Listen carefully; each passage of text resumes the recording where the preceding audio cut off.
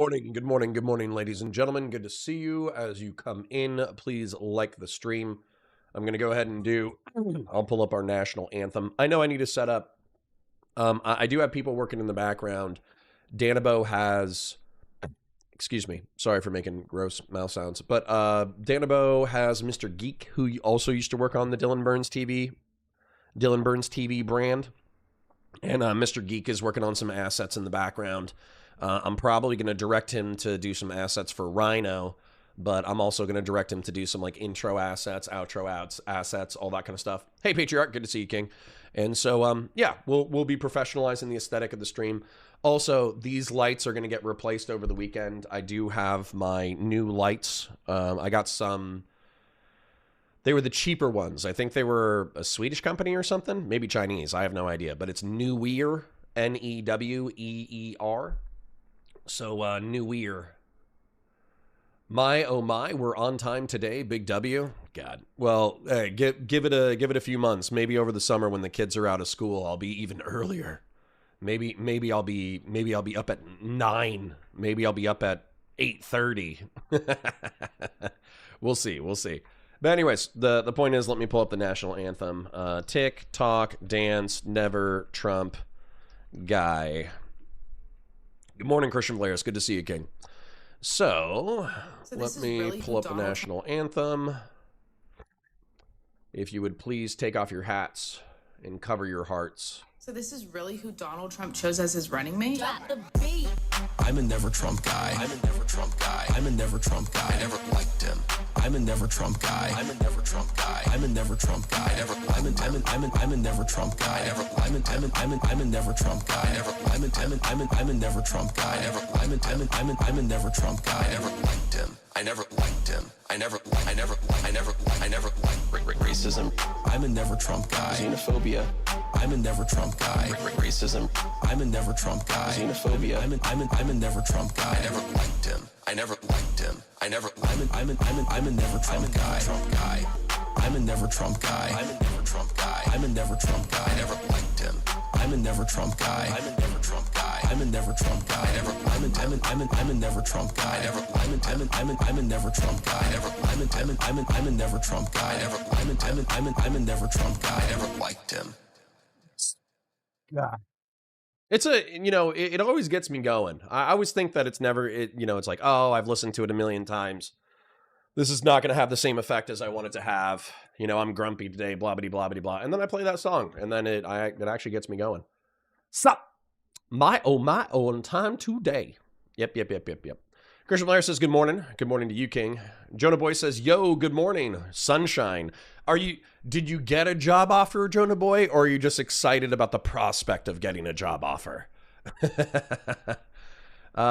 Christian Blair says, so Lonerbox didn't want a threesome conversation with Hutch, and you, huh? Quite didactic of him, or dyadic of him. Interesting. Is dyad a preference for two? What's funny is, sorry, I'm getting over something. But what's actually funny about you saying that is Hutch hit me up after they were done talking. He was like, oh, are you still live? Let's catch up. And I was like, nah, I'm off. But realistically, I would just be glazing you anyways. I would just be saying, hey, man, thanks for fighting the illiberal libs. And thank you for fighting the freak leftists. I actually genuinely appreciate what you're doing. What you're doing for the cultural zeitgeist right now, even though you're taking a lot of flack. And that's not to say like Hutch is perfect. Hutch is obviously not perfect. But at the same time, I think Ryan Geddie, the guy who I want to cover this morning, Ryan Geddie even said, like, I don't know if it's important to have perfect politics insofar as it is to have a general direction. And I think that Hutch's direction is the correct direction. And I did switch it to live chat, so thank you for reminding me. So I think Hutch is a good egg. I think he's fighting in the right direction. It's the direction that I want to see the left wing go into. That doesn't mean that the left wing itself wants to go in that direction. But I don't care. That's fine. I'll happily back the people that I can back, and I'll happily shut up when I need to shut up. Because maybe having a never Trump Republican who's still, trying to save the soul of the Republican Party. Maybe having that guy in your corner publicly isn't always going to be the best thing for your optics. But insofar as we can be transparent about who we like and who we don't like and all that kind of stuff, I like Hutch. I think he's doing good work. Excuse me. Christian Blair says, yes, dyadic sex is a private, consensual, and intimate act that can take many forms. There we go. So Silver says, yeet, yeet, yeet, boats and hoes. True. Jonah says, I should hear back next week. I'm sure I'll have at least one more round, a whiteboard interview most likely. Okay, cool. The many forms of this context is how liberal politics is practiced. Jonah says, but yes, I am very excited for the prospect. Okay, good. AK Batu Sai says, what's up? What's up, King? How are you now? Good and you? So, excuse me. So what I wanted to do is I think that Fridays are kind of a weird day, just because oftentimes we're live for the second half of the day with Dan Pace doing Valor Reacts, and so it's kind of like a half day. So I figured, why don't we lean into the half day memes and try to do, I don't know, like something like more productive, less being led by the nose by the algorithm. Because if we're led by the nose by the algorithm, then obviously like the Hutch discourse is the place to be. But we already did plenty of Hutch discourse yesterday, so I like to mix it up. Also, we went in here, and Hutch is the king of clickbait, in my opinion, because it's Lonerbox fights me on my recent takes. And I'm like, okay. All right, sweet. We got two lefty lib progressives fighting over whether or not they need to be more harsh in reference to their politics or if they need to be more pragmatic. And then I look at it, it's 2 hours and 57 minutes, and we already covered 35 minutes of this. And the 35 minutes that we did cover was Lonerbox and Hutch warming up, because they're both pretty placid characters. Oh, look, it's YouTube trying to get me to look at people doing cool skateboard moves and rollerblade moves. But the way that they get me to take a look at it is with a tennis woman's butt cheeks. Oh, and also it's a goth person talking about how they're going to spit into your coffee. So, I guess Google knows my soul. Anyways. Ah, God. What a week. Oh, Bill Clinton set for deposition with the Epstein thing, so he's going to get deposed, but of course he's going to say, I had sex exclusively with adults that weren't my wife. And the truth is that since Donald Trump has seized power, nobody really cares about whether or not you have sex with just your wife in American politics anymore. Because Donald Trump has had so many affairs that the party of family values doesn't give a fuck about monogamy anymore. So, yeah, I had sex with lots of women, but they were all over the age of 18. Like that. Boom. I just saved you all of Bill Clinton's testimony. That's going to be Bill Clinton's testimony. It was all consensual. And they were all over the age of 18. That's going to be Bill Clinton. And then Hillary Clinton, I did check her press conference. Obviously they didn't excuse me. They didn't broadcast the thing itself, but they let Benny Johnson take a picture. They let Benny Johnson take a picture of the proceedings, and Hillary Clinton was pissed because she was like, I thought these were closed proceedings. Why are you letting your fucking dickhead YouTuber fucking losers in here to take pictures? But her summary of her own deposition was, I was a friendly acquaintance of Ghislaine Maxwell, but I've never met or hung out with Jeffrey Epstein. Probably true. Bill Clinton is probably the one who was hanging out with Jeffrey Epstein. And, she was a friendly acquaintance, and they were generous donors to the political campaigns, but I was never around any criminal activity. I was unaware of any criminal activity, and therefore, not my problem, your problem. Go fuck yourself. So, Lauren Boebert took the picture and sent it to Hillary Clinton. God, see, just when Lauren Boebert does something good by I don't know, supporting the Epstein legislation, she does something cringe by associating with Benny Johnson, the closeted gay Russian disinformation plant. Isn't that so annoying? Dude, 50 years ago, y'all hate on the Cold War sometimes, but, you know, like in the Cold War, if Benny Johnson had been a paid informant or a paid disinformation agent for a foreign government that was communist, obviously Russia isn't communist right now, but if he was a paid informant for communists, he would have gotten blackballed. He would have been banned from media. It would have been impossible for you to work with him and maintain your public reputation because your public reputation still mattered 50 years ago. But now in the information age where we're constantly drowning in information and disinformation, that piece of shit can keep working. God, I hate that piece of garbage. More Geddie tent? Yeah, Geddie's a good guy. Geddie's a good guy.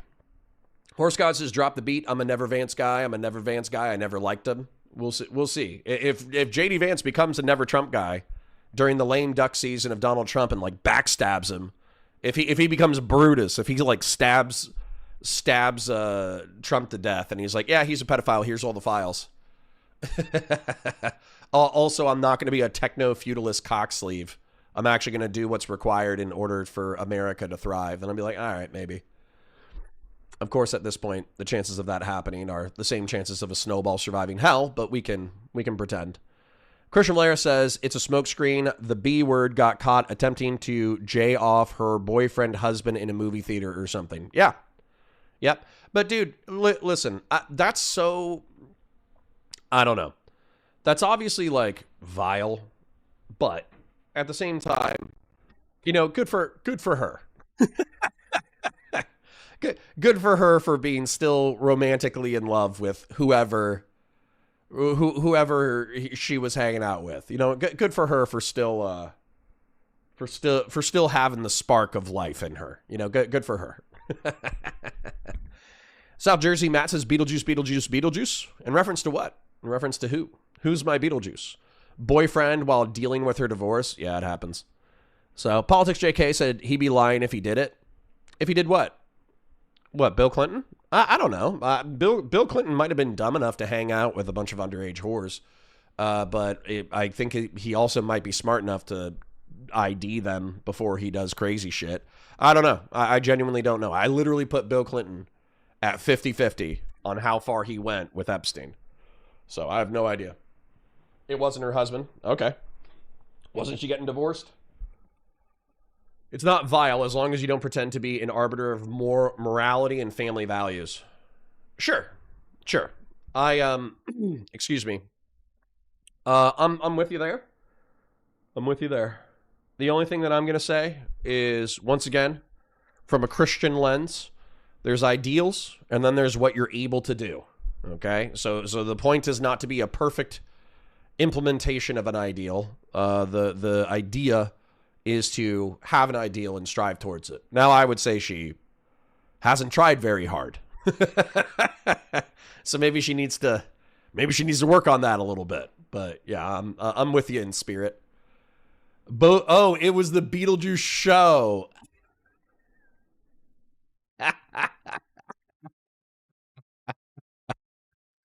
Oh my God. Okay. All right. The lore is evolving and getting more extreme. The lore is getting a little bit more hardcore as chat continues. Yeah. All right. Anyways, it's trashy ghetto behavior, especially for a politician. Of course. But that's like, that's Congress, man. Congress are representatives of the plebeian masses. Is it not endearing that they share the same faults of their plebeian masses? I mean, who amongst us hasn't gotten to second base at a Beetlejuice play?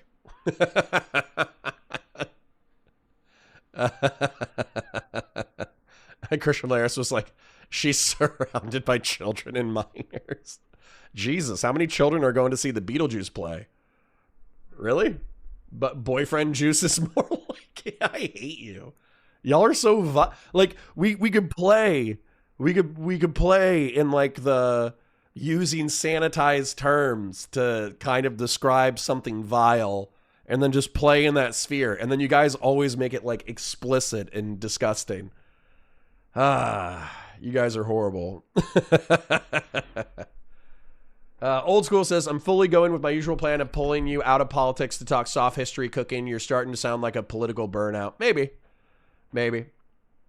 Sci-fi history. Yeah. Well, Old School, here you go, though. So I know I sound like a political...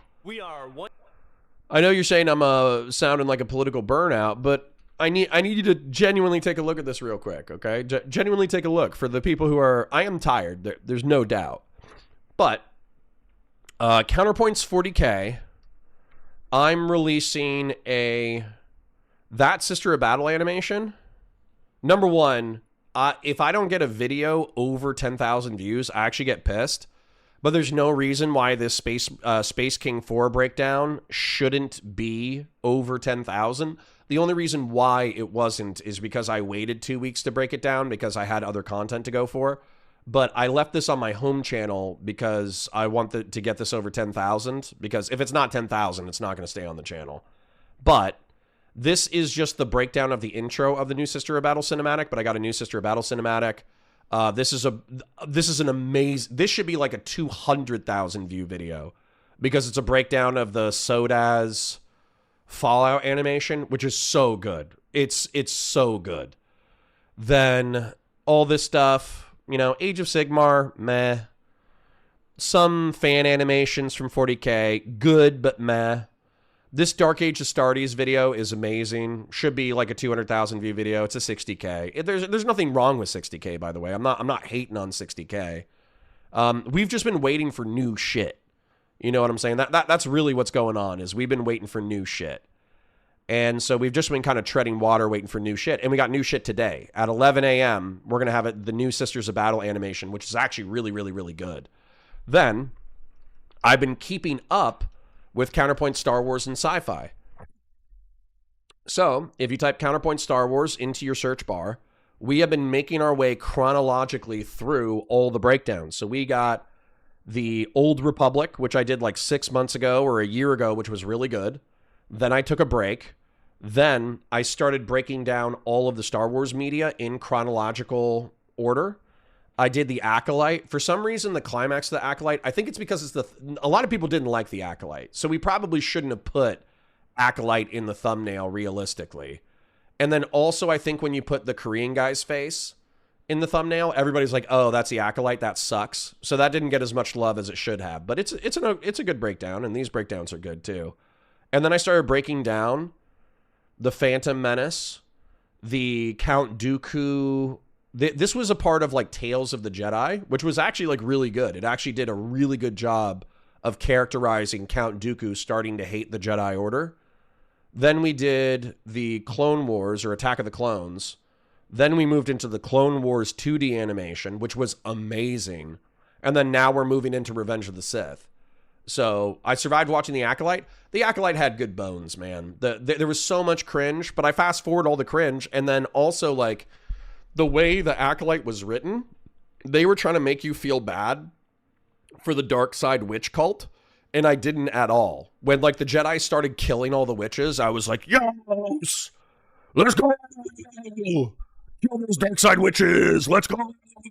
It was awesome. When Trinity jumped up and force pushed the witches out of Wookiee's mind, that then sent a force backlash through the cult, and it killed the dozen dark side lesbian witches. I was like, yes, let's go, Trinity.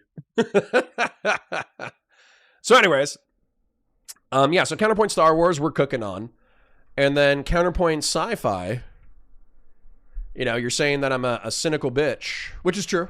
I am a cynical bitch. I am irony poisoned. I am internet poisoned. That's absolutely true. But we got the Unified Timeline, which is amazing. We got the Predator series that we broke down. And all of these are amazing. Like I understand if people get burnt out of every single week, it's a new Predator breakdown. But I love all of this art. I really do.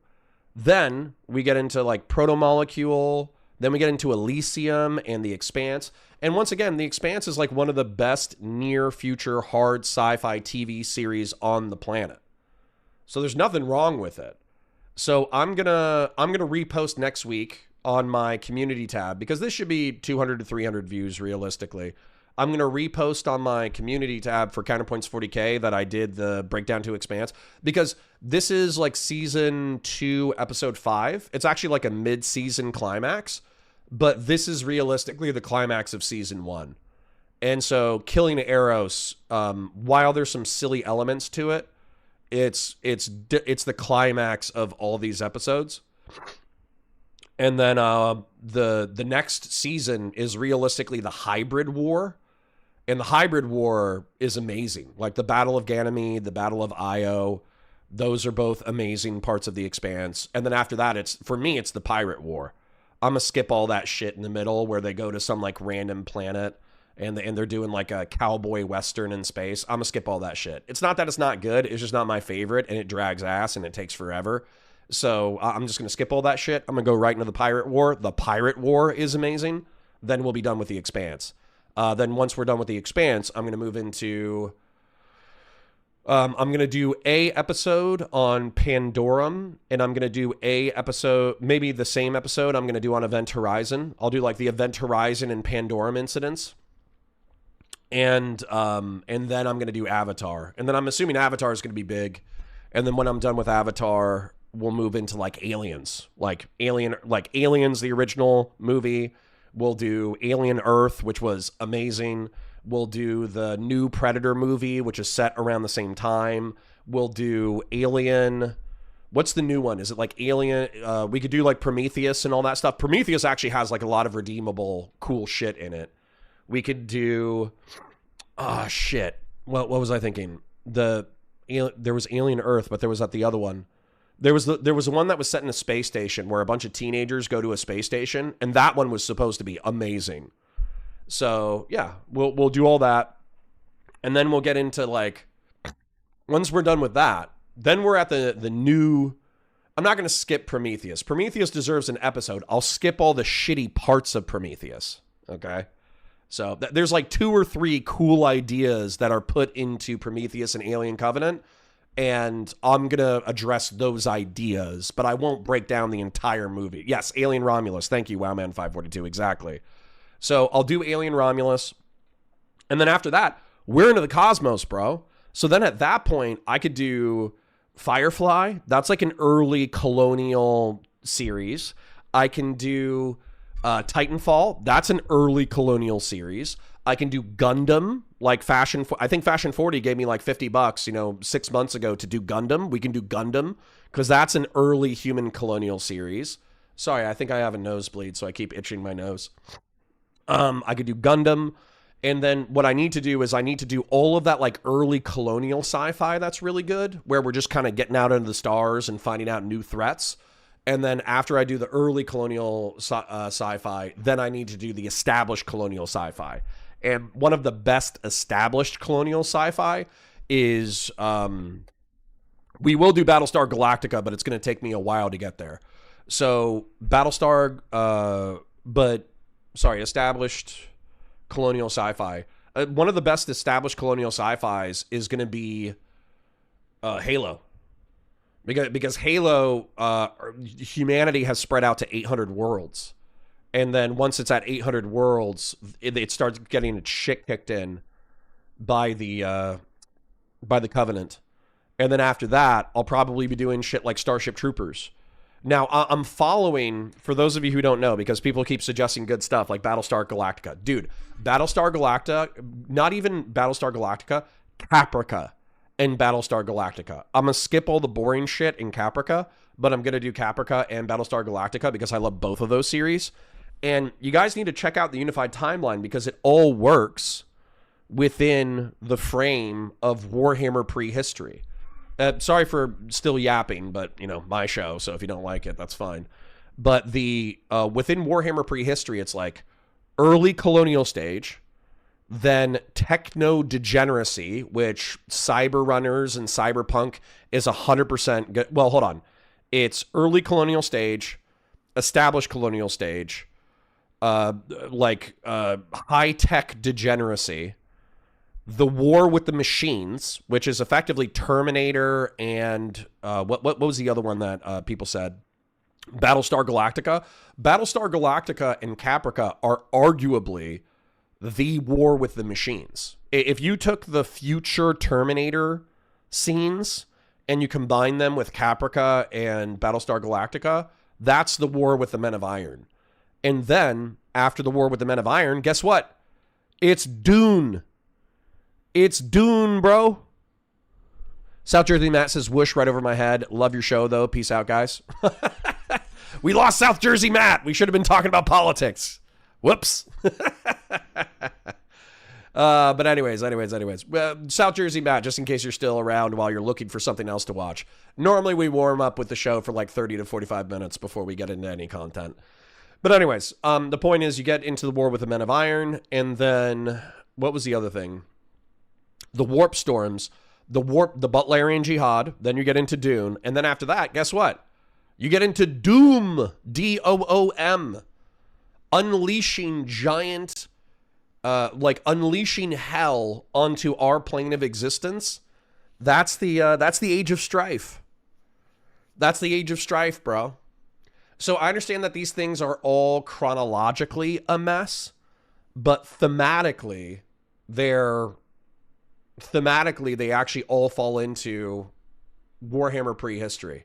And so if you haven't already and you're into what I've been talking about for 10 to 20 minutes, go ahead and go to Counterpoint Sci-Fi and check out the unified timeline and then go through all this shit chronologically. I'm telling you, it'll be super rich. Super rich. Vazraka! Thank you for kicking us off with the gifted. I appreciate you. But anyways, the whole point is that old school was calling me out for being like cynical and irony poisoned and online political poisoned. And I am. But I also, I have my psychological backstop. Old school says Dune is set 26,000 years into the future. Arguably, in the Warhammer timeline, it's set the war with the Men of Iron. I think it's the 23rd millennia. So in the war with the Men of Iron, it's set in the Warhammer prehistory, it's set 20,000 years in the future. Also, the what was I thinking? The Foundation series.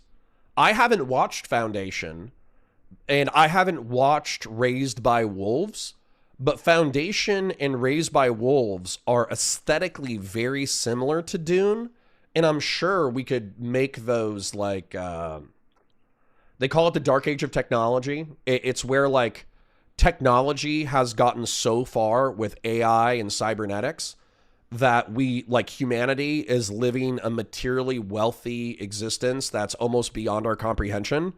But the robots and the AI and our own tech is so dangerous that it causes a series of dystopian nightmares that slowly chip away and destroy humanity. So Raised by Wolves and Foundation absolutely fits into that framework. And then, of course, Gears of War. Gears of War needs to be during that like established colonial period, during the Halo period. Gears of War needs to be an isolated planet. For those of you who don't know about Gears of War lore, it's basically another planet with Earth, with humans on it, excuse me. And then they use forced evolutionary virus in order to try to adapt to a fungus that they use for fuel on their planet. And then they create a new species of offshoots of human that are monsters, and then they genocide the humans. So that's phenomenal. I mean, I could probably spend weeks, maybe months just on breaking down the Gears of War series. So Jen Winkler says, oh, cool, I don't care about sci-fi. All right, well, let's shut up before we lose Jen Winkler on top of New Jersey Matt. My bad. All I was trying to do was I was trying to defend my honor from old school who thinks that I'm irony and politics poisoned, and he's correct. But I just wanted to make the point that I do have other things that I'm interested in that drag me away from the irony and politics poisoning. So Riddell from Purple Party Politics renewed their membership and says, I'm convinced Paramount gets Warner Bros. In another play of MAGA and elites to control media. If Trump turns CNN into Fox News, what are your thoughts? Alternative media is graping all of this shit. It's graping all of this shit. So even if I do think it's bad that we have media and political elites buying the mouthpieces of the public who have perceptions about the veracity and trustworthiness of legacy media that might damage future discourse. But I think alt media is doing that already. And so alt media is a double-edged sword. The way that it's bad is that it allows grifters and liars and manipulative pieces of shit to climb to the top.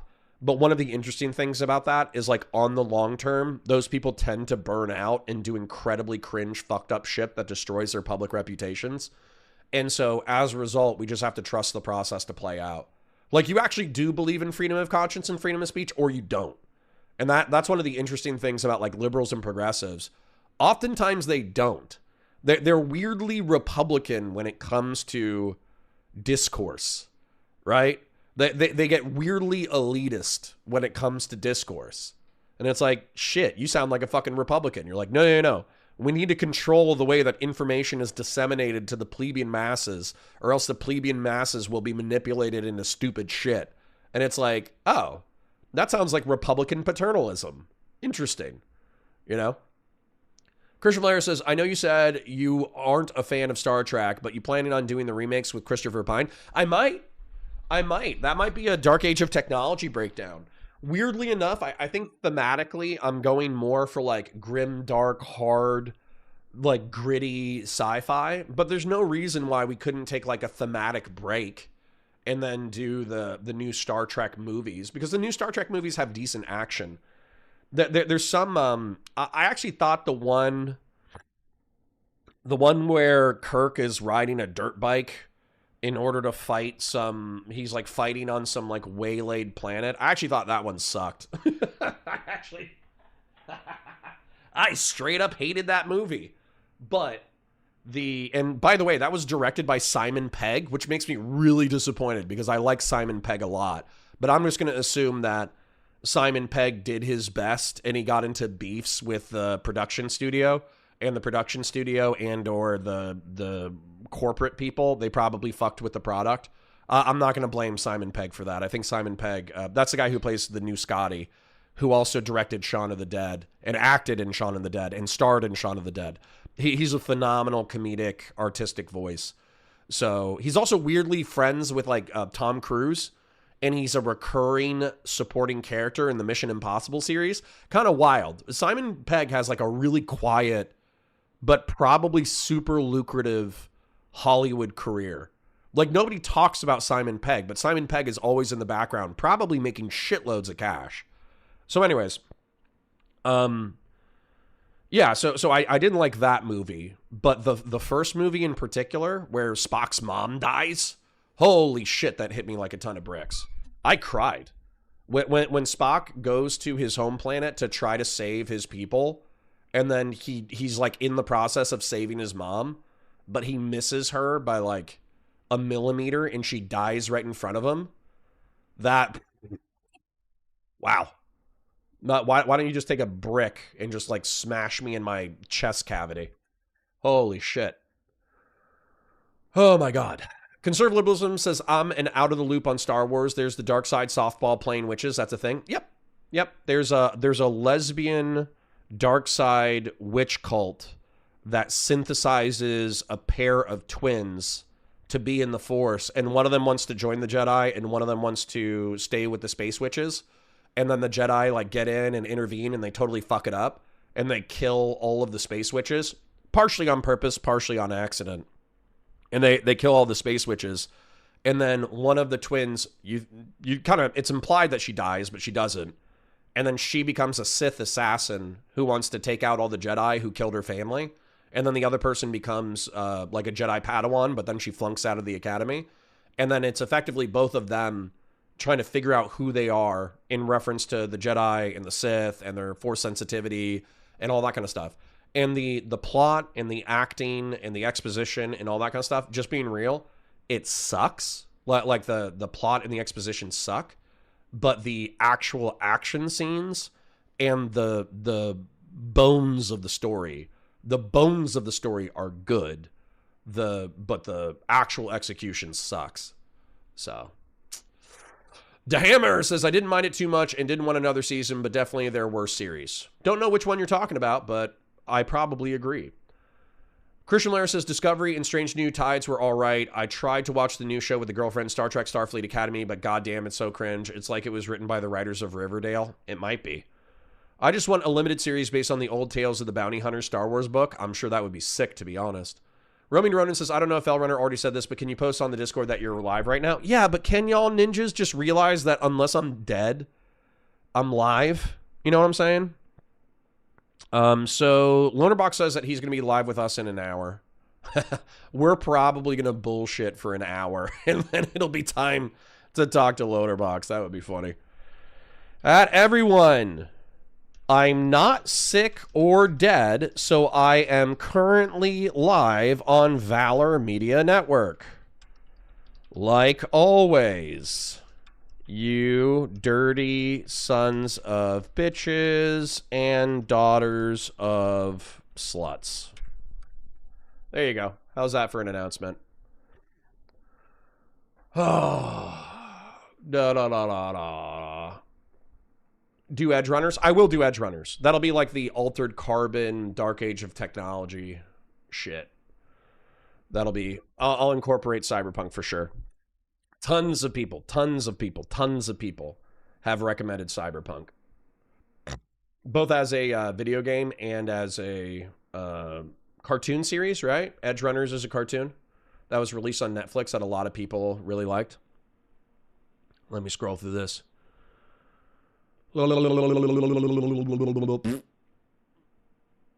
Something about Shapiro being gay? What? I was not familiar with Michael Knowles, but like Shapiro, he is a Hollywood dropout, a failed drama kids. There's a ton of conservatives who are failed drama kids. It's true. Any love for The Bad Batch out there? For me, I haven't watched it yet. And when I watched I did try watching the first or second episode because a lot of people recommended Bad Batch. My beef is the droid sucking. That's my beef with the Clone Wars, realistically. Not Clone Wars 2D animation. Clone Wars 2D animation, actually a shitload of clones die on screen because of B1 and B2 battle droids. But in the live action series, the clones actually are hilariously, incompetently inaccurate. And then somehow the B1 and B2 battle droids are even worse. It's crazy. It's crazy. Would Elysium be early space colonial sci-fi? I think it is. Wowman 542. That's why I said it. I said Elysium because in Elysium, they don't talk about other planets. They talk exclusively about having a space station around Earth where Earth's elites are. So chronologically, I put Elysium before I put Expanse. Gay little Dune clone on God. True. Spaceballs. I'm probably not going to find room for Spaceballs. How much Ryan Geddie have I missed? Zero Ryan Geddie. We haven't even started. Wow Man says announce a stream on Discord. I just did while calling everybody a whore. Jen Winkler says I was replying to the SEM saying I don't miss any Geddie. Carry on with your sci-fi. Thank you, Jen Winkler. I appreciate your financial support with the super chat, and I also support. I appreciate your. Spiritual and financial support. The only good Star Trek is Next Generation. All else is cheeks. Probably. Where does Babylon 5 fit into your timeline? I'm insufficiently familiar with Babylon 5's game. So I need to watch it. Archery says, have you watched The Expanse? Not only have I watched The Expanse, that's what spawned this conversation, King. Go to your search bar. Type in counterpoints. Sci-fi. Counterpoints, COUNTERPOINTS, space, sci, SCI, phi, FI. Type that into your search bar. Find my channel. Subscribe to it. I've broken down, through killing Eros, I've broken down The Expanse, which is amazing. Phenomenal show. Phenomenal show. In the end, they blew up the Vulcan home planet so nothing matters anymore. Andor was good. Everybody says Andor was amazing. The witches were a little cringe. Lol. I mean, that's why I laughed at them getting killed, right? I was like, ha ha ha. That's right. Dark side space witches. Get killed. Get killed by the cis heterosexual Jedi. Pretty funny. Picard Season 3 is essentially a remake of Wrath of Khan and pretty good compared to the modern Trek content. I'm not a Trekkie. I'm not going to lie. Conserve says Carter is probably one of the most content poll streamers, but the problem is poll streamers are degenerate and the audience aren't familiar with how regular schedules operate. Yeah. I don't just go live randomly throughout the week. Yeah. 9:30 to 9:50 a.m. people need proof of life. True. Well, I did it. Fast and Bulbous for 5 says, when will Counterpoint Sci-Fi cover the hit short film Gay Hard Arslers from Space? I don't know, Fast and Bulbous. When are you going to watch the hit song Moon Ninjas? Okay? If you go into YouTube, and by the way, I'm not recommending this to anybody. As a matter of fact, nobody should watch it. But YouTube randomly recommended me a short song. It's 2 minutes. It's a black guy with like a Jerry curl wig singing Moon Ninjas for like 3 minutes. And it's hysterical. It's terrible. There's nothing redeeming about it at all, except for how obnoxious and silly it is. But it is something I watched and I will remember for the rest of my life. Oh my God. Old School says, of course, Carter knows The Expanse. He wants to be buds with Amos. Dude, I do want to be buds with Amos. I wish I was Amos. Not really, because Amos is actually like a straight up sociopath. But there's this scene in later seasons that's really iconic. So there's this guy, I think his name is Prack, and I do love that last name. But Prack's daughter is kidnapped for the hybrid project. They're trying to infect her with protomolecule in order to turn her into a super soldier. And she's effectively kidnapped by a mad scientist. And so Prack's dad is a botanist. He actually grows food for the belt on the moon of Ganymede. And so what ends up happening is Prack goes from like a really nice scientist to actually being willing to get into gunfights with protogen mercenaries in order to try to save his daughter. And he starts like, he cuts his hair like Amos. He wears like Martian light armor like Amos. He gets into gunfights like Amos. And then he, towards the end of that, arc, they do recover his daughter and they find the mad scientist who's responsible for infecting children on purpose with protomolecule. And Prack is on the verge of executing him.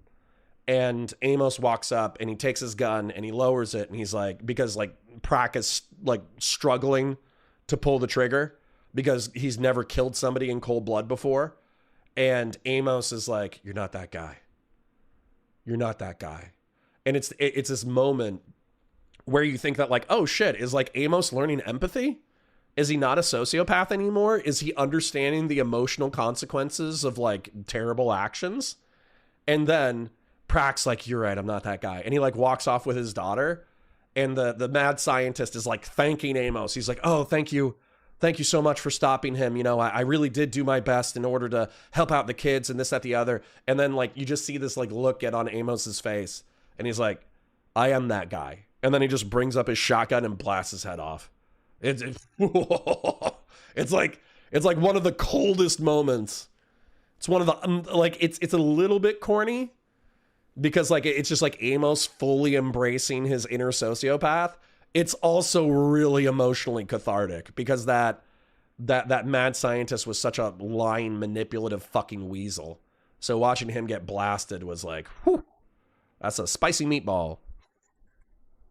So Grassroots says, I'm here, but I'm being an evil lurky boy, lol. Well, thanks for being here, King. John Democracy says, hey, Connor, longtime lurker. I don't agree with everything you say, but I love the paper American concept. If we can agree on ideas, nothing else matters. Good. It's called civic nationalism, which I know is probably an uncomfortable concept, endorsing a concept such as nationalism. But I actually think that civic nationalism or paperwork nationalism is the way forward, particularly for the United States. Subry Keller says, I'm a huge fan of Babylon 5, and I believe that rewatching it now is the only reason why I'm getting through the Trump administration. Okay. Chort says, Ninjas in Paris. Classic. Love Ninjas in Paris. I mean, I'm pretty sure Earth Girl Are Easy is somewhere in the unified universe of sci-fi. Maybe. Maybe. I'm unfamiliar with that. Is that a softcore, like, lurid film? Like a sex comedy? Or is that a pornography? I don't know. So Connor looks like Amos, not gonna lie. Dude, when I go to the barber sometimes, I actually just show them like a picture of late Amos Burton where he has the beard, but he has like the trim sides and kind of like not the Nazi haircut, but kind of the Nazi haircut. I just show him that and I'm like, I wanna be Amos Burton. Can you give me Amos Burton's haircut? Oh, God. John says, also, do you think Justice Alito is going to retire before the midterms? No. That bitch is going to die on the bench. That's my prediction. Christian Blair says the actor who plays Amos's base was in Dark Angel and former U.S. Navy damage controlman. Oh, shit. I didn't know that. I did not know that at all. That's cool. That's very cool. Maybe that's why he has that edge. He carries himself with, like, shit. If Amos could be 5'2", I would still not want to fist fight Amos. Amos is fucking scary as shit.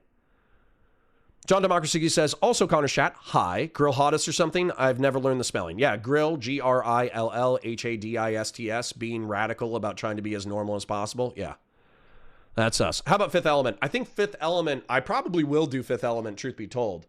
But I think Fifth Element is going to be in the established. It's not quite as advanced as like Cyberpunk or Altered Carbon, but it's still cyberpunk-y. It's like bright cyberpunk. And so I would probably throw that in with like Firefly from a chronological standpoint. So love me some Fifth Element, bro. Civic nationalism is basically just Montesquieuian virtue. Sure. Softcore with Jeff Goldblum. Dude, do y'all know that Jeff Goldblum's like a super perv? But like a funny perv, not like a creepy perv, but I'm sure he's probably creepy somewhere. Jeff Goldblum. There's this insane picture because Jeff Goldblum knows that he's like goofy. He knows that he's goofy, but he wants to be single. And so he just like parties and like hooks up with younger women and shit. And this picture is crazy. Okay. Hold on. Let me show you. So I think he has kids.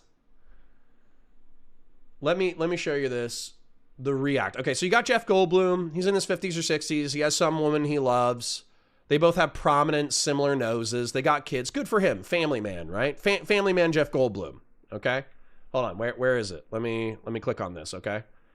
Then him with his wife, maybe they're happy now. Maybe this is after the club photos.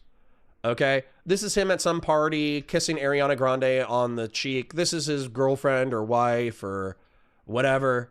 But then this is him at the club in like 2015 or some shit. And he's holding on to two young women who look like they could be Scandinavian models.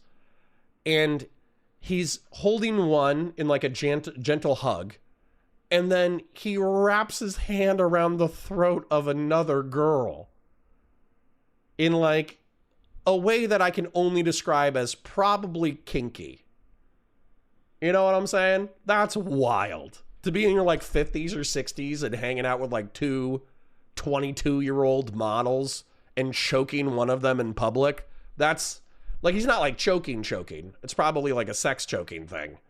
But that is wild. So, yeah. Anyways.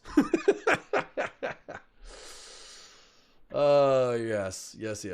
Yeah, Connor goes to the barber and says, make me look like a Nazi. Yeah, kind of. An attractive Nazi, to be clear, but yes. So, cyberpunk is bright cyberpunk? Is it? I thought it was kind of grimy, but maybe I'm wrong.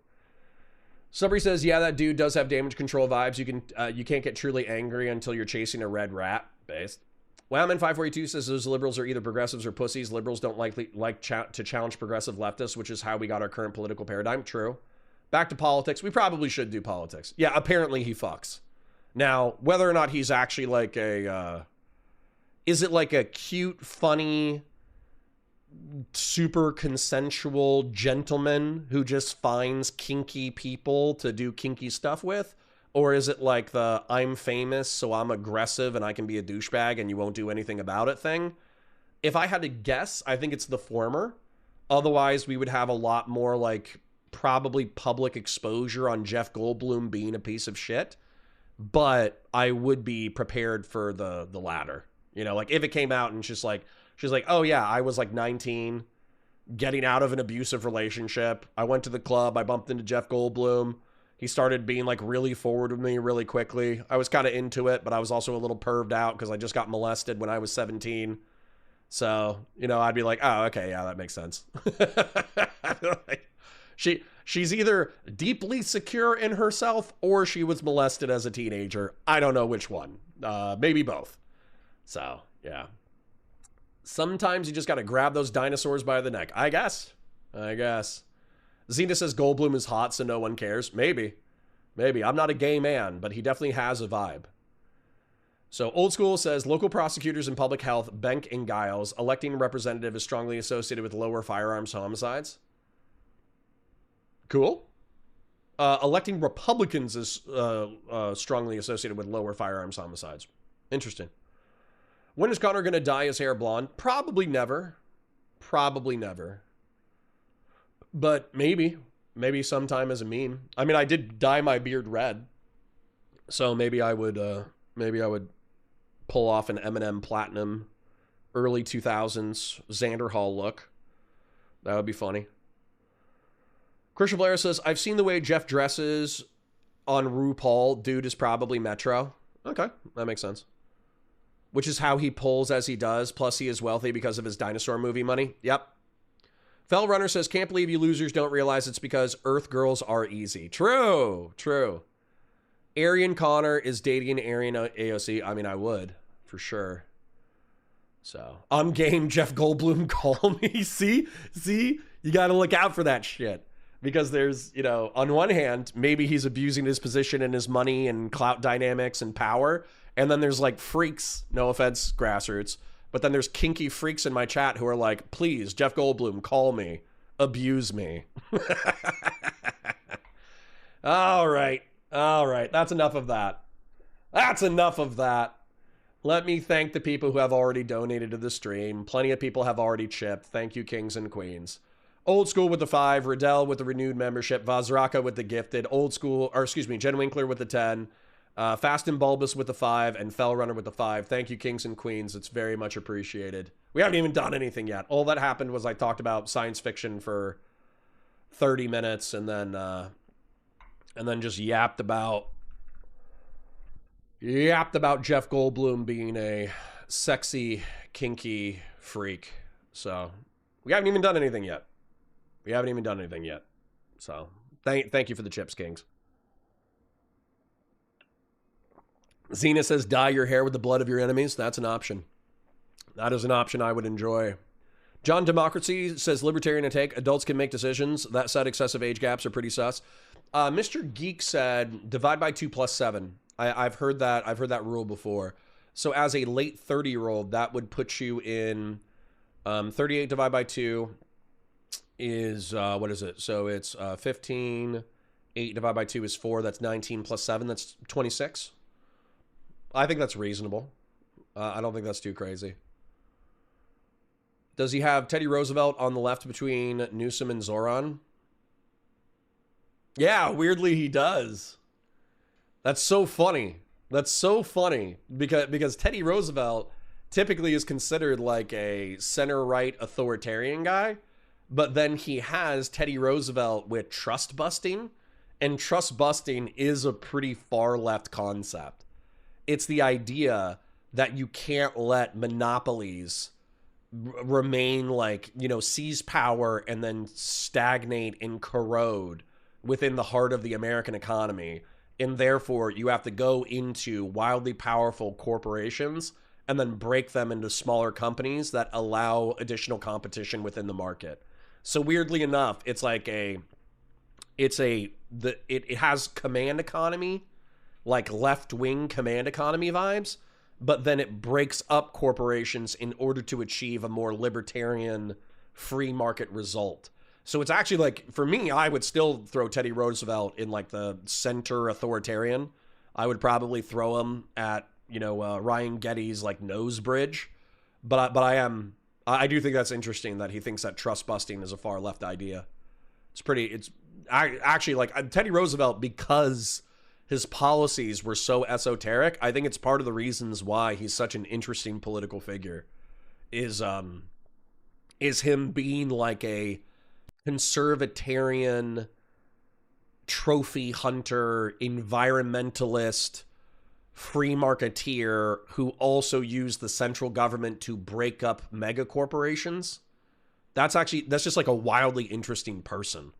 So, yeah. If I could meet anybody, dead or alive, in politics, Teddy Roosevelt might not be like my number one, but he'd definitely be top 5, top 10 for sure. So, please, Jeff, wrap your hands around my neck and start me like a lawnmower. Damn, that's the gayest shit I've ever read in my chat, and I've read a lot of gay chats. That is gay. Conserve says Teddy was a wild card and can be seen through many lenses. Bull Moose for the win. Dude, I started following because there was a popular not libertarian. There was a popular political page on Twitter that was like Bull Moose Renaissance, and it had like 50,000 or 100,000 viewers or followers. And I was like, okay, Bull Moose, hundreds of thousands of people. I'm a huge fan of Teddy Roosevelt. Let's take a look at it. And so I followed the Bull Moose party, and then I was like, shit, like if there's enough Bull Moose people, maybe I could join that as a caucus, and maybe we could reinvigorate the republicanism of Teddy Roosevelt. And then they just started Nazi posting, and I was like, fuck. I was like, fucking hell. This has nothing to do with Teddy Roosevelt. I mean, Teddy Roosevelt was weird about like Anglo-Saxon skull measurements and shit, but like, Teddy Roosevelt was still a civic nationalist. He was like, the blacks have cranial measurements in the forward 3/4 of their lobe that makes them more likely to violence. But if they subscribe to the Anglo-Saxon project of civilization, then they can be great American citizens. And so you kind of have to take like the race realism. You gotta take a little bit of the race realism with like the ardent civic nationalism. Like Teddy's just a weird dude, man. He's just a weird dude. Ah, God. Nazis on Twitter. I know. Sucks. John Democracy says, a bit topical. Maybe look into what the DoD is trying to force Anthropic AI company to do this week. I don't know what I saw, but I saw Anthropic tell the DoD to go fuck itself, which I'm happy to hear. And it's not even that I don't like the DoD. I like the DoD, but like, it's kind of like trusting a kid with firecrackers. You know what I'm saying? Giving a kid fireworks is awesome. You know, they'll blow shit up. They'll blow up some mailboxes. They'll set some things on fire. They'll do all that kind of stuff. And during the right time and the right day, blowing shit up is amazing.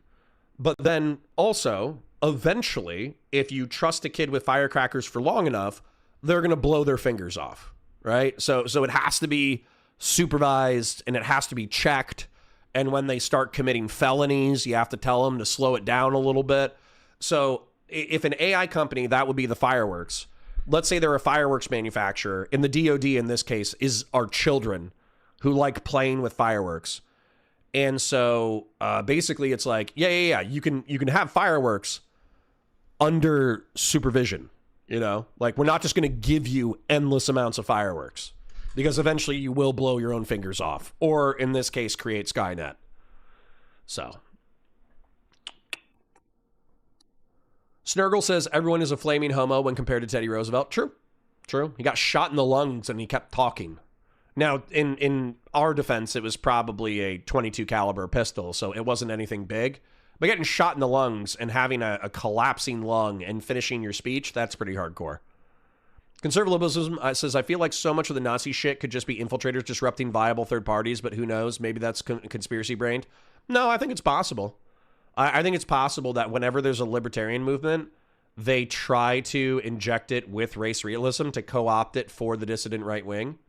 So I wouldn't be surprised by that at all. Now, that being said, I think there's like libertarians who are actually just like race realist segregationist freaks.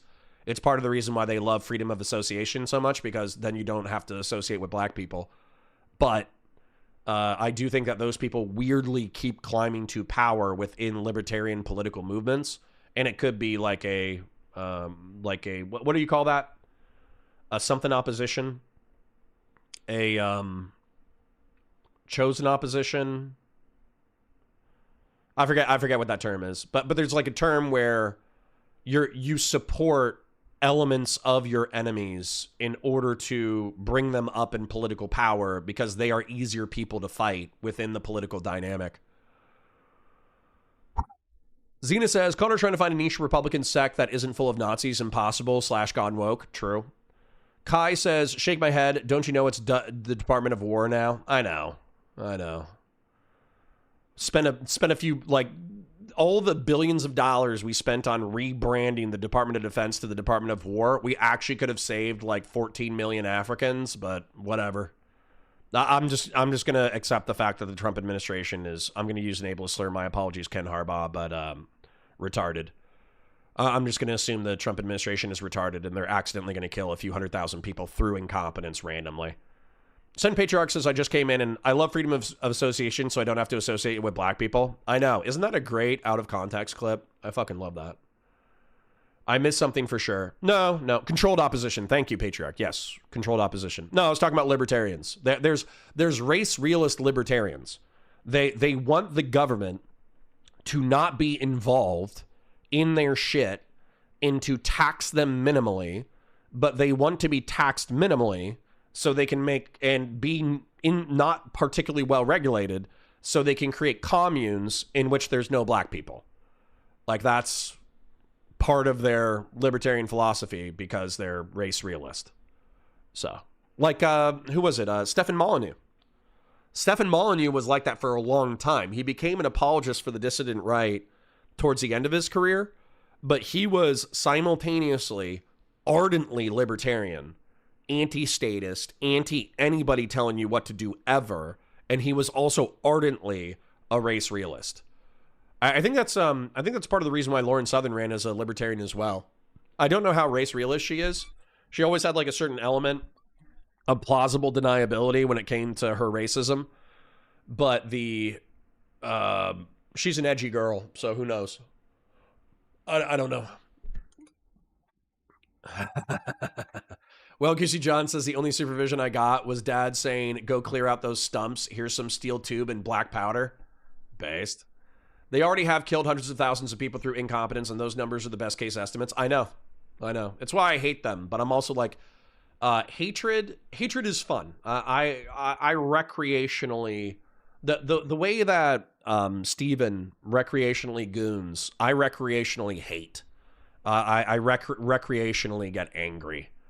And so, yeah, but hatred and anger is also exhausting. And so you can do it for long swaths of time before you just get kind of tired and you're like, okay, you're a dumbass. Like, how much more energy can I spend on being angry with you? And so eventually you just go, you go, all right. You killed a few 100,000 people. Let's put you to bed, Grandpa. Let's put you to bed. Chort says they already have killed. Yeah, that's the one I read. Sacred Snow says it's not incompetence, it's evil. They don't even need the Chick-fil-A money. They just like putting Africans flatline for the love of the game. Yeah, that's unironically evil. JF Gary Epi considers himself a libertarian. Another perfect example. JF Gary Epi is so anti-statist, he thinks he's entitled to get away with murder. How interesting is that? Like, I'm putting it at like 60% that JF Gary Epi killed his wife.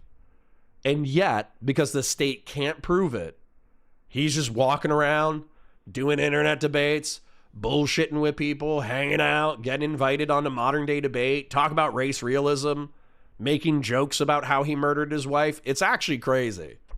It's actually crazy that I just had a chill political debate with a guy who I'm seriously thinking like 60% killed his wife. So Trill says, Connor is thinking of the Jeremy Kauffman or whatever the New Hampshire Libertarian Party is. Yep.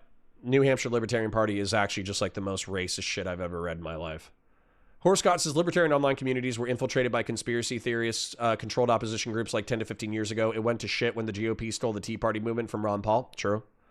I never really knew the difference between anger and hatred until I really felt hate. That stuff will eat your soul. Yeah, you gotta do it. It's like smoking a cigarette, you know, you gotta do it You got to do it occasionally, but not all the time. Fast and Bulbous says, what about race surrealism? That just sounds based. That sounds fun. Grassroots for 20 says, anyone who thinks hating things drinks energy from you isn't a true hater. Hating shit is what gets me out of bed every single morning. Yeah, spite can be an incredible motivator. You know, waking up every morning and feeling like shit, slamming some caffeine and drinking tobacco and then going, these bitches. And then like getting in a truck and driving to your job. That can be a vibe. It can be a huge vibe. So yes. All right. Anyways, we should probably actually do, I don't think we have time for Ryan Geddie. I'm sorry if I tricked you, Jen Winkler. I'm sorry if you, whatever, fuck it. I'll just play it in the background. It's fine. What I'm going to do is I'm going to do some mind maps. Fellrunner asked me to do some mind maps in reference to political players, and I wrote it down somewhere. Their sincere beliefs versus Machiavellian climbs to power versus their effect on the national discourse. And I think that we need to do that. I think it's, good. So I'm going to let Ryan Geddie serenade us with real political shit, probably while I just steal his content and do mind maps. No offense, Ryan Geddie. I do love you. So it's not, I'm not trying to steal from Ryan Geddie, but if I interrupt, let's be real, I'm going to interrupt him every 30 seconds. I don't even know why I pretend to take notes and let people yap for a prolonged period and all that bullshit. I don't even know why I pretend. Very silly. Very silly. All right, let me do an intro. Grassroots with the 5 says, also, JF Gary Epi didn't kill his wife. He abandoned her in the Canadian winter in the woods. Doobie killed JF Gary Epi's wife? Probably. Jim Baker, my favorite FBI agent, says, good morning, Connors and Cog. God, I wish that was the real Jim Baker. Not that you're not a Jim Baker, but I wish that you were the Jim Baker, because I talk so much shit about the Jim Baker who was the head of the FBI, who had private meetings with the FBI during the Twitter files. And like, if I met Jim Baker and he was just like a chill dude, I think it would be hysterical if I spent hours talking shit about how unethical Jim Baker was. And then Jim Baker just became like a girl hottest. And he was just like a chill dude. He like retired to a cabin in Maine. He rips a joint every day he wakes up. He goes out. What's the crew boat? But the solo crew boat. I forgot. Sculling. He just goes and sculls every single morning on a river in Maine. He's just like a chill guy. Anonymous for 20, thank you for the chips that quickly become oil, King. Very much appreciated. Fueling yourself with hatred, Tabasco, energy drinks, and alcohol is probably why men have a life expectancy 3 years lower than women. Is it only 3 years? Huh. That's interesting. 3 years. I would happily trade 3 years of my life for energy drinks, alcohol, and tobacco. That's not that bad. Huh. I thought it was like testosterone and estrogen differences, but 3 years, that's not too bad. It's not too bad. Jim Baker says accurate. He actually is the FBI guy. He actually is retired. He lives in Maine. He sculls every single morning after ripping a hot doob and drinking some black coffee. He doesn't even have heartburn because he's such a chill guy. Dude, there's some Greek philosopher who said health starts in the stomach. And that shit scares me because I've had heartburn for like 20 years. So I'm like, if health starts in the stomach, I am fucked. I am absolutely getting cancer in my 50s and 60s. Okay, anyways, I've been yapping. Like the stream, share it with your friends, engage with chat, super chats if you got it, memberships if you got it, my parasocially love you. We did set a new goal for out of 10. We already had 7 super chats before I even set the goal. We got another 3, so we technically hit our first goal. So old school, Purple Politics, aka Radel, Vazraka, Jen Winkler, Fast and Bulbous, Fellrunner, Grassroots, Anonymous Chatter, and Grassroots.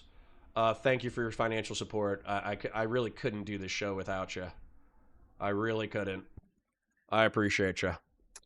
All right. Anyways, let's do an intro. We only have 20 minutes until I don't even know why I'm doing an intro. Hi guys, welcome to Counterpoints. My name's Connor. I'm a science fiction, politics, and philosophy nerd, Marine Corps, and law enforcement veteran. I got Ryan Geddie here for you. Ryan Geddie is going to talk about substantive politics while I do some mind maps. Like the stream, share it with your friends, engage with chat, super chats if you got them, memberships if you got them. I'll be talking to Lonerbox probably in about 20 to 30 minutes. Let's go. 1 year into Trump's second term, and I think that means it's about time to start considering the future of America. What will this country look like after his second term is over? To help answer that question, I have created the American Future Compass, which allows us to map out possible futures for the United States in 2 dimensions. On the Dude, Ryan Geddie looks a little baked here. I don't know if he has pink eye from some love making or if he got a little bit blitzed before this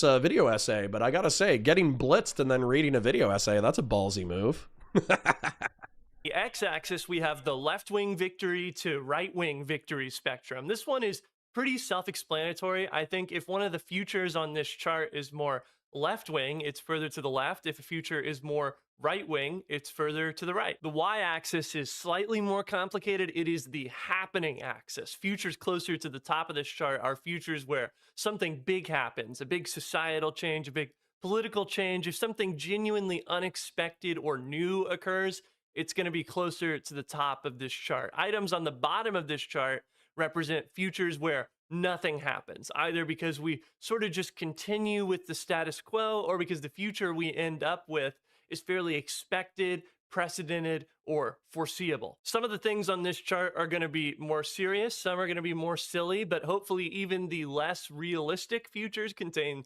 some useful information. I've also got a special guest joining me, so stick around. All right, starting off strong. I think the special guest is Dreg. I think we have what is the most nothing ever happens future possible, that being the Marco Rubio victory future. Marco Rubio. Oh shit, I just have to react to the content now. Fellrunner, I promise you I'll start, maybe I'll work on the mind maps on my own time. Because dude, holy shit. Not only do I agree with Ryan Geddie, I'm praying for this eventuality. I may have farted on his pillow. God, I have too many gay lovers in my chat. I got Grassroots Hegemon asking to be choked by Jeff Goldblum, and I have Randy Chang hooking up with my good friend Ryan Geddie. What the fuck? All right, anyways, I'm praying. I'm praying for the Marco Rubio nothing ever happens future. That would be amazing. Grassroots with the $5 says, look, when me and my friends kick the bucket, that 3 years will look a lot more like 10. True. Jack Hanma says, for all those things men deal with, women exit sooner due to heart-related conditions. O blood types have acid reflux, but less cardiac issues. Huh. I'm not O. I'm AB positive, though. Marco Rufio. Rubio is Trump's Secretary of State right now, of course, and he's been widely discussed as a potential 2028 replacement for Trump, even by Trump himself. Do you think the MAGA movement can survive without you as its leader? Yes, I do. What gives you? I think it's so strong, and I think we have tremendous people. You look at Marco, you look at J.D. Vance, who's fantastic. Before Marco Rubio was Secretary of State, he was a U.S. Senator from Florida. He held that position between 2011 and 2025. Of course, he ran for president in 2016 and famously sparred with his current boss on stage. Conserve says your chat is so degenerate that I learned that there's a technical term for consensual private sex. Silly me just thought that's how normal sex worked. You tell me about this guy. Hey, I don't eat very unhealthy, Bud123. I store by my food. I eat chicken and rice 80% of the time. 80% of, or 90% of the time, I eat chicken and rice. I always get fresh veggies. Well, fresh fruit, let's be real. I eat a shitload of fresh fruit. And then also, during my first grocery shop, recently I've been grocery shopping for myself a little bit. And I'm getting like a thing of spinach and a thing of shredded carrots. And I'm making myself a little salad. Now, of course, I do put Caesar and Italian dressing on my salads. But I have salad. You know, I'm not just straight up eating just Burger King or McDonald's every day. I mean, I do it once a week, twice a week for sure. But I don't do it every day. There's definitely way less healthy diets than the ones that I have. Sorry for interrupting, but old school called me a fat, shitty diet arsler. This is what we're going to have. Here's the guy that inherited $200 million.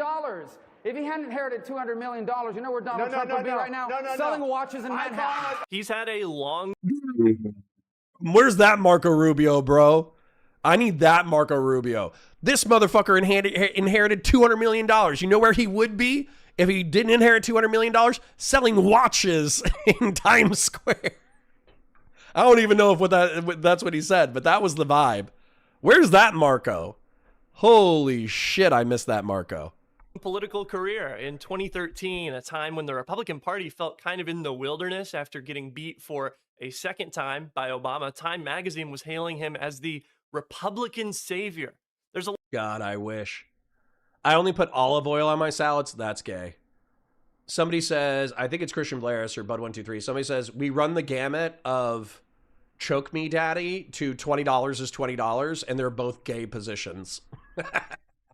lot of ways in which future Rubio presidency could end up with something happening, but the Rubio future that I have on this chart represents the future where basically the entire last decade of politics ends up being left behind by everybody. This is a future where nobody else in the Republican Party is able to capture the MAGA magic like Trump, and some figure like Marco Rubio, who thought it might be his turn a decade ago, ends up becoming president, and this whole chapter of American politics in status quo anti-Trump. What I think this...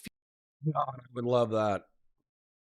Serenade me, Ryan Geddie. Serenade me. Future is capturing is there's a very real sense that a lot of people have that nobody can really do it like Trump can. There's a lot of factions of the Republican Party that hate each other. See my Republican Political Compass video for more information on that. And they're only tied together by shared loyalty to Trump, essentially. Maybe in the absence of Trump, Republicans fall back into their old habits, their old loyalties. Of course, the obvious argument against this is that people have been making various the fever will break cases for like 10 years, and it hasn't happened yet. But who knows, maybe this time. Next, we have Ron DeSantis, who is really acting as a stand-in here for any of the people who are trying to do the MAGA without Trump thing. There's a lot of people who fit into this mold. Greg Abbott in Texas is another example of someone who's trying to be this sort of archetype. I think this would represent a moderate amount of nothing happening and also a moderate amount of right-wing victory. It would represent nothing happening in the sense that it would really just confirm that the Republican Party is, for the foreseeable future, just going to be about trying to channel Trump and the MAGA movement. There's a historical parallel here with Ronald Reagan, who, after he was president, became a touchstone for generations of Republican leaders. When reporters asked potential Republican politicians who inspired them, the correct party line answer was President Reagan. This future would represent that happening with Trump, essentially becoming an enduring touchstone for generations of Republican leaders.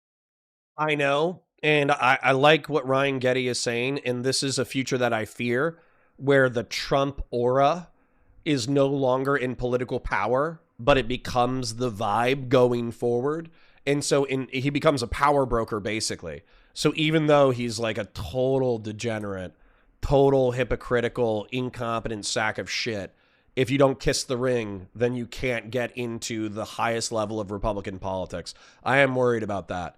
But Jack Hanma astutely observes, Rubio in general got a lot of political credit on the right, to be clear, by doing multiple high-level jobs at once, regardless of your opinions about him. He has shown a bit more political mettle post his presidential run.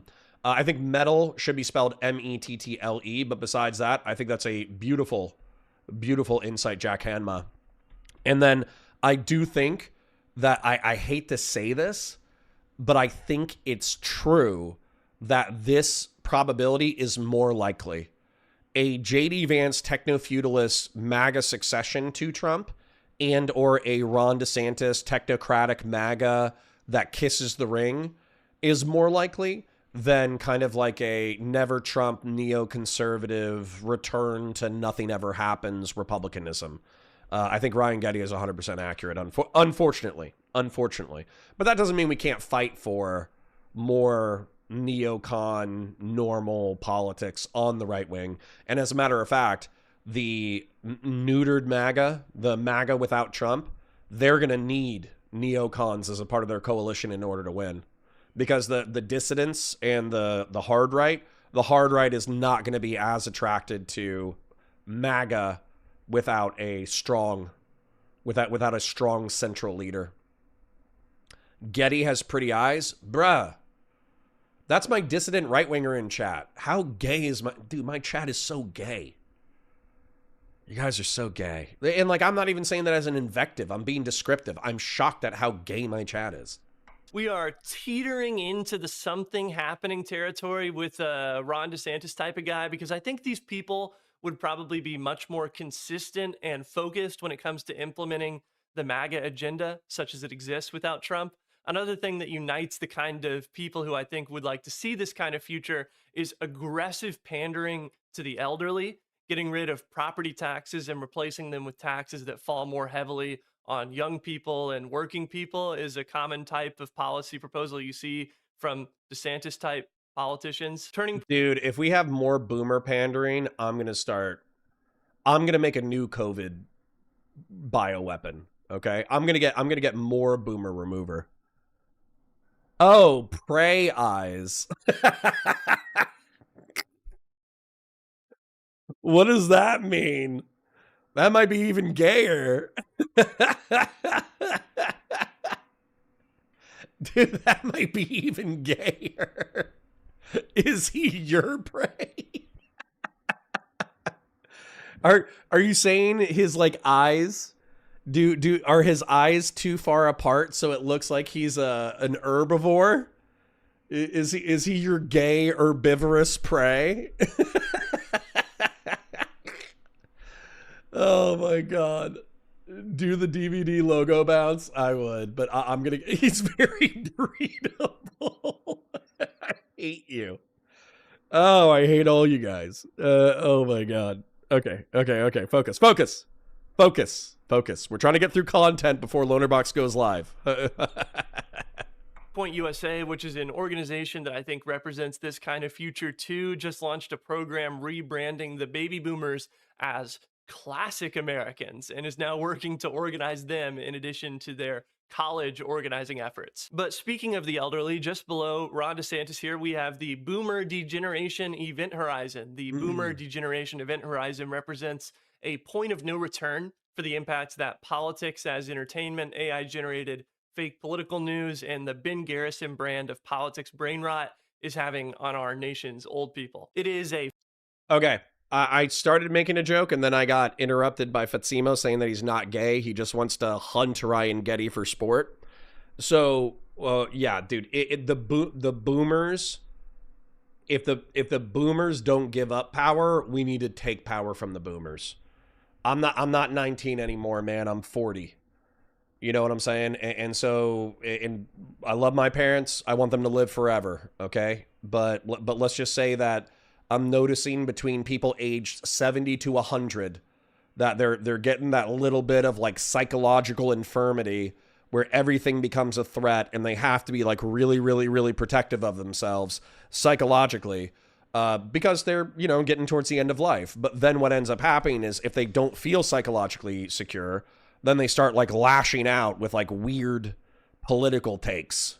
You know, I'll put it that way. They have very weird political takes, and they're also like children where they can't admit that they were wrong. So if they have like a political take and then they're proven utterly completely wrong through the passage of time, they're incapable of admitting that they were wrong and then update their perspective. Like they're so fixed in their ways. They're like R-slurred children. So I think unironically at that point, I'm going to be, Demon Mama famously said that we can blow up supply chains and we can just like make shit at our houses with like beakers and science shit. I think I would make a new coronavirus. Okay. I would make a new coronavirus with like a 3%, a 3% mortality rate amongst the general population and like a 90% mortality rate amongst the elderly. And then we're just like wiping out the boomers because that is They need to realize that you can't keep kicking the can down the road, fucking over Gen X, fucking over the millennials, fucking over the Zoomers in order to maintain your power. It's just not possible. So, you know, all the things that they've been kicking the can down the road it's not something to be pandered to. It's something to be fought against. Oh my God. Rob says, we collectively took Grandpa's keys in 2010. Why the fuck are they still steering the nation? That's what I'm saying. We are in a gerontocracy, unironically. Alishnis says, is your name Geddie because I want your address? What? John Democracy, did you see the study thing that the boomers being around until 2110 or something, not a typo? Fuck that. I don't think that's possible. I think even with life extension technology, I don't think they're going to be around until 2110. Boomer means you were born in the 50s. So if you were born in the 50s, like the late 40s, early 50s, I think 60s through 80s is Gen X. Somebody correct me if I'm wrong. I think the Gen X generation starts like when you're born in the 60s. So I think late 40s and 50s is boomers. So if you're, let's say that my parents are boomers and they're born in the middle 50s. So let's just say that's an average. So that means that if you were born in 50, you are 75 now. If you are born in close to 60, let's say 60 is the cutoff for Gen X, that makes you 40 plus 25, that makes you 65. So add 35 years to 2025, that's 2070, man. That's 2070.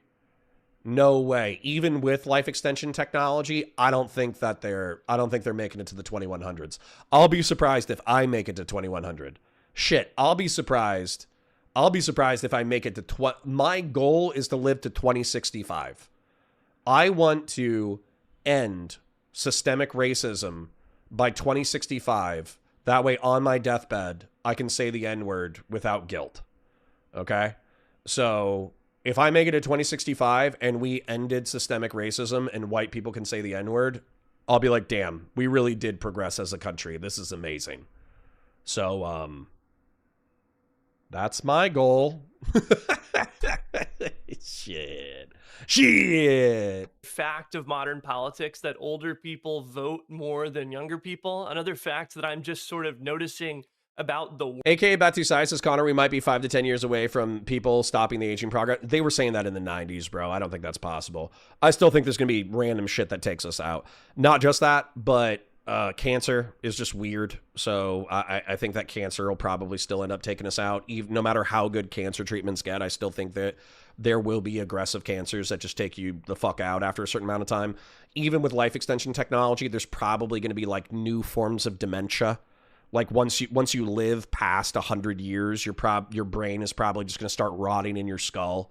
So we will have life extension technology that improves the length of certain biological systems, but then there will still be biological systems that just wear and tear through age, and it's going to, eventually something's going to take you out. So all you guys are really arguing for in chat is that I need to start synthesizing the new coronavirus in my bathtub. Grassroots for 10 says, you can do whatever you want without guilt. Can't shame the shameless. Yeah, I still have shame. I was raised Catholic. World right now is that older people also love Does it have to be at a black person? I'm not going to say the N-word at a black person. That's going to be my last word. With an A, by the way. It'll be a very respectful N-word. I'll just be like, I'll be on my deathbed, beep, beep, beep, beep. And I'll be like, ninja, beep. Know what I'm saying? The Connor virus. AI content. Facebook is filled with this type of content, for example. AI Cancer. It finds a way. Generated images of Jesus made out of shrimp attract hundreds of amens in the comment section. After Charlie Kirk was killed, megachurches were playing AI videos of him to their congregations. The enemy wants chaos, fear, and retaliation. Don't give it to them. Instead, double down on truth. Double down on courage. Double down on your faith and on your families. That is how you honor me. AARP, the huge group dedicated to issues facing the elderly, is posting. Oh shit, was that AI Charlie Kirk from the grave? Holy shit, that's fucked up. Articles on their website about the dangers of AI slop. Trump has made the news with his love of AI with that fighter pilot video that you probably remember, and just today posting a racist video of the Obamas. I'm talking. HP Brat says, you say the word when you're at home, stop pretending. Bro, who's pretending? The second, dude, I'm not pretending, bro. I'm not pretending, bro. I'm not a consequentialist, but I am a consequentialist when it comes to the N-word with an A. I'll tell you what. Shit. Talking about AI a lot here because it's the most extreme example of politics coming untethered from reality that we've seen lately. But of course, the entire politics. Hold on. I don't know if you guys are understanding my shit reference.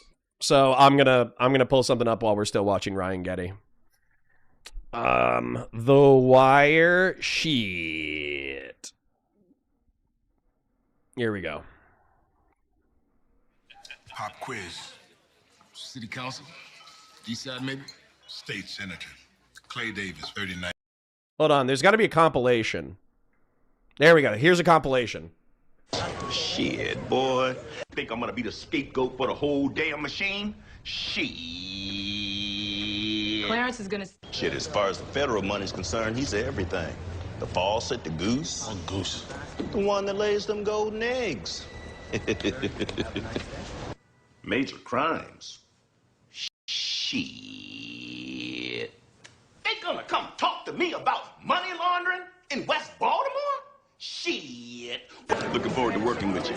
Shouldn't you be dead to me? Shit. I took it easy on you, son. Pie in the sky. Shit, partner. And it's your people up in my shit. Not no feds, not no safe people from Annapolis. It's motherfuckers from my own city. For all that profile? Shit, partner, you should be paying me a fee. Maurice Doby? For governor of my state? Shit.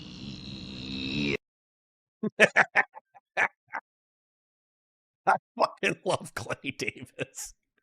Somebody asked me, would I vote for Clay Davis or Donald Trump? They're the same person. Shit. I don't even know. I would have to write it down. I would have to rewatch The Wire and write down, all of Clay Davis's sins and then see how bad Clay Davis was compared to Donald Trump. Clay Davis might win. But for me, Clay Davis and Donald Trump are pretty much the same guy. Sean Kaplan with the 5. Thank you for the Chip King. All it takes is one nutter with sufficiently advanced AI that walks him through making a perfect humanity-ending virus. I don't want a humanity-ending virus. I want a generation-ending virus. Know what I'm saying? Entertainment industry is somewhat complicit in this. I did a whole other video on the way that Fox News and places like it cook the brains of older people.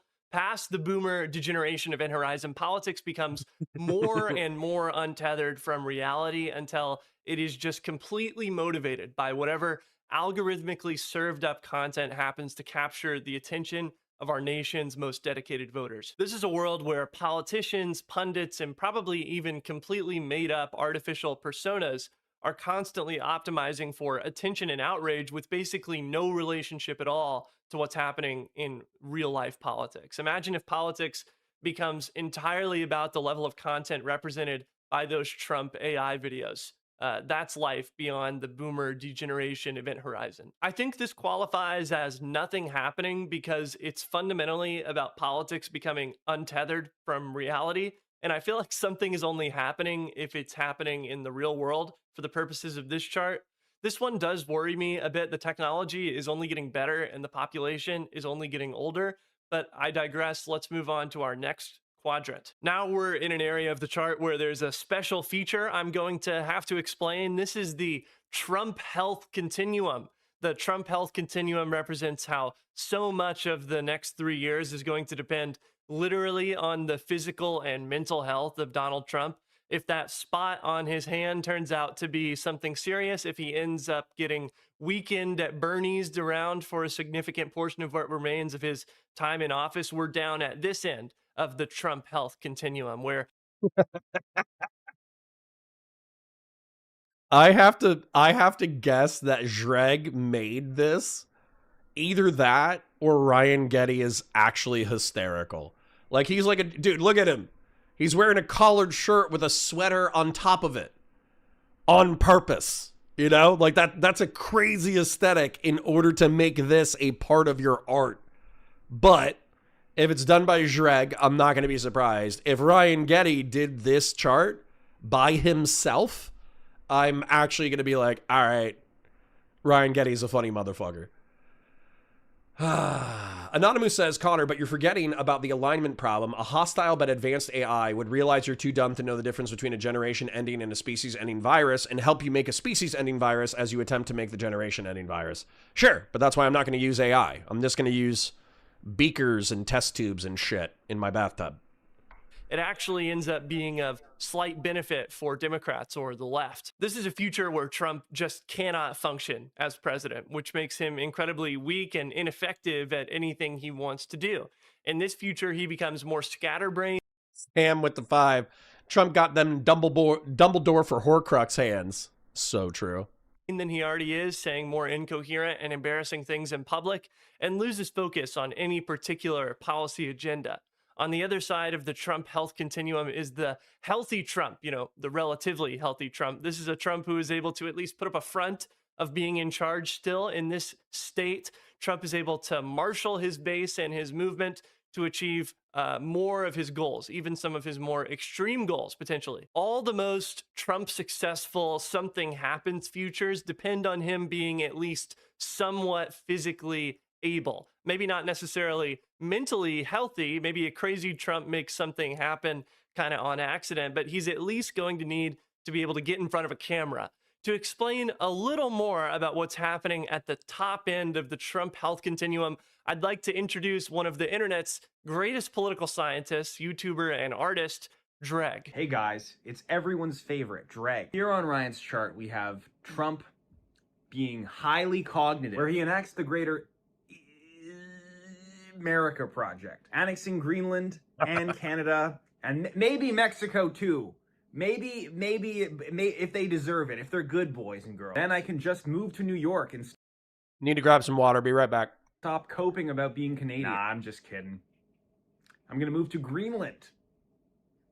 Perfect place to be in the climate wars. Now, some of you are thinking that even attempting this is a sign of a deteriorating mental state. To which I say, enjoy your detention centers. Have you ever seen the world map of 1984? All right, it's gonna be like that, but awesome. It's a multipolar world now, and as a Vor fan, I'm just waiting to get gobbled up. As a Canadian Vor fan, this is a dream for me. Who's gonna eat me? Is it gonna be the EU? Is it gonna be America? I hope it's China. I hope it's China, and then we begin the American century of humiliation. But if it's America, that's cool too. I'm just trying to figure out what authoritarian regime I'm gonna be living under so I can figure out the right kind of beliefs to adopt.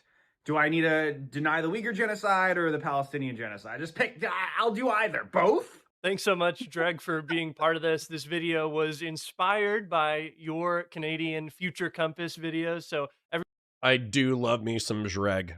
Everyone go check that out as soon as you're done with this one. All right, now we're moving on to the scary Vance photo. We have the future where not only does the Republican Party continue winning after Trump, but the party winds up in the hands of some of Trump's more ideologically radical lieutenants like J.D. Vance and Stephen Miller. I would expect actual ethnic cleansing to occur here. I'd expect them to try and mass denaturalize and mass deport people. I'd expect that power becomes more centralized in the executive branch and that Congress and the courts continue to matter less and less. These are all things that both of these guys openly talk about, by the way. Check out the video that I made about national conservatism or the video that I made about J.D. Vance specifically for more info there. I'd also expect to see much more integration between the commanding heights of the economy and government in this future. Big business and business leaders would be effectively under control of the government. Obviously, personal freedom is out the window in this future reality. LGBT and women's rights would be curtailed. I'd expect to see a push for household voting or some other scheme meant to empower men politically. Bastard says, just to anger Connor, I'd make out with J-Reg too. Yeah, I said it. Shit, I'd make out with J-Reg, Ninja. I fucking love J-Reg.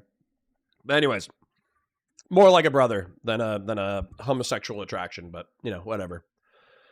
I'm sure DGGs were used to that kind of thing. I mean incest.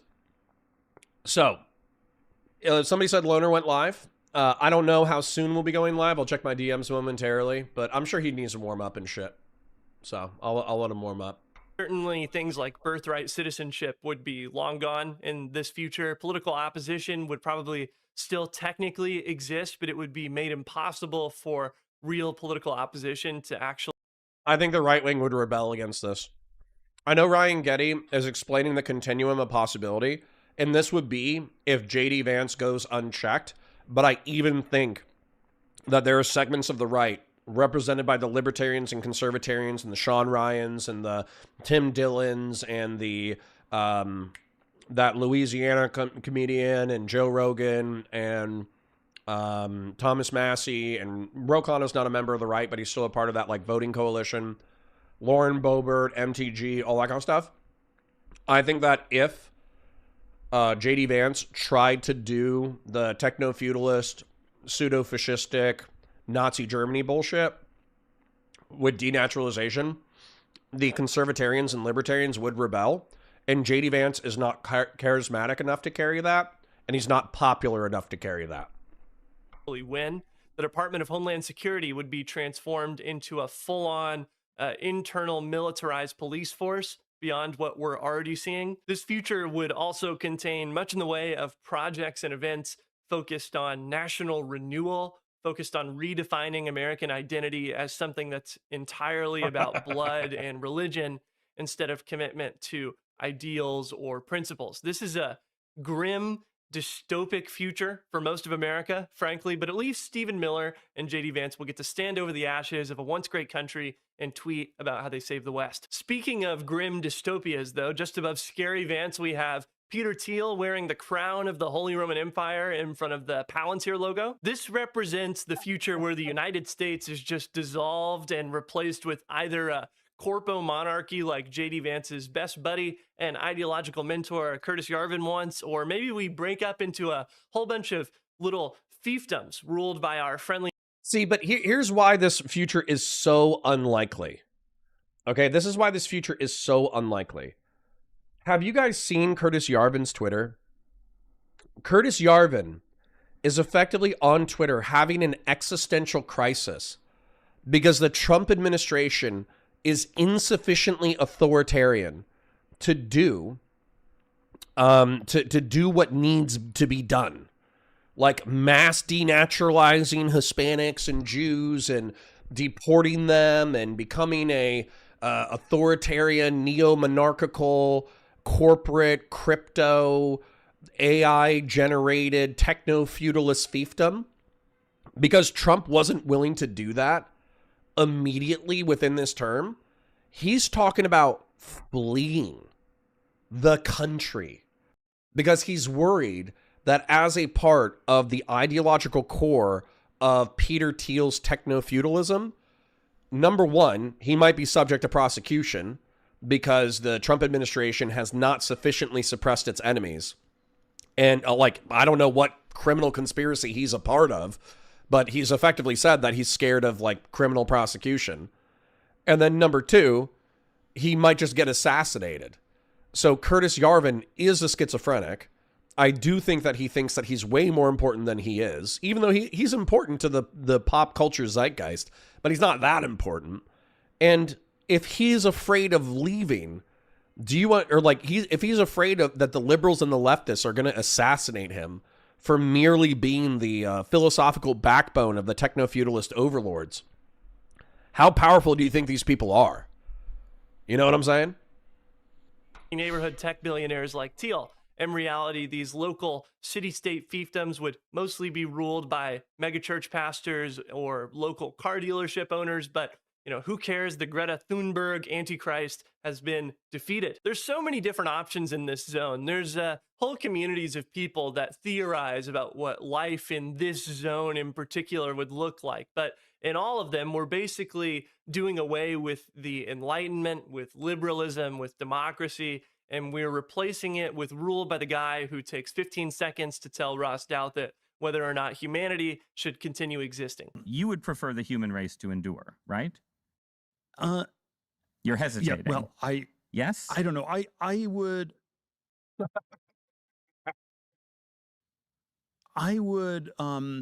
this is a long hesitation. This is a long hesitation. There's so many questions implicit in Should this. the human race survive? Yes. Okay. But this would be good for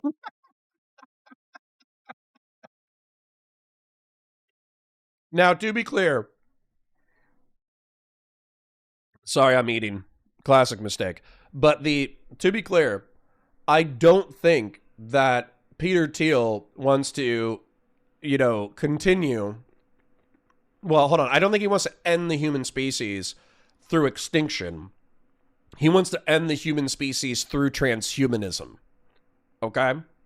So he wants to become something greater through techno, cyborg, synthetic evolution, right?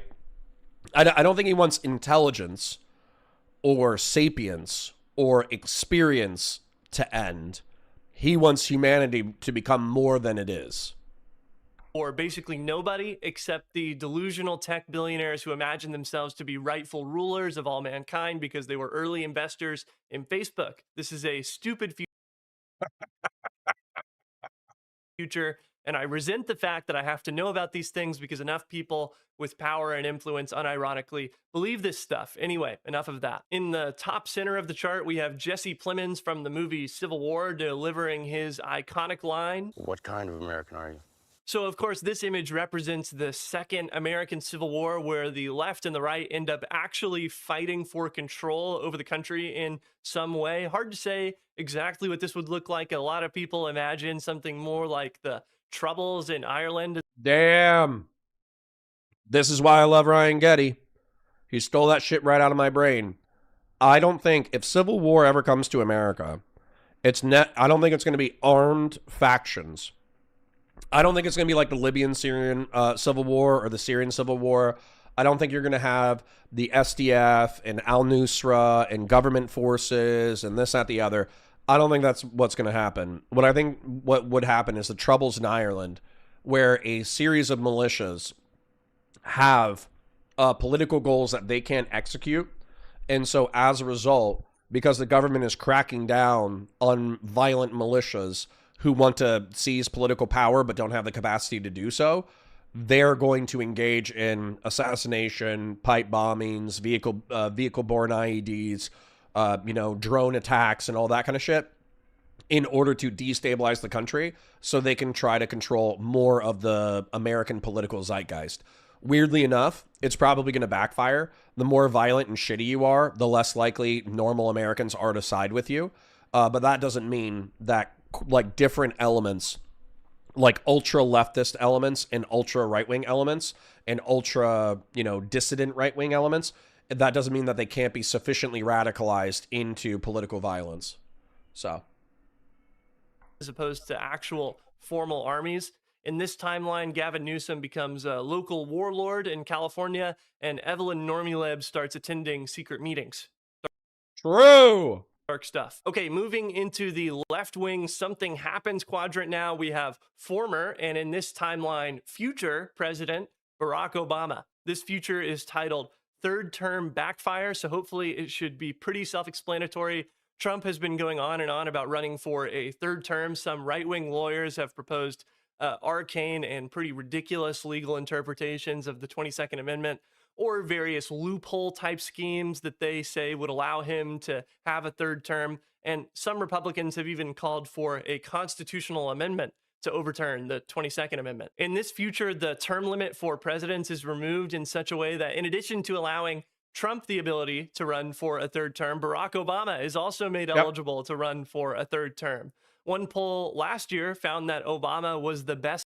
Randy Chang says, if you look up Days of Lead in Italy, it's hard not to see the parallels. Yep. So I'm kind of unfamiliar with the Days of Lead, but wasn't it in the 60s and 70s? So effectively what happened was fascist Italy was dissolved faster than Nazi Germany. And so as a result, a lot of philosophical fascists just blended back into Italian society. And they continued being like fascists, but in secret. And there were revolutionary socialist elements within Italy because there's revolutionary socialists everywhere. And then there's also organized crime in Italy that is pretty flagrant. And so somebody correct me if I'm wrong, but the Days of Lead were in like weren't they in the 60s and 70s? I could Google it real quick. But effectively, the organized crime, along with Italian of all the living militias, far left and far right militias, they effectively did like proxy wars. They did proxy wars through assassination, just rampant assassination. Like every other week, there was like a gang murder where either Italian mob, socialist militias, or fascist militias just assassinated each other's leaders and each other's henchmen. So Italian Days of Lead. Years of Lead, excuse me. The 60s all the way through to the late 80s. Holy shit. So arguably, it started in March 1968 and it ended in October 1988. Holy shit. Aftermath of the Bologna massacre, railway station bombing by the neo-fascist Nuclei Armati Rivoluzionari in 1980, which killed 85 people in the deadliest attack during the Years of Lead. That's fucking crazy. That's crazy. Let's take a look at... These are all the units involved. These are the commanders and leaders of various people. Far-left terrorists, far-right terrorists, and the Italian government. In casualties and losses, Italy had 14 civil servants killed. In the armed forces, they lost 1 general, 1 soldier, 2 wounded. They lost 15 cops, and 3 of them were injured. 32 state police were killed, and 1 was wounded. Corrections officers, they had 4 corrections officers. And then in the United States, they had 1 diplomat murdered and 1 army officer kidnapped. For the far leftists, they had 12,000 far left militants arrested. 600 fled the country. 2 of them were killed. 1 of them were injured. At least 5 were of a different faction. 5 were killed. Of a different faction, 8 were arrested. 1 injured, 60 arrested, several tortured. 1 of them got at least 1 killed, 5 arrested. AO got 3 killed, 200 arrested. Shit, this just sounds like a normal year in America. We might just do this routinely. And then 3 arrested for 1 right-wing faction, 53 arrested for another right-wing faction, and then 42 indicted in what was effectively organized crime. That's actually not a lot of death in reference to the factions themselves, but it does look like they took a toll on the civilian population, where not only were they killing cops, but they were also bombing civilian centers. So, I wonder how many civilians got killed in this. I'm not going to go on a deep dive, because if I go on a deep dive, we'll be here forever. But even 1 terrorist attack by a fascist group killed 80 people. So if that's 1 major event from the Years of Lead, you have to figure it was like dozens to a few hundred per year were killed. Civilians were explicitly killed in far left and far right terrorist actions. So yeah, that's straight up, that's how I would see it. There would be some Antifa super soldier split off cell that decided that they were sick of LARPing on social media, so they're actually going to do some terrorist attacks in the name of far leftist ideology. They're probably going to assassinate a bunch of, MAGA politicians who identify as fascist. And then the fascists are going to say the government isn't doing enough to protect us. We need to form our own right-wing militias. And then those militias are going to target left-wing thinkers and college professors, and they're going to kidnap and murder them. And then civilians are going to get caught in the crossfire. So it would basically be Italy's Days of Lead, that, or the Irish Troubles, or somebody said the Yugoslavian Troubles. Yeah, so it would be a lot like that.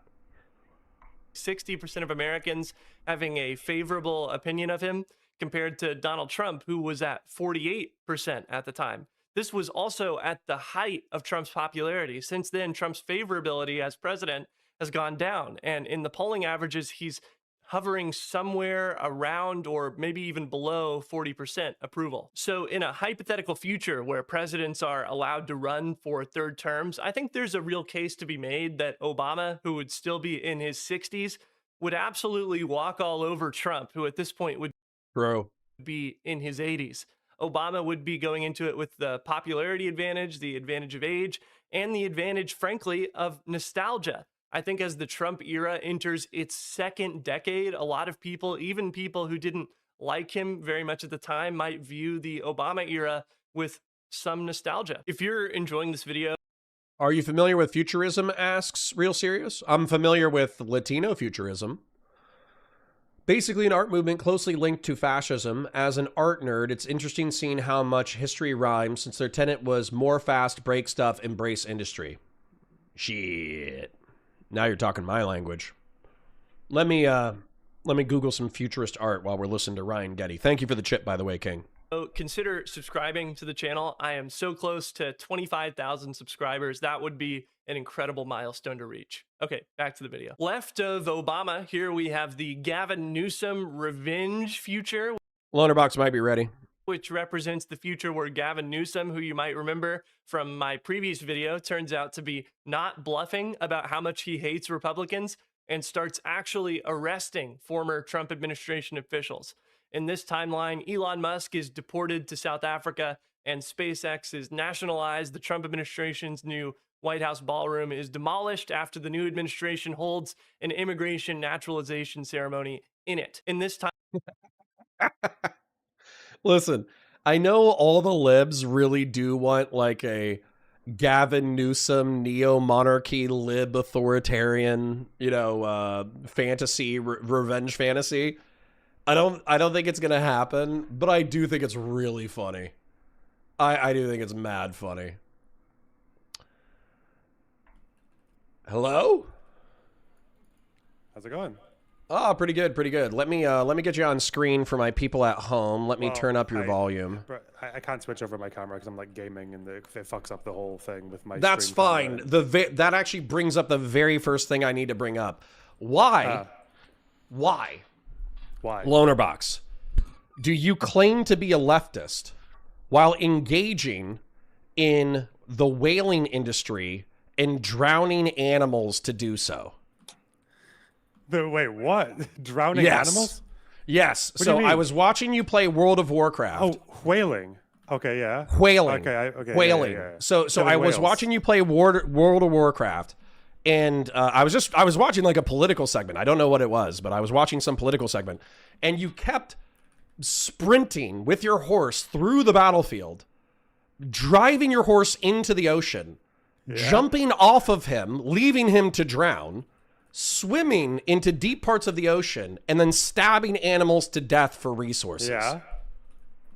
That's the World of Warcraft lore, isn't it? They're like, listen, Lonerbox, the children of the forests require your aid. You must go and slaughter 17 antelopes for their eyeballs and bring them back to me to create the potion. Yeah, it didn't feel very like environmentalist. It didn't feel very egalitarian. It didn't feel very conscious of the experience of really sentient beings. It felt very medieval. Yeah, but I'm not really leftist anymore. I'm like a liberal social democrat kind of guy now these days. Oh, okay, okay. So the fascism and slaughter and industrial slaughter of animals is good. Yeah, so we pretend to care about humanitarian issues even though we violate them all the time. You know, we're like those fucking soldiers in American fucking army films where they shoot people and then cry about it. But then they feel bad about it afterwards. Yeah, shoot and cry. The shoot and cry genre. I love it. You ever seen Fauda, Counterpoints? Well, I mean, honestly, that's me. So I mean, that's great. That's perfect. Yeah. We're on the same team now. So that's amazing.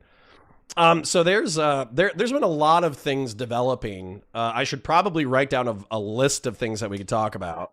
But I'm just going to write down Iran because we should probably say some random things about the geopolitical situation in Iran before we wrap up. But that's obviously not the drama. That's not the sexy thing that people want us to talk about. So I tried watching your conversation with Hutchinson yesterday in reference to the liberal progressive civil war that's happening in the left wing right now. And I'm not going to lie, you guys were both pretty chill, especially in the beginning part. So we didn't get into any spicy memes. So where do you land on the Pisco, we must, and I would say soy pill, we must steel man and incorporate far left freaks and progressives into our movement in order to build a broad coalition, versus Hutch's perspective of fuck far leftists and fuck anti-liberal liberals. We need to call these people out in order to strengthen what the left is supposed to be. Where do you land? Oh, well, yeah, I mean, I'm completely against doing that. I'm completely against appeasing these fucking retards, like, at any point ever. Those people are cancer. They literally will only try to use center left and social democrat and liberal parties so that they can infect them with their own, like, little cause. Like, they only use it as a tool for their own ends. They'll never compromise. They'll never lead by example. They are destructive. Like, they come into democratic, like, primaries and just lie about all the candidates that aren't their favorite one. They support, like, every fucking disgusting authoritarian fascist fuck regime in the world that has their aesthetics. So yeah, no, I'm completely on the Hutch side of that. Okay, then what about the liberal revenge tour? We were watching a Ryan Geddie segment where it seemed like this was the most popular fantasy of liberals and progressives right now, is that the Trump administration is so bad that if they wanted to be extrajudicial, or if they wanted to push the limits of the law in order to go on a punishment spree of the MAGA movement, then that's just what MAGA has coming. And after, especially if the liberals and progressives and lefties are dominant in the midterms and they win in 2028, it effectively should be like an explicit part of the campaign, really, for Gavin Newsom or whoever else is running to punish MAGA for their excesses over the past decade. Well, how do you feel about that? So I'm much more in favor of that. I don't really consider it revenge. Obviously, the revenge is probably incidental. I consider it one of those inflection points in history, in the history of any, I guess, liberal democracy, this could happen, or any republic, this could happen, where the current way of doing things is insufficient for dealing with threats of, like, fascism or whatever else, or any kind of authoritarianism from within. And I'd be completely for methods that are beyond the norms if that's necessary to stop these people from coming into power again. Then I want to peel that apart and dig into that real quick, because that might actually be the area of contention. But I do need to bring up, because somebody did a super chat for me. They said, tell Lonerbox his hair does not look like a hat at all, and the people who are saying that are just jealous of your majestic locks. True. Okay. All right. Now that important business is taken care of. So, okay. One of the things that I think you even noted was ironic, because in that conversation with Hutch, you mentioned the fact that there was a moment where the Weimar government had the opportunity to use an authoritarian article to strangle the Nazi movement in the crib, and yet they failed to do so. And that allowed the Nazis to rally and then eventually seize power. And so I think you pointed out the irony that the Nazis themselves were able to use that authoritarian, I think you said it was like Article 48 or something like that. Yeah, that's the one. But they themselves were able to then use that authoritarian element of the government to excuse their authoritarian actions once they did seize power. And so I didn't finish that segment between the two of you as you were combating over it. Where did you end up on that, where you were like, well, it's better to strangle MAGA now than to let them seize power later, versus Hutch's argument, which I think is like, no, we should eliminate the authoritarian elements of our liberal democracy.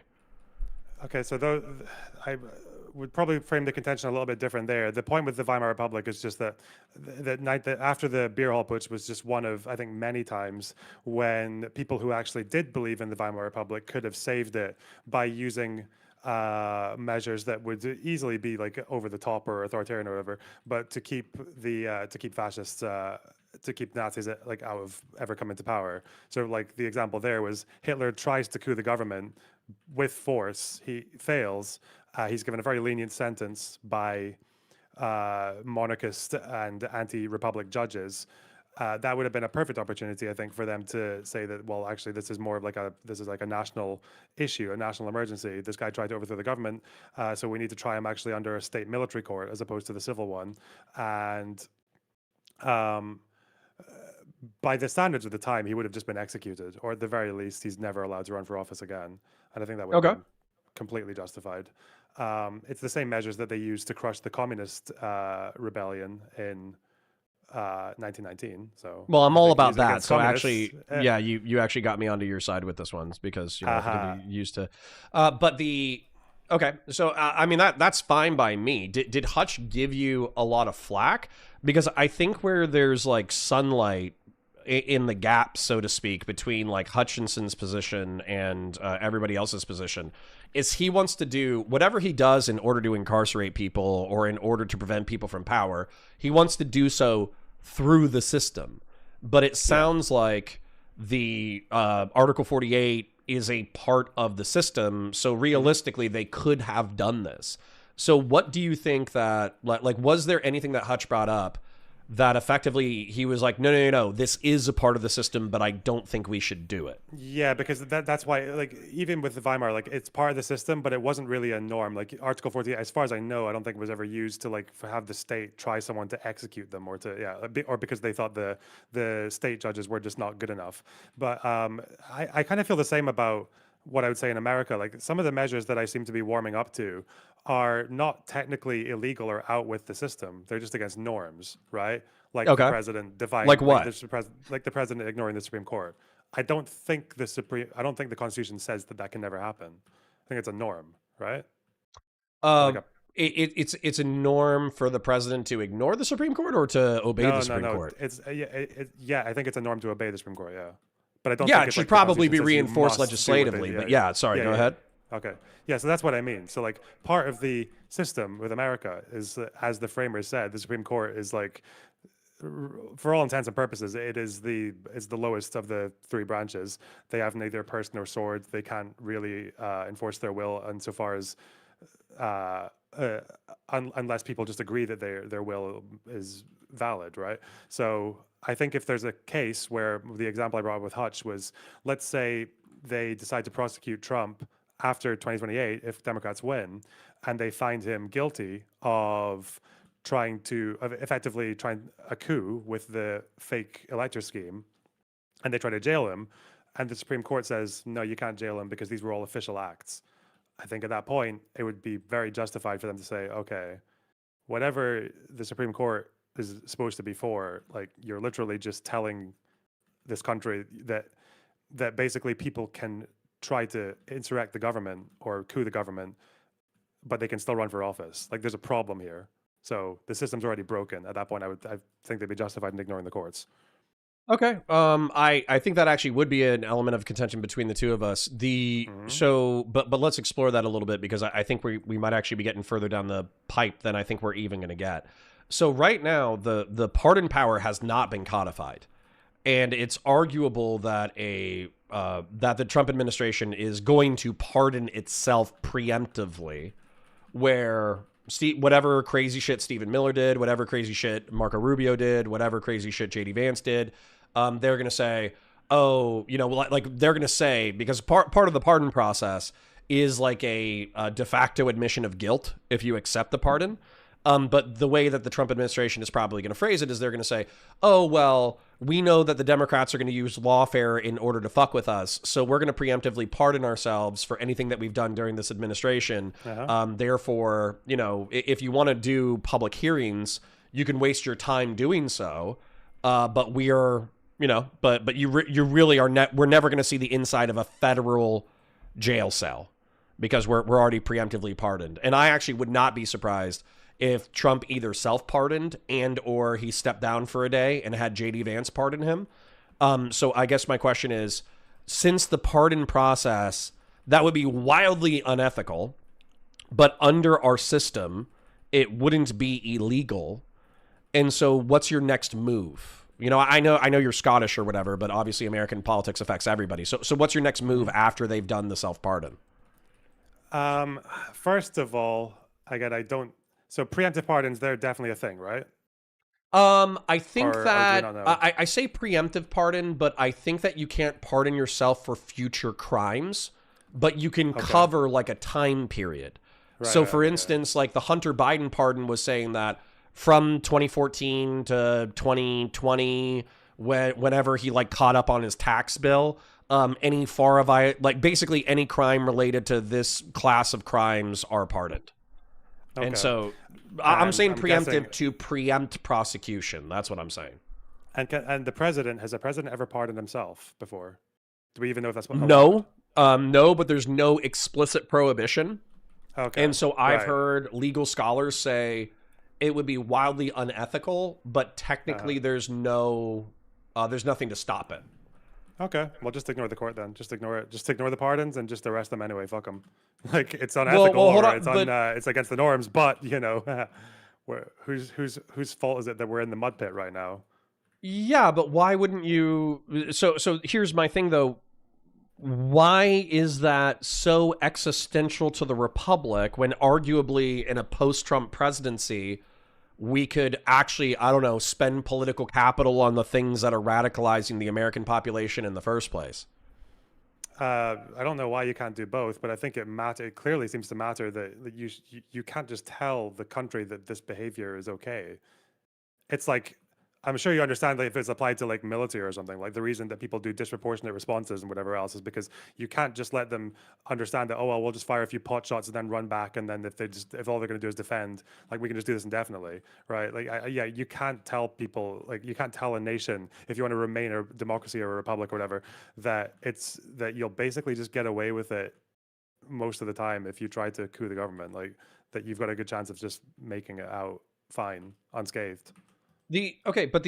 So for instance though, the process, okay, and I think you and I can both, as sane adults, we can agree that like karmic justice and executed justice through the legal system are completely different, obviously, right? Yeah.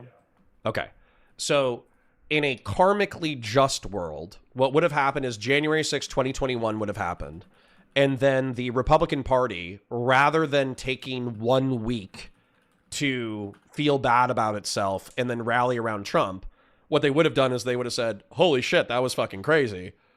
And then Speaker McCarthy, instead of going to Mar-a-Lago in order to make peace, he would have said, that was the craziest shit that's happened in our country since like the Brits burned down the White House in 1812 or 1865 in the Civil War.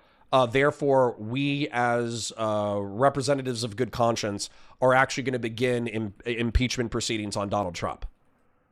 But they failed, right? Mm-hmm. The Democrats failed. The Biden administration failed to sufficiently prosecute Donald Trump in a timely manner and his cronies in a timely manner. And then not just that, but the Congress failed to impeach and hold Trump accountable for his actions on January 6th?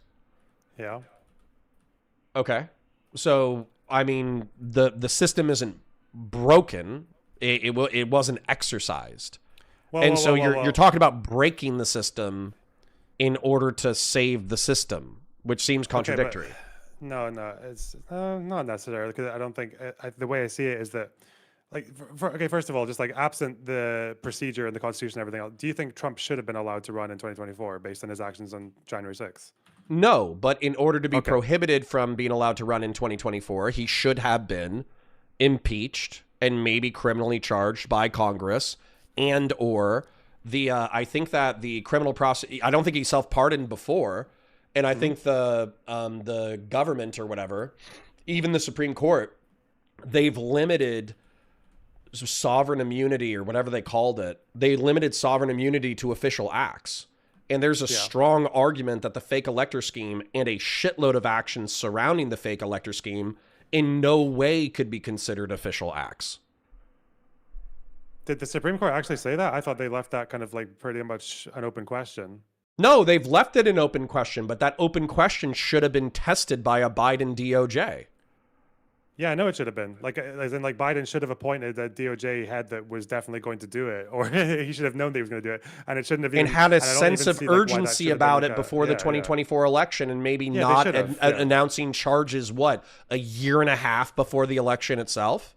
Yeah, but it seems like Biden kind of did the thing that you're saying, is that it seemed like he had a choice, and I don't know if anyone's spoken up about this, but it seems pretty easy to infer. It seems like what Biden did was that he chose ahead of the DOJ Merrick Garland, who for a few reasons, but one of them probably because he just like I think it was pretty well understood that he was going to be like softer on anything like to do with Republicans or January 6th or anything else than maybe an alternative. Yeah, Jack Smith. It seems like Biden very clearly chose his legislative agenda over like prosecuting the crimes of Republicans, because in order to do the legislative agenda, that meant appeasing some Republicans to some degree, because it had to be bipartisan, a lot of this legislation. He did the thing that you're suggesting, the things that radicalized the people in the first place and all that, and he got quite like an obscene amount achieved for a 50-50 split in the Senate in 4 years.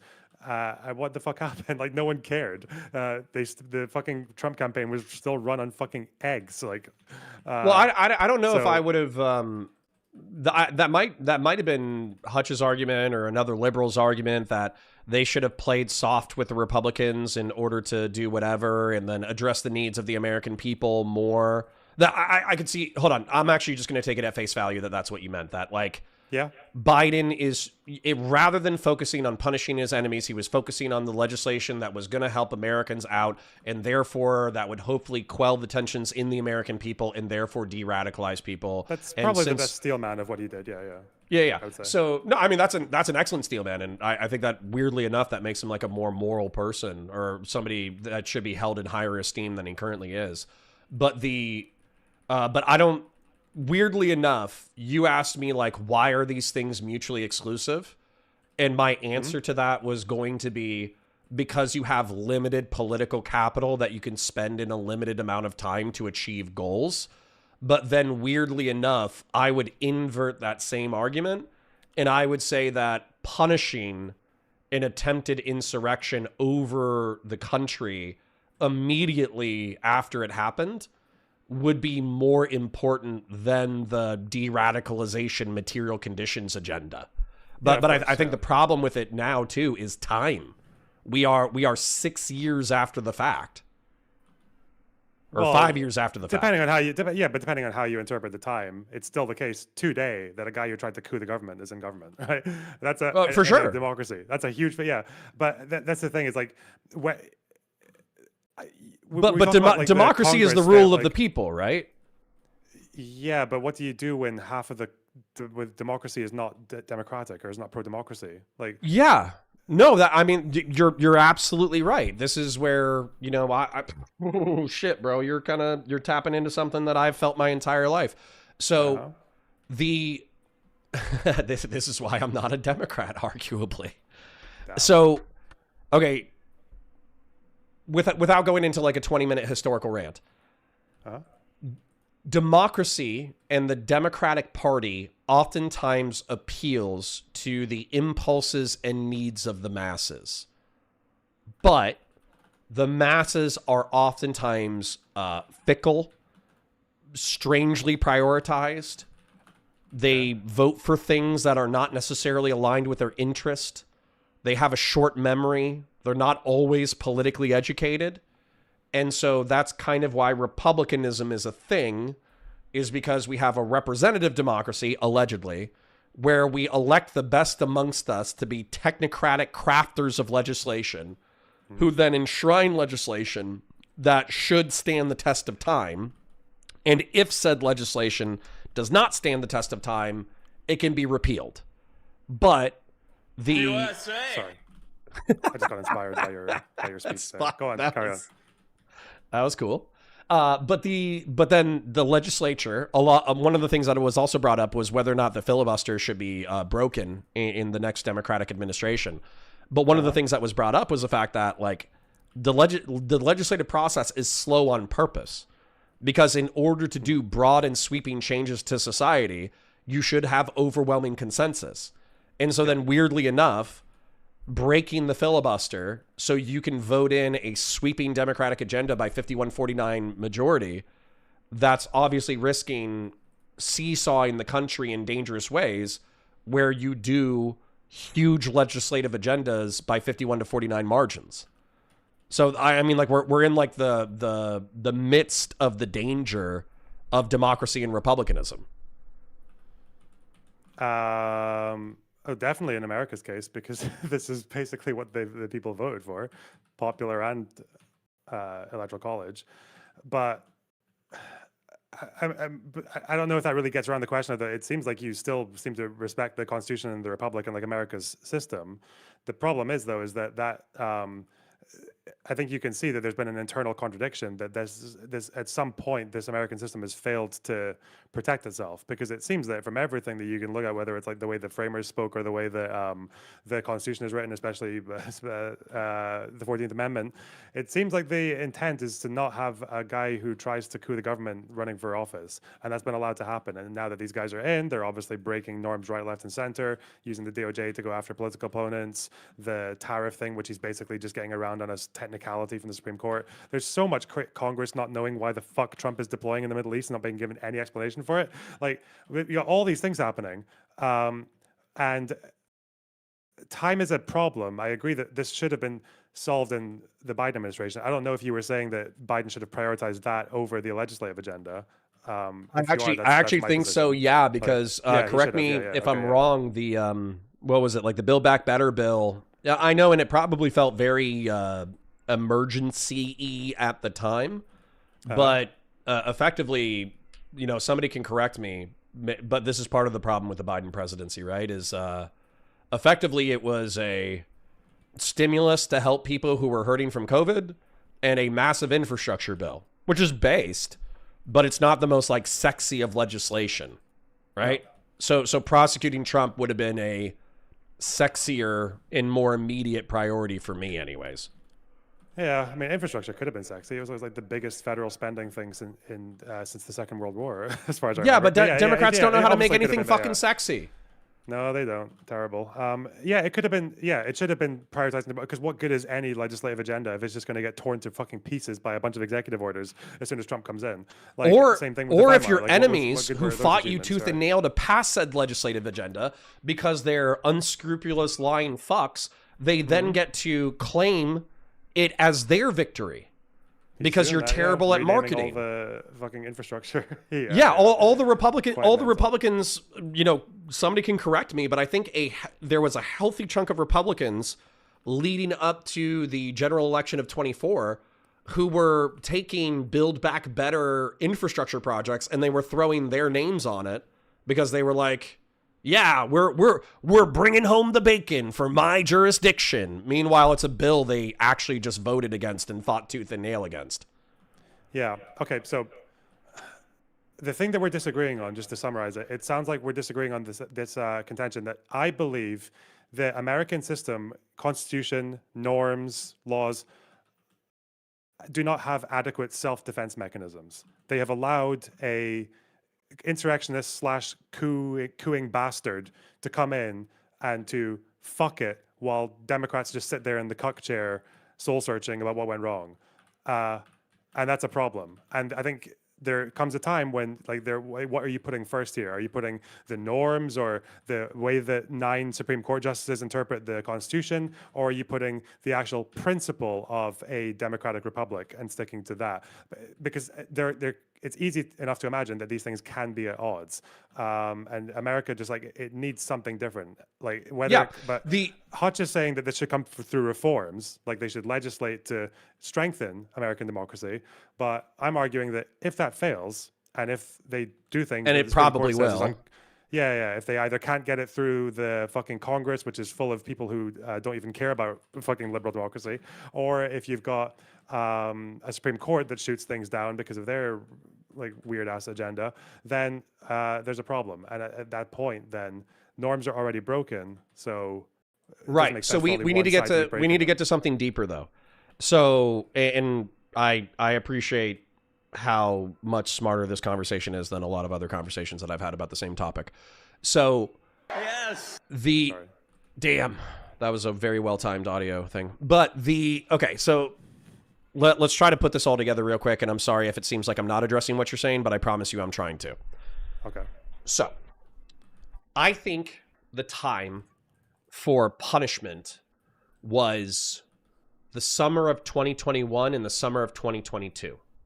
But that time has passed, and the only reason why Trump is in office right now is because the Democrats had an anemic economic recovery, and they had a uniquely bad presidential campaign in the 24 election that we don't need to relitigate unless you want to. And I think that Trump bad politics, while true, is not sexy or fun or interesting or cool to anyone outside of the Democratic Party.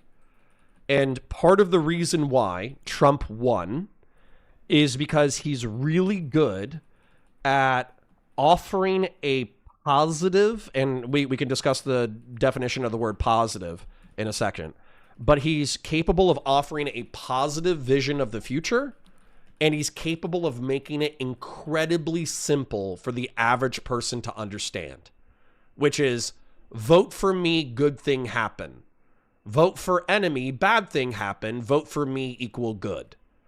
And Democrats not only don't use this rhetoric or use this rhetoric well, but they also oftentimes rely on Trump bad as the marketing strategy, and they seem reticent to offer the positive vision of the future that's required. Okay. Okay, so that's more of an issue of campaigning. I don't really know if the Trump badge should be the campaign message of people like Newsom or whoever else is nominated for 2028. But I do think when they're in, they should still be making it a priority to make sure that the MAGA thing doesn't happen again, because the time has passed for electioneering. It has, I would say, for messaging it has, because people have forgotten most of the January 6th stuff.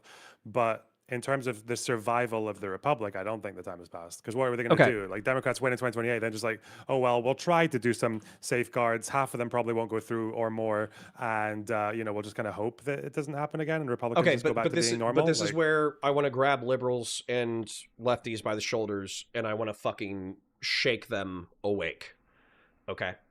Do you think that the Democratic Party, which is in an incredible position for the midterms, do you think they should spend a substantial amount of political capital on trying to reform ICE over the summer before the midterms?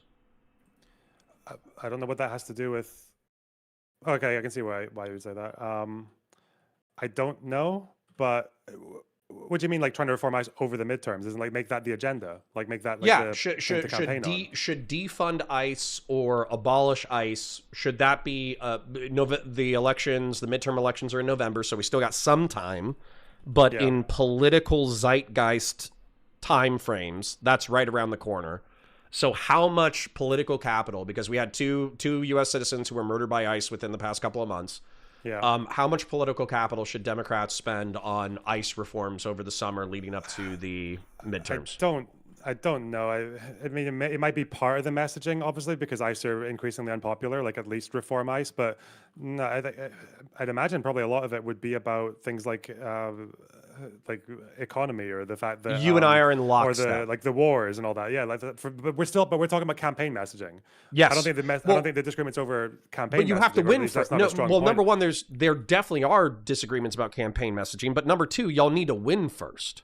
Yeah, I know, but I don't have like a strong commitment to what campaign messaging should be. I haven't been studying that for the last few days. Like, I haven't really been looking into that much at all. I'm thinking more right now about what, assuming they even get into power again, what they can do with that power to safeguard democracy. That's like kind of the main. We can move on to campaign messaging if you want, but I feel like the more interesting disagreement is about the actual safeguarding. No, we should still focus on the technocratic. What you do with power, because it's actually my argument that characters such as Ira and Hutch, and I'm not trying to be rude at all when I say this, but oftentimes, and Josiah, they oftentimes focus on electioneering and winning elections and campaign strategy so much that they actually forget, you know, what should we do once we have power? Right. And so you focusing on like, well, what should we do once we have power? That actually probably is arguably the more important part of the conversation. But I do think that not having like a unified theory of campaign strategy and legislation once you have power, I think that's a failing. I think it's a failing to divorce these subjects. Yeah, but I'm not, like, again, I'm a Scottish dude. I'm not the Democratic Party, so I don't feel like I can think about it one day. But the just trying to keep us on the actual topic, which I thought was the. Do you want to talk about campaigning, or do you want to talk about safeguarding democracy? No, I'm with you. We should talk about okay. What should Democrats do with power once they have it. With power, I think the time has passed is probably true in terms of how doable it is, but I think I'm still not hearing very good pushback to Democrats basically pushing the envelope and using creative measures that are beyond what we would consider norms in America to safeguard democracy. I don't know if you want to look at examples of like how the Brazilians dealt with Bolsonaro, or with maybe things that have happened in historical examples, or even just theories about what could be done in America. Like, do you have any preference there? Or? Let's distinguish arguments real quick. Karmically, I'm in lockstep with you. Trying to overthrow the government of the United States, you should be incarcerated for life, or banned from running for future office. And if you're complicit in that administration or that attempt, for instance, I would say J.D. Vance is complicit in that administration. I would say that you should likewise be banned from running for future office. However, like just karmically, or is there just karmically? Because legally, it's not even close. That's not even close to what's going to fucking happen. Karmically, what should happen and what's going to happen they might as well be in different galaxies. So not like a deterrent, just like karma? Do you want to do temporally? Do you want to do 21 or do you want to do now? Now, I want people to understand that you shouldn't try to coup the government, and that democracy and like the way institutions are actually a good thing, and that America shouldn't be a monarchy, and that executive orders are not decrees. Let's talk about now. Trying to do that should get fucking shagged brutally. Yeah. So let's talk about that now. And I think I might have asked you this question earlier. Okay, and I think you might have already answered it. So maybe I'll jump ahead a little bit. I said it's 2028. J.D. Vance or Marco Rubio are fighting in the primaries for who gets to succeed Trump. And you're saying that, presuming that we have a Democratic House and maybe a Democratic Senate with a slim margin, you think that impeachment proceedings and or criminal prosecutions should be prioritized by a Democratic legislature? Yeah, I got Jack Smith and the DOJ. Get rid of the filibuster and just use a simple majority to put through all the safeguards that are required. Yeah, and if the Supreme Court blocks any important, significant parts of it, just be like, dude, you guys are fucking mental. Like, or pack the courts. Shit, I don't care. Okay, hold on. I'm writing these down. What safeguards would you pass with? Like, let's say, what is it? I guess Trump doesn't really step down from office until the election is over, right? But we have a year and a half of primaries and a year of general election before Trump steps down from power. Mm-hmm. Okay, so I'm just trying to like put myself temporally into that. Yeah, because that's a hypothetical Democrat majority, possibly quite slim in 2028, right? Or 29. Yeah, so hold on. So doesn't that mean that this idea, your game plan, is reliant on not just a sweeping victory in the House, but it's also reliant on a narrow victory in the Senate? Yeah, I guess so, yeah. Okay. Let me write that down. The executive, if you if you have to. Okay. Apparently Trump says that's okay. Okay, sweeping. Well, I mean, obviously he's going to try to veto everything, right?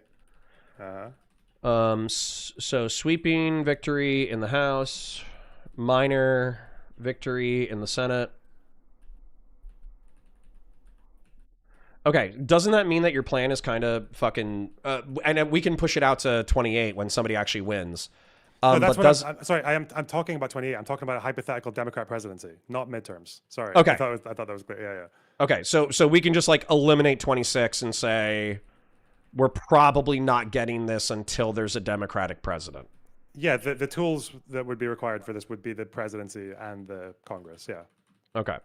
So then what I would say is, and I know I'm getting back into campaign and you're talking about like legislative execution instead, but maybe I'm trying to make you think about this shit. I'm trying to make you think about this shit.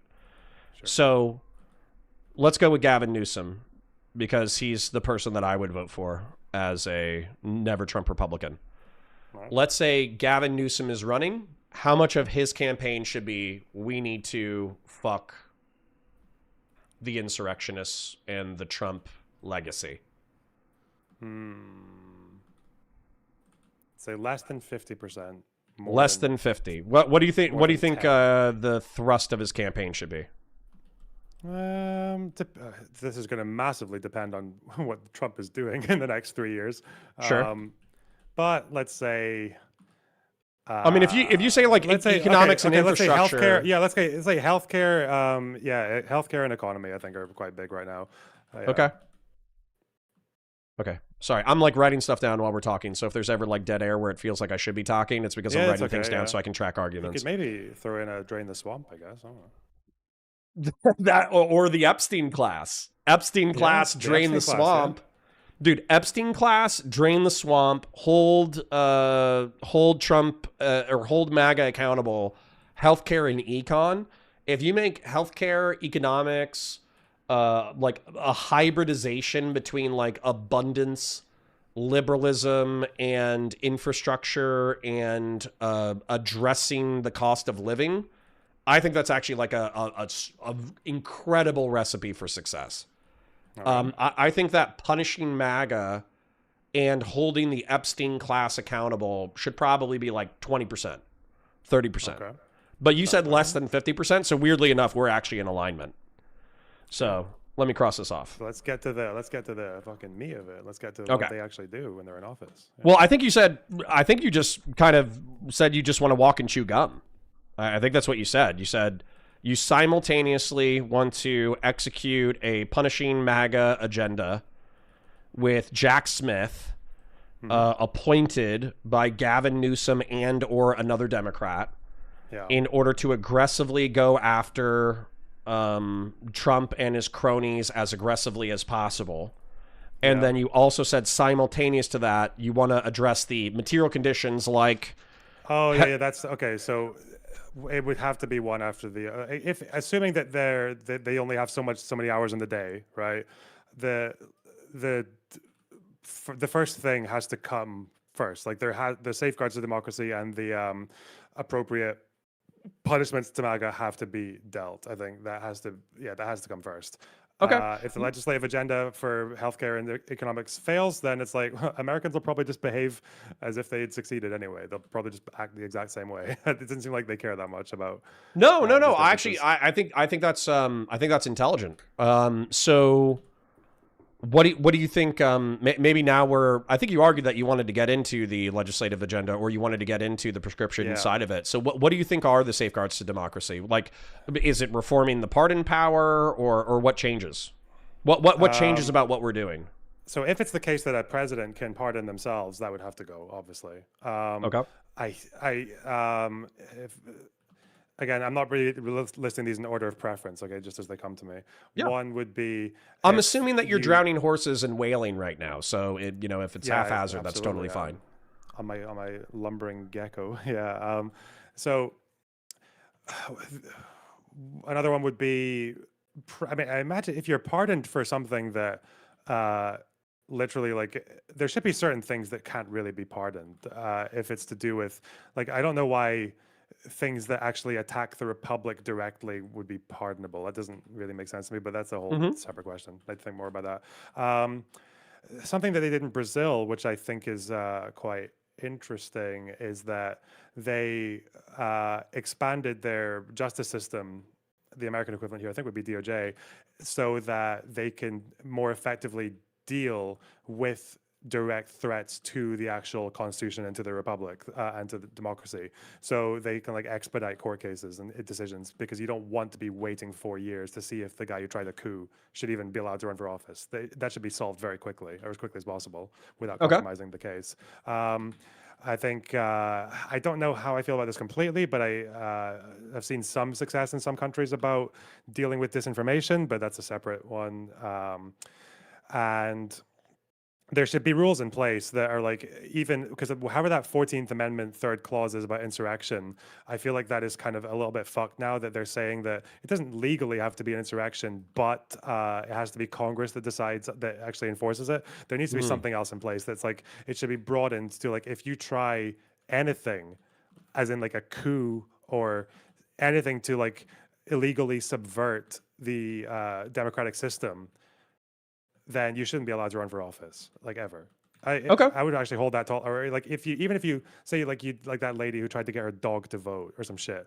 Yeah. Like you're getting like a fucking 10 or 20 year probation on voting. Like if you're gonna behave like that, because it's a sensitive thing, like democracy. Yeah, shit. So these are some like big priorities for me. No, this is I think it's beautifully said and articulated. So what I'm hearing is presuming a narrow House majority a overwhelming House majority, or even a narrow House majority, and then assuming either a couple of Republican defectors or a slim majority in the Senate, then the Democrats should go for the nuclear option in order to pass necessary legislation to safeguard the Republic against the abuses of J.D. Vance and Donald Trump, and that effectively the pardon power should be reformed. The DOJ should have an expanded anti-corruption prosecution wing, an anti-sedition and treason wing. That foreign disinformation, just because I mean the First Amendment is pretty robust, but we've had like horrible abuses of foreign disinformation. For instance, this is actually interesting. So Lauren Southern, the Tenant Media, Lauren Chen, Benny Johnson, Dave Rubin were all part of a Russian disinformation campaign that effectively was never prosecuted. And then not only was it never prosecuted or thoroughly investigated, but there's this dickhead on fucking Twitter who I used to be mutuals with. His name is Joe Rittenhouse. And he went on, he's a fan of the Sitch and Adams show, believe it or not. He called into the Sitch, and he works for the State Department. He called into the Sitch and Adams show in order to crow about the fact that Lauren Chen, the person who actively participated with the Russian disinformation operation, he's the guy who got her visa reinstated for the Trump administration. So yeah, basically reinforce foreign disinformation laws and FARA violations, and then also make a process for the 14th Amendment to reinforce its insurrection clause in a way that's actually predictable. And that's kind of what you gave me as like day one, nuke the filibuster, do this, or else the Republic is at risk. Yeah. I don't disagree with that at all. Maybe another one I'd throw in, the FCC as well. I don't know why this didn't happen, because I was made aware of this yesterday. Yeah. And it made me wonder, because obviously America is much more laissez-faire with free speech than pretty much any other democracy that I'm aware of.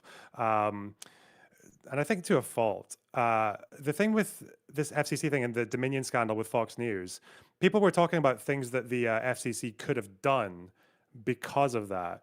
And I think one suggestion here was specifically because of Rupert Murdoch. I think he said something, he actually openly said as part of the discovery of that finding, was that Rupert Murdoch knew that the election fraud claims were lies and he allowed them to air anyway.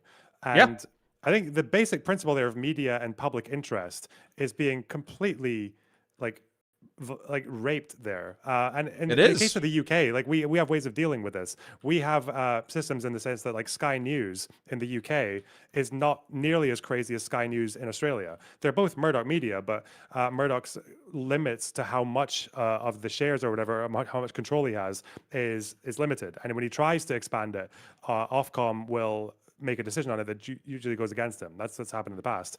So why the FCC couldn't do anything there to Fox News based on that discovery, or why there might not have, maybe there are even criminal charges in there somewhere. But like in the past they did this. Like I think in the 40s was when, I can't remember why this happened, but NBC had to divest from 2 of its radio networks, and obviously one of them became ABC. So I don't know why like Murdoch has been allowed to have this much control over Fox News when he's clearly using it like against the public interest, if anything, not even just neutral, just against it. I think it's because of how robust the First Amendment is, and its reinforcement the reinforcement of government as kind of like a neutral arbiter of the marketplace of ideas rather than an enforcer of the marketplace of ideas, because we haven't really incorporated the what's that concept is like the paradox of tolerance. We haven't really like sufficiently thought about the paradox of tolerance in a way that's intelligent, in a way that we've legislated. Matter of fact, one of the things that's really interesting is have you ever seen the TV show 30 Rock? No. There's an amazing comedy series. It's set in the 2000s with Tina Fey, and it basically goes over like the background characters, the writing staff, and all that kind of stuff of a sitcom, like of a shitty sitcom in the 2000s.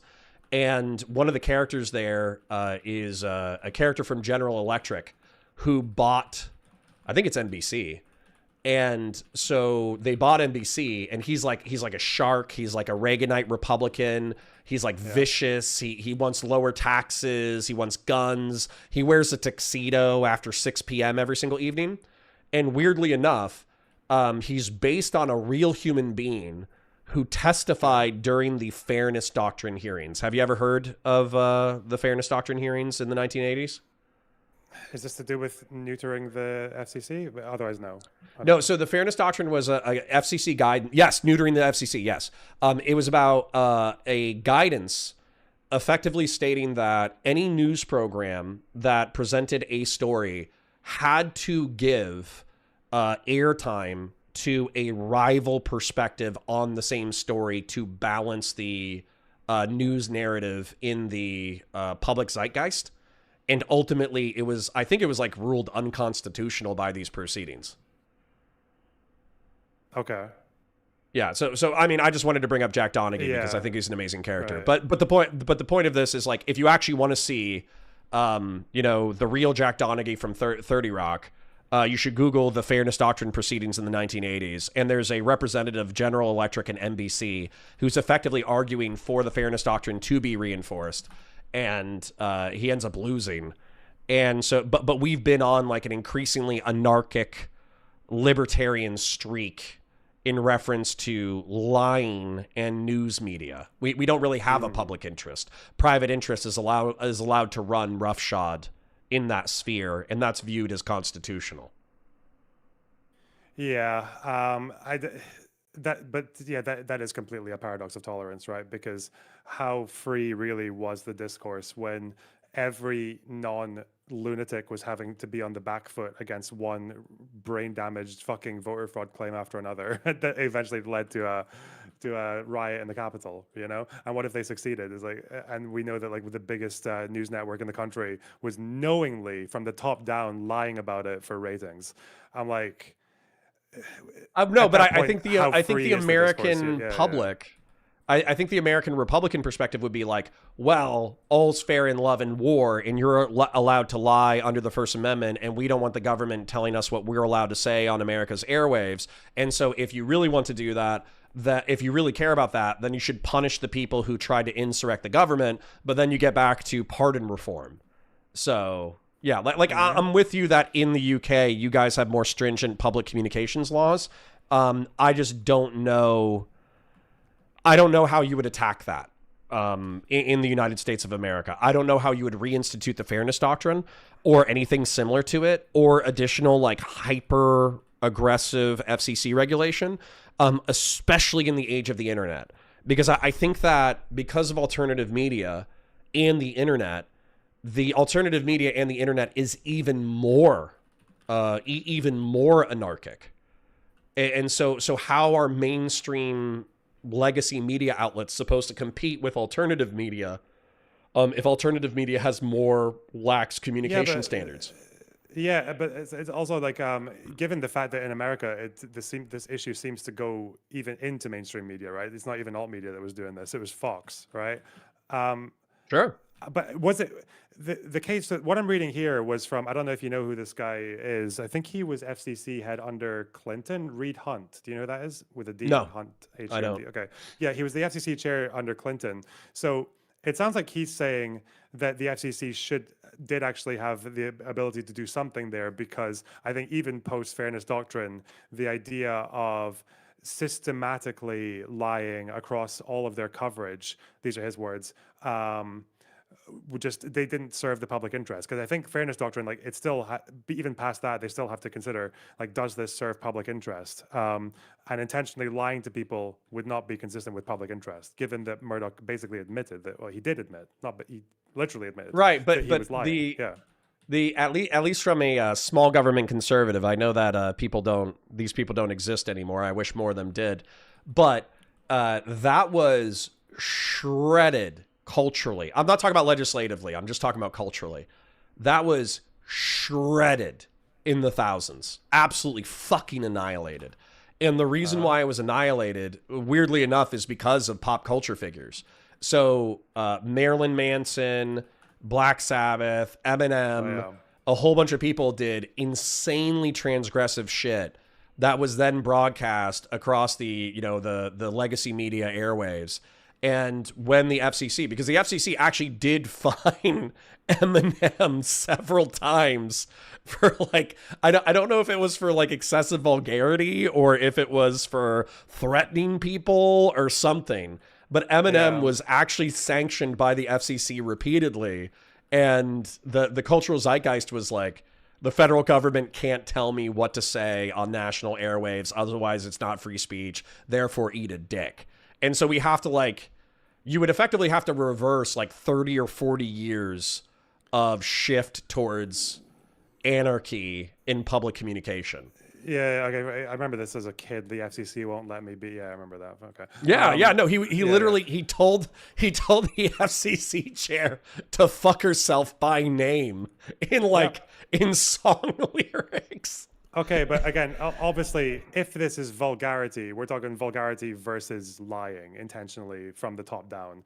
Again, like... Yeah. Like, if the current you probably FCC could make chair, a public interest... Yeah. You could probably make a public interest ruling, and if I was crafting legislation, I don't know if this would stand up to constitutional scrutiny, but I actually would say that news punditry and commentary needs to be segmented from news reporting content. Legacy news reporting content has to reinstitute some level of like codified journalistic integrity. And then if you are a news, entertainment, or punditry segment, you have to like have a disclosure at the beginning of the program saying as much. Like so when you have the Fox 5 in the morning or whatever the fuck, and it's just like Greg Gutfeld and 6 other dickheads like talking shit from like a MAGA perspective, at the beginning of the show, it should say, this is a news commentary and entertainment program, not a come up with an official name for news program. And then they should basically have a disclosure like cigarettes.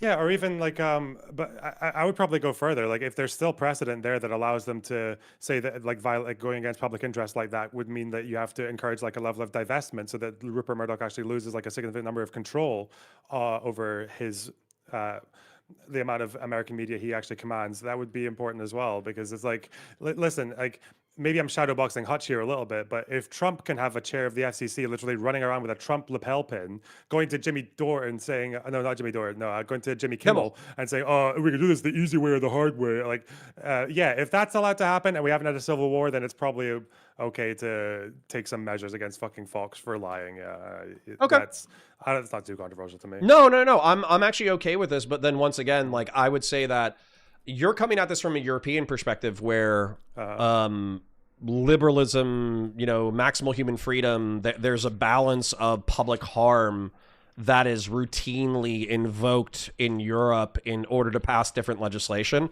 And I'm actually coming at this from like a conservative perspective, where if you extend freedom maximally in all directions, but you cause like a dysgenic, anarchic, violent society, like then maybe a little bit of temperance for freedom is good. So, weirdly enough, I think that you actually like, I know that you're probably approaching it from a left-wing lens in a European context, but I'm actually approaching this from like a American conservative perspective. So that's cool. There's some overlap. Yeah, but I would probably say, I mean, given that this is the opinion of also like a Democrat ex-chair of the FCC, like then it's probably, I think you'd probably have to go like a lot further to be European style, because obviously in Europe we have all kinds of I things think that the Americans wouldn't like for free speech. I was about to say, I think number one, there would need to be like a total cultural transformation that would basically have to reverse what happened in the 2000s. And then I think there would also need to be like a courage in the legislative branch to actually pass and enforce regulations in the FCC that actually said, no. When you are this category of program, we have journalistic standards that you must adhere to that are professionalized, and you also have like you have to have an adherence to factual truth, which is weird. Sorry, go ahead. Might be true for that might be true for the broader standards I would like, but for this specific example of no, I don't. For this specific example, I don't think it would need to be anything radical at all when it comes to going after Fox News. You might even need to just enforce the laws that are on the books. Yeah, all that take would be Newsom or whoever else, peace be upon him, appoints a FCC chair who has teeth. That's it. Who isn't a cuck. I mean, Dominion arguably did win $750 million in a defamation lawsuit, which I think is like a good start for that thing. But yeah, like if there is they don't even need to do a fishing expedition, right? They can just look at the discovery of the Dominion case and be like, "Whoa, God, that's really that's not public interest." The fuck? If there is a federal statute that has already been violated, I don't care if it was written in the 1930s or 1940s. If there was a statute written in 1930 or 1940 saying that you cannot knowingly lie in order to, I don't know, like cause public harm or some shit, and you can be incarcerated for, a year, like even if it's a misdemeanor, let's say it's a misdemeanor and the maximum sentence is a year, I still think that it would be in the public interest to charge Rupert Murdoch, and even if he won in court, force him to sweat a year's worth of incarceration and hundreds of thousands or millions of dollars in legal defense. I agree with that completely. But for me, that's even further. But as far as the FCC, I'd imagine the things that they could do on the books would be things like they could either they could issue their own fines, like from the federal government, or they could just like review licenses, or maybe force a divestment, so just it limits so he has to give up some of his share. This is where the conceptualization. This is where I split from Destiny and Pisco and some other people. So I've heard somebody analogize this. It was Food Chops. They analogize this to, you're playing baseball and somebody picks up a brick, and as they're running around playing the baseball game, they just hit other players with a brick. And then you say, okay, well, I can still win the game, so I'm just going to let them continue to hit people with bricks in order to, but I'll still win the game in the long run. Whereas what they're saying is like, well, we need to pick up our own bricks in order to play the game with them because they picked up their bricks first. However, my beef with that, with keeping it in the analogy sense, is that we already have a judiciary. We already have, law enforcement. We already have laws on the books. And so when you keep it within the realm of analogy, it sounds like you're advocating for illegal shit. Whereas what we've talked about so far all seems within the realm of the legislative and like law enforcement realm.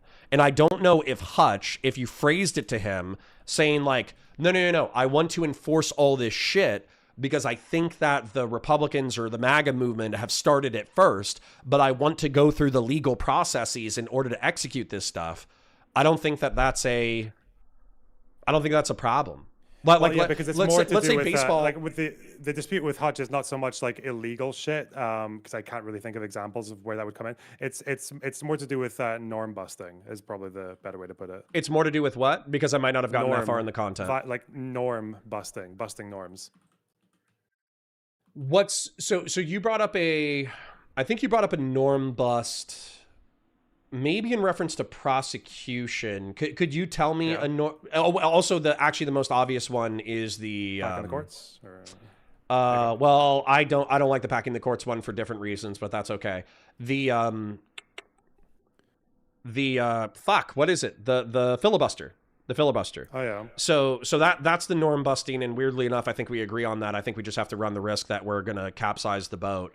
But then what's the other norm bust that's on your radar, I suppose? Well, if this FCC thing turns out to be a norm bust, I would be completely okay with it. Okay. Which probably means that the Supreme Court might try to say something about, like, even if they might try to say it's against First Amendment to do what you're doing here, or yeah, I think that would probably be fine. I'd have to think of some other ones, but these seem to be the main ones that me and Hutch were arguing over. Hutch seemed to be of the position that, like, this thing about no matter how mental the Supreme Court gets or in their decisions, you can't really go against it unless it's like Civil War territory. But I don't really see why that holds up. Well, I mean, I agree with Hutch on that one. The reason why I agree with Hutch on that one is because, so for instance, like the reinforcement of executive privilege. Pisco and I and several people, we view this thing completely differently, which is he thinks, and other people they argued previously, that through the Supreme Court ruling saying that the presidency has sovereign immunity under official acts that cannot be investigated or questioned, I think that there is plenty of room from a federal prosecutor or prosecutor's office to say these acts are not official acts and therefore fall under the scrutiny of criminal investigation and prosecution. I still think that window exists. However, that's the question. What if it doesn't? What if everything Trump did at January 6th was all official acts? Fake elections and everything. I think we need to test that. And the reason why I would say we need to test That's that, and I haven't lost... What if? I know, but I don't have a sufficient lack of faith in the courts that you guys do. So for instance, like, what were you expecting? Because the way that they characterize the Supreme Court at this point is that they're Trump cock sleeves. So how do you keep that characterization in light of the tariffs ruling?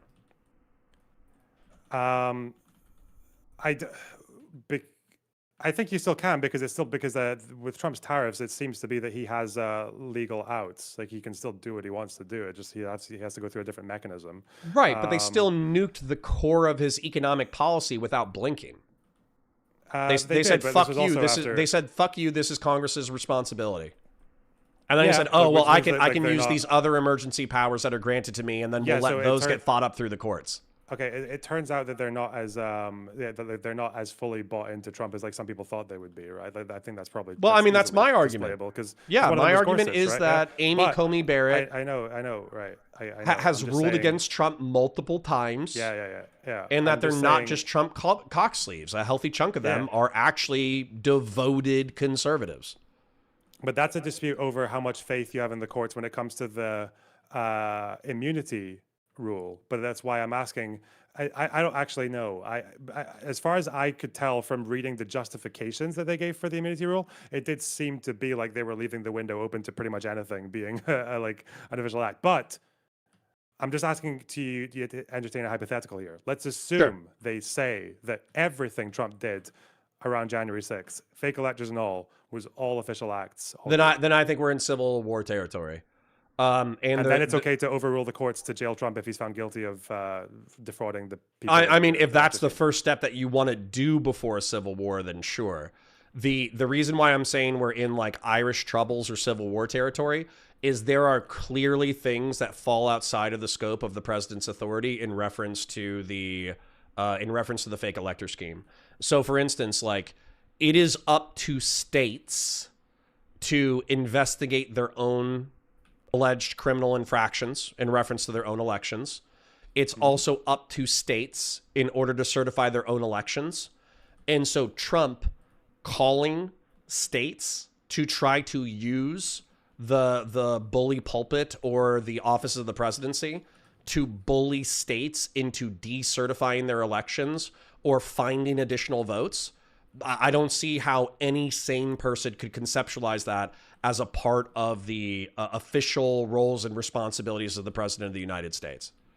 I don't think there's a single good faith argument that you could forward that actually stands up to scrutiny. So if the courts ruled, well, I just want to answer your question fully. I'll take another 10 seconds.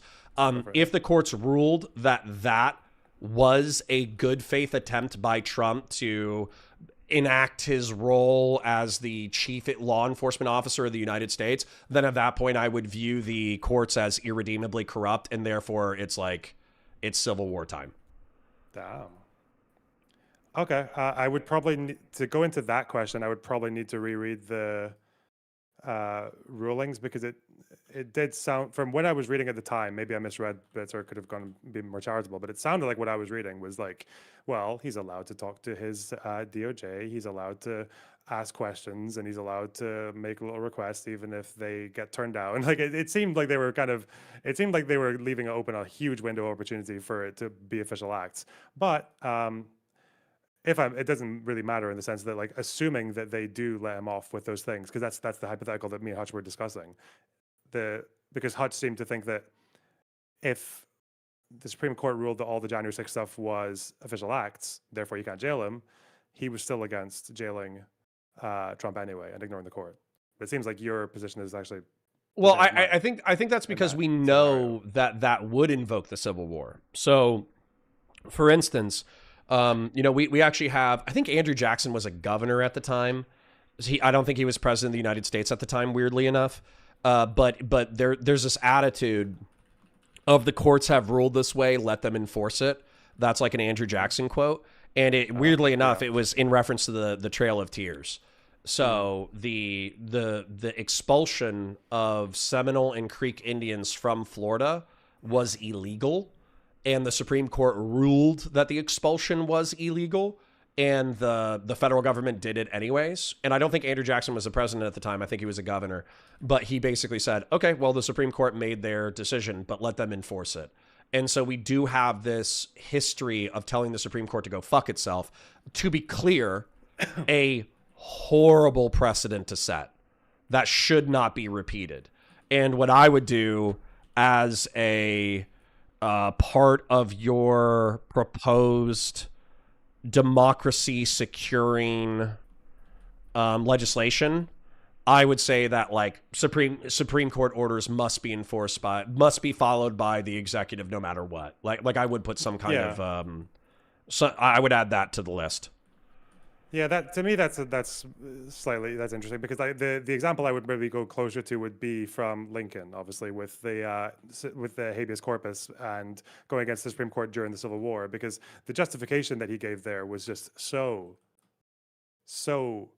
beautifully worded when he basically said that the Supreme Court or the Constitution is not a suicide pact, as in, like, if we're in a position where, because I think he jailed Confederates in, was it Maryland? I can't remember where. He had jailed Confederates, and the Supreme Court was telling him to release them, and he's just like, no, like, the Supreme Court's ruling here is like, we're not going to just follow these 9 or 13 or 15 or 6 or whatever justices over the edge of a cliff if they're being like this. Like, yeah. So that's kind of the position I had, and I would consider. And I think this was maybe where Hutch and I disagreed, is that them saying everything Trump did around January 6th was actually official acts, can't jail him. To me, that is like basically making their word and making the Constitution into an American suicide pact. And like, no, I mean that is interesting, because effectively, weirdly, my reform, my proposed reform, when the Supreme Court makes a just ruling, it compels the executive to follow a just ruling. But then also when they sign a suicide pact, it compels you to follow the suicide pact. That's interesting. But I also don't know how to deal with that.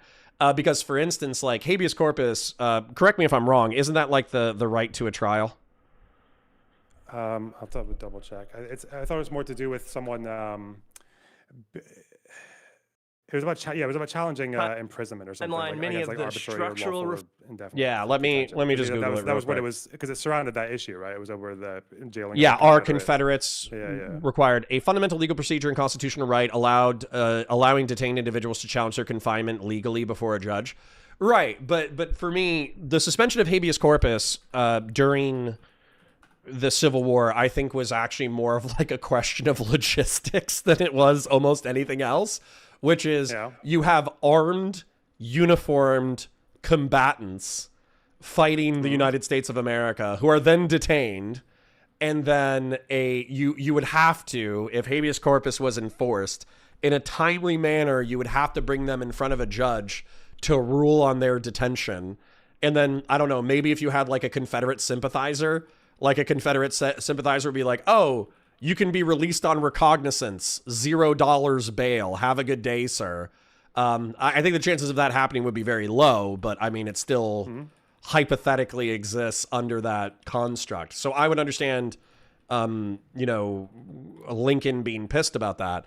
But I also think that if most of the judges who were working for the Union were pro-Union, then they would say, no, you engaged in sedition and treason against the Union. Your detention is just. Stay in jail or prison. So, but I consider it just to obviously a lesser degree, but I consider the practical issue to say, like, I consider it still a practical issue. And insofar as you think it's practical for a democracy to be able to jail someone that assaults it, even if they're a president. Okay, hold on. I got a super chat where somebody chatted a few times and then they paid me to ask this question, so I'm going to answer it.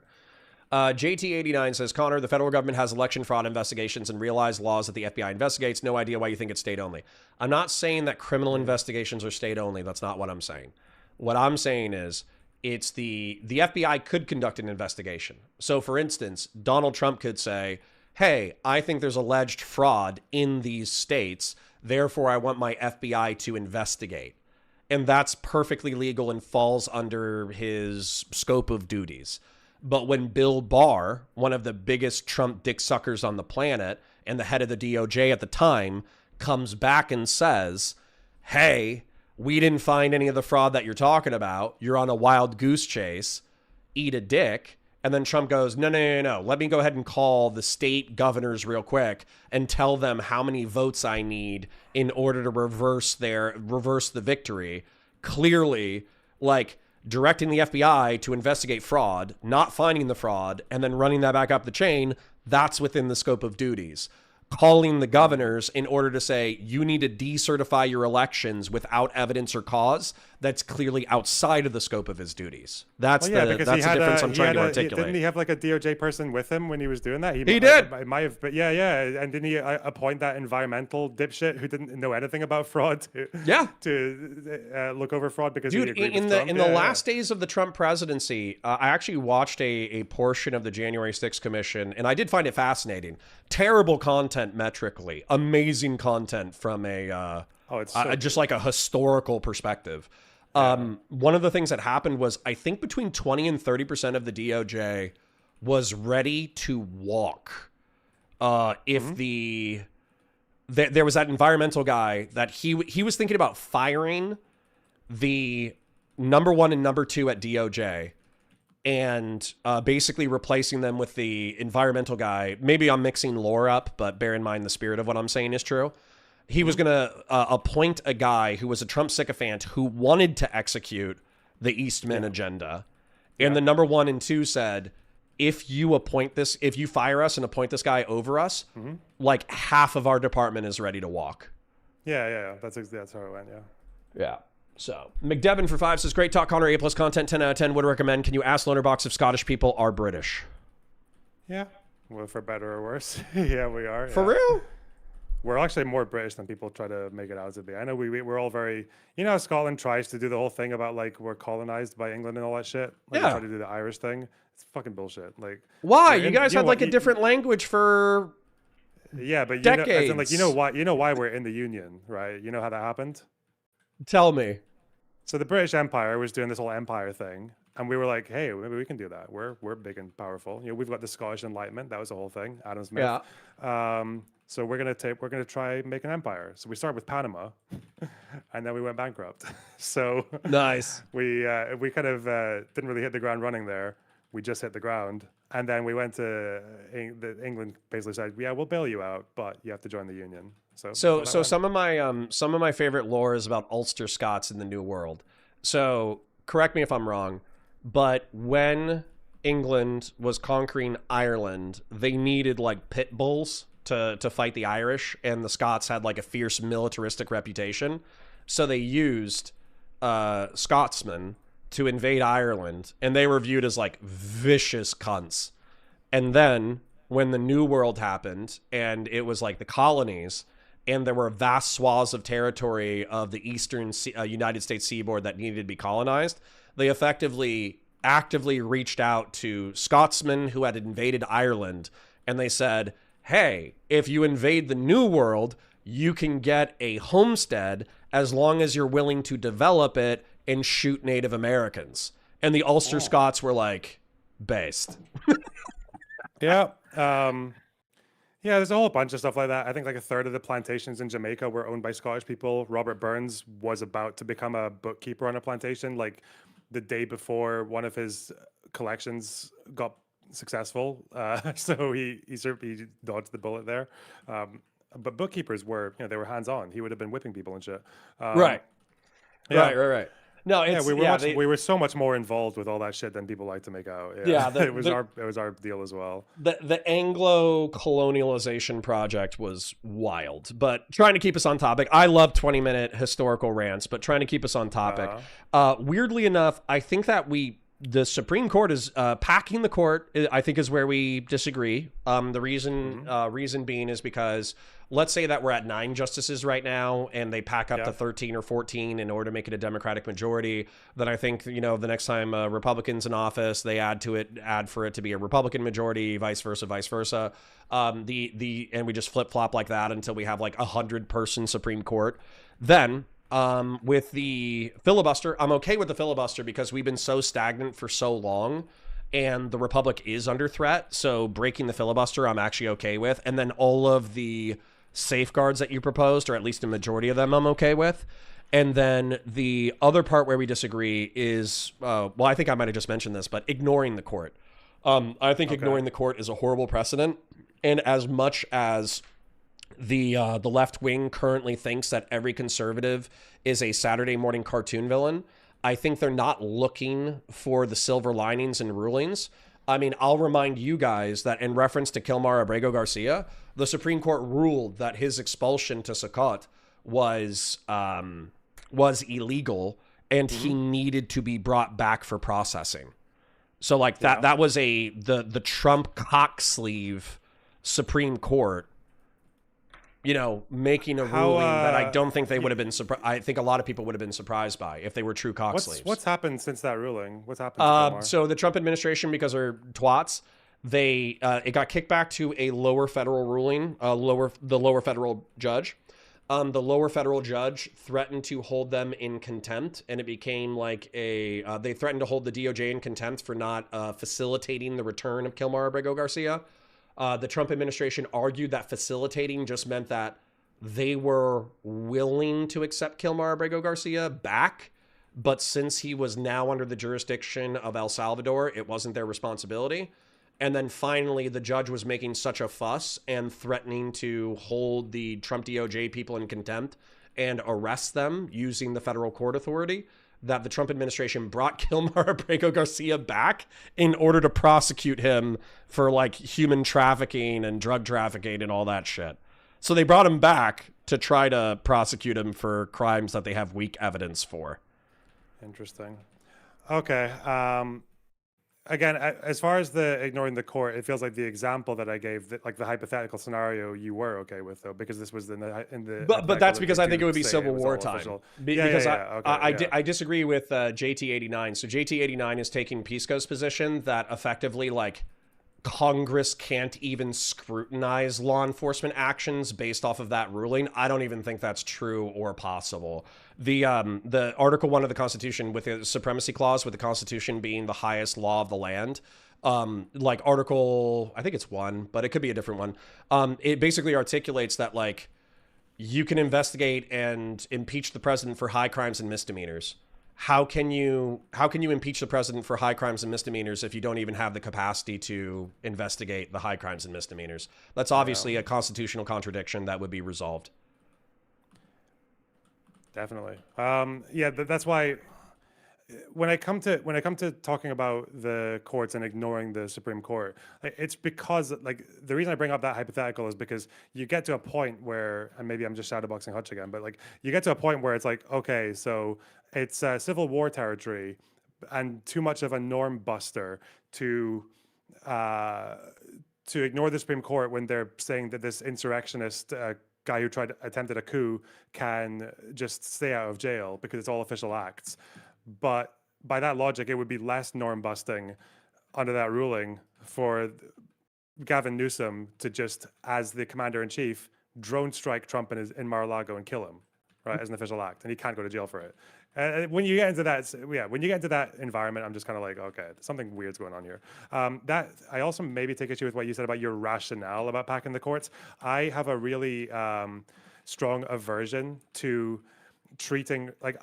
Maybe you're against this, but like I treat Republicans, or at least MAGA Republicans specifically, and appeasing them in the same way that I treat appeasing Nazis. I don't think they will ever do this thing where like they're going to hold off on an action just because Democrats haven't done it first. I don't think that's what motivates them. And I think the example that Hutch tried to give me with the filibuster, like why haven't they ended the filibuster? But then he kind of answered my own question, which is that they don't end the filibuster because they know that if they do, then Democrats will just fuck them in turn afterwards. Right.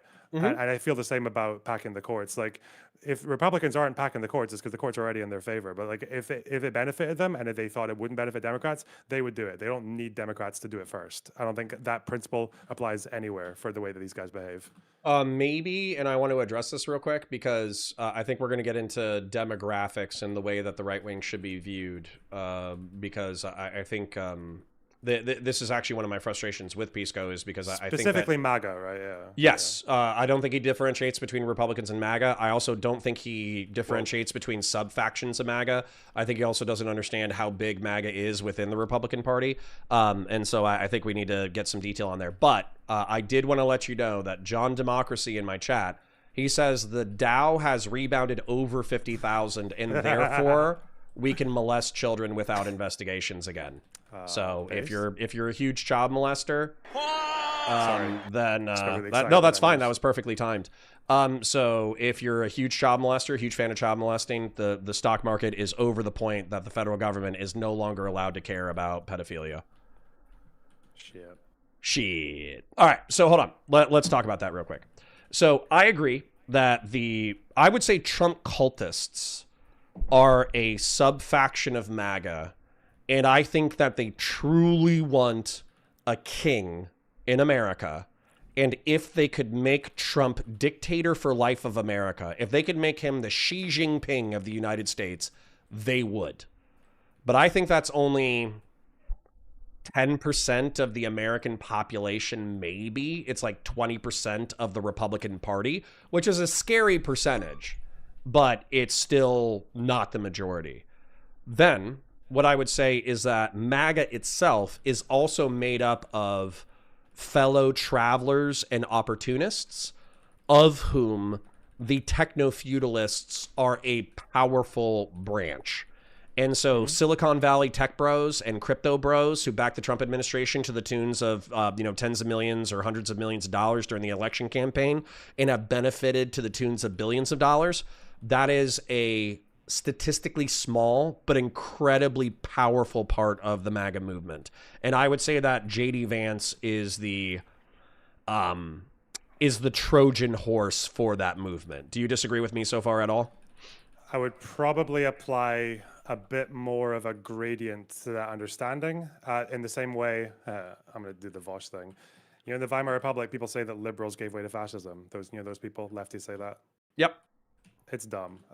The people who actually did give way to the Nazis were conservatives. They were the monarchists who the Christian they nationalists. Thought the Nazis were they thought the Nazis were the Catholics and also like the standard like Hindenburg monarchist Republicans who didn't like the Nazis. They thought the Nazis were like fucking animals, like uncivilized barbarian retards who they could put a leash on. But they tolerated them and were willing to bring them into power to use them for their ends because they thought they could be controlled. So when you say, yeah, maybe it is 20% of MAGA that wants Trump to be a king, the problem is that in terms of the fellow travelers are outcome, dangerous. But to me, the fellow travelers, like to me, in terms of outcome, I do kind of consider them like maybe even more instrumental to the issue in the sense that they're okay with a king. They're tolerating a king. Hold on, I have another important news announcement. So somebody said, actually, the Dow is 48,000. It's fake news. Everybody stop molesting kids. So, all right. So just wanted to up.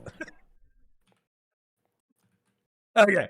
So, yeah. No, I agree with you. And I think the fellow travelers argument, one of the things that was so frustrating about learning about Christian nationalism and its history in Germany was seeing the parallels between Nick Fuentes' movement and the Christian nationalists of Germany. Because if you talk to Nick Fuentes or if you talk to a Groyper, they're like, oh, I'm not a Nazi. Like, I'm not a pagan, authoritarian, race realist. Well, I mean, they might be race realist, but they're not like racist. You know, they're not racists. They're just race realist.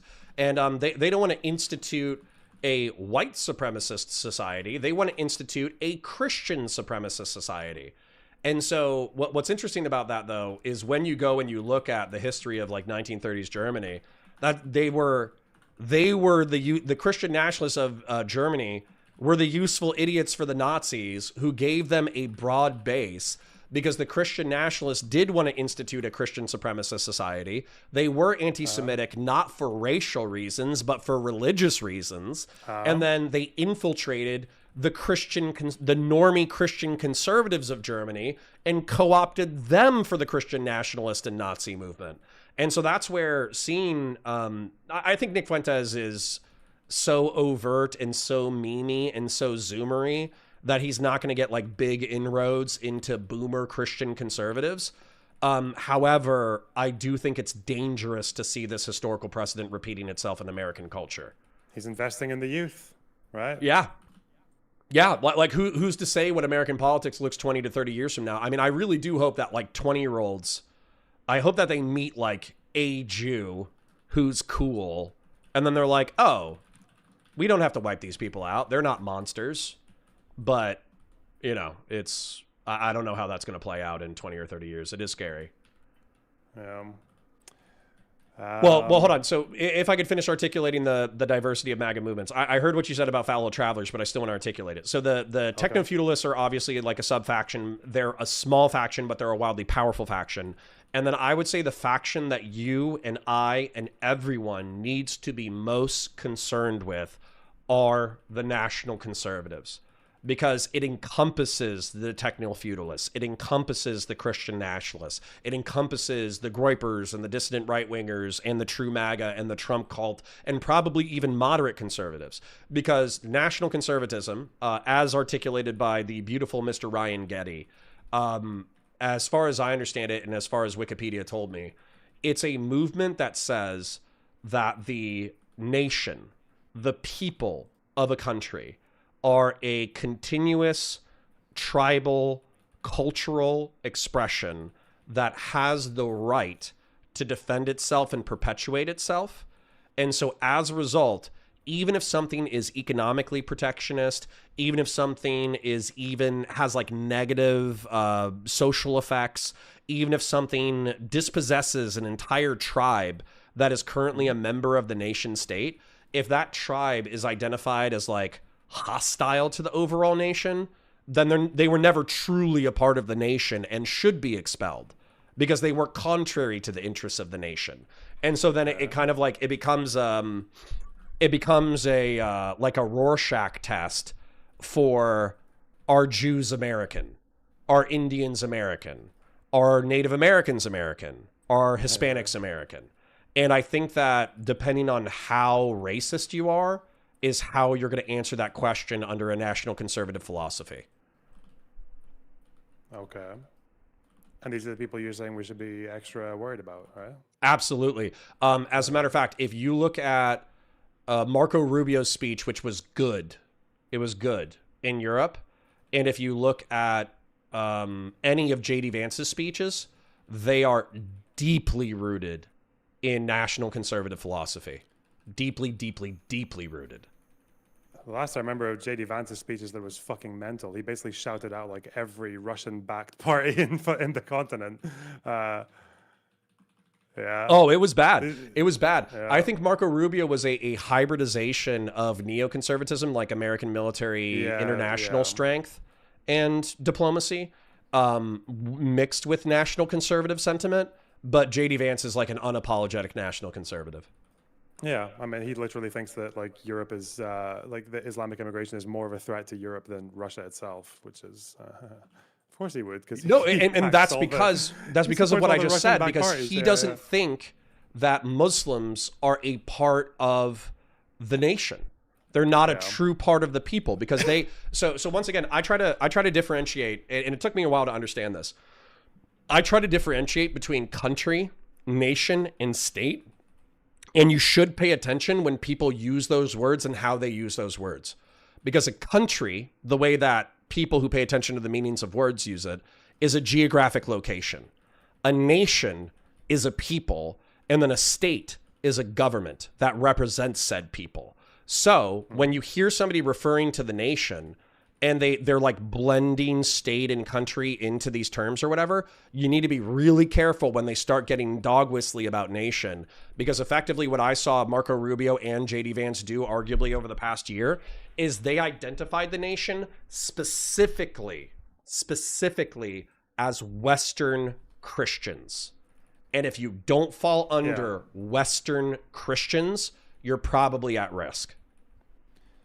Yeah, I wonder how they feel about the fact that America literally kind of created effectively and supports a Muslim nation in Europe, which is Kosovo.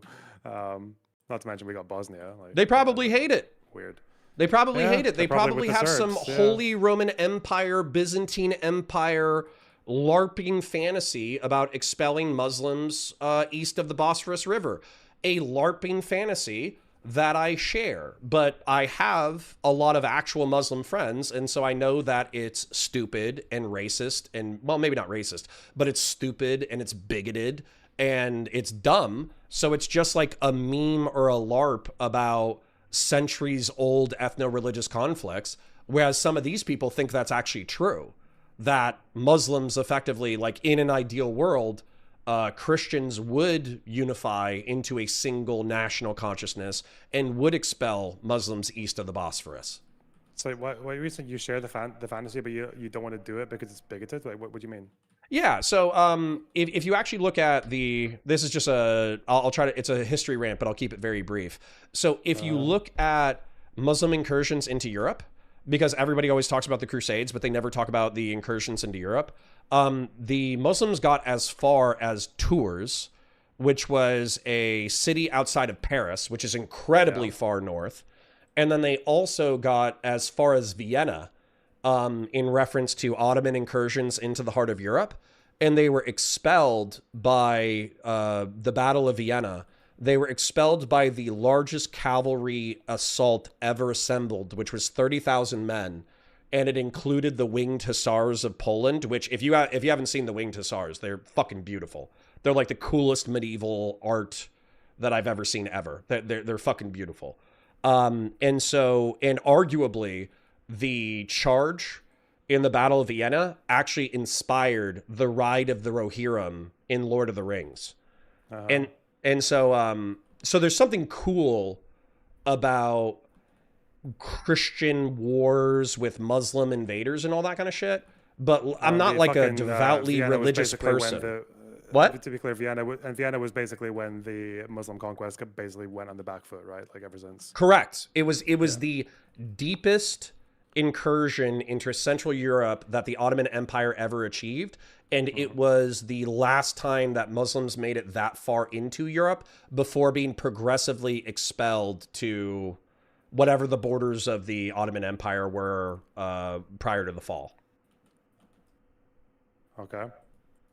Yeah. So anyways, I mean, there's something cool and romantic about that time period, but I'm not actually hostile to Muslims.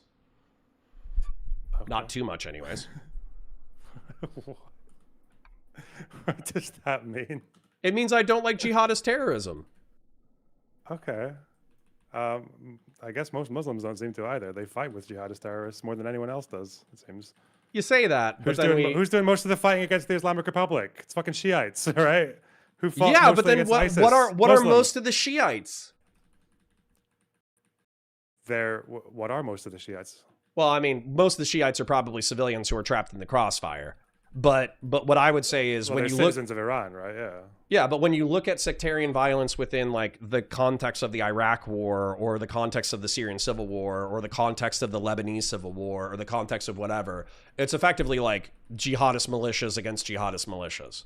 Oftentimes. No, not necessarily always. When there was, in Lebanon, Syria, and the PLO, like these guys were motivated by like their big rallying cry was nationalism more so than radical Islam. Like the Islam thing only really became dominant, I suppose, like in the 70s and 80s, like after the Iran-Iraq War, the Iran Revolution. Well, yeah, yeah. That was after the revolution. Yeah.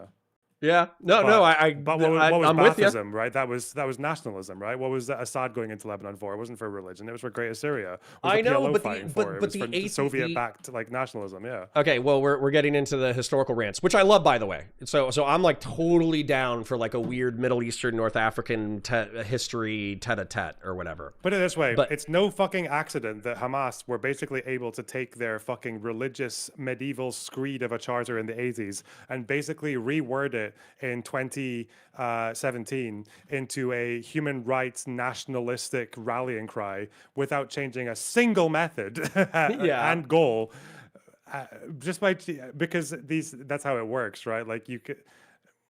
The point being that you can literally just like take any of these struggles and just reframe it into like a nationalistic, or even if you really want to, a human rights thing. Because apparently just like all these words at the end of the day and all these principles are all just open to the interpretation of whichever fucking nutter wants to make it work.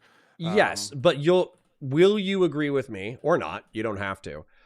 Will you agree with me that the anti-theistic secularists of the Muslim world have largely been put on the back foot in the past 50 years?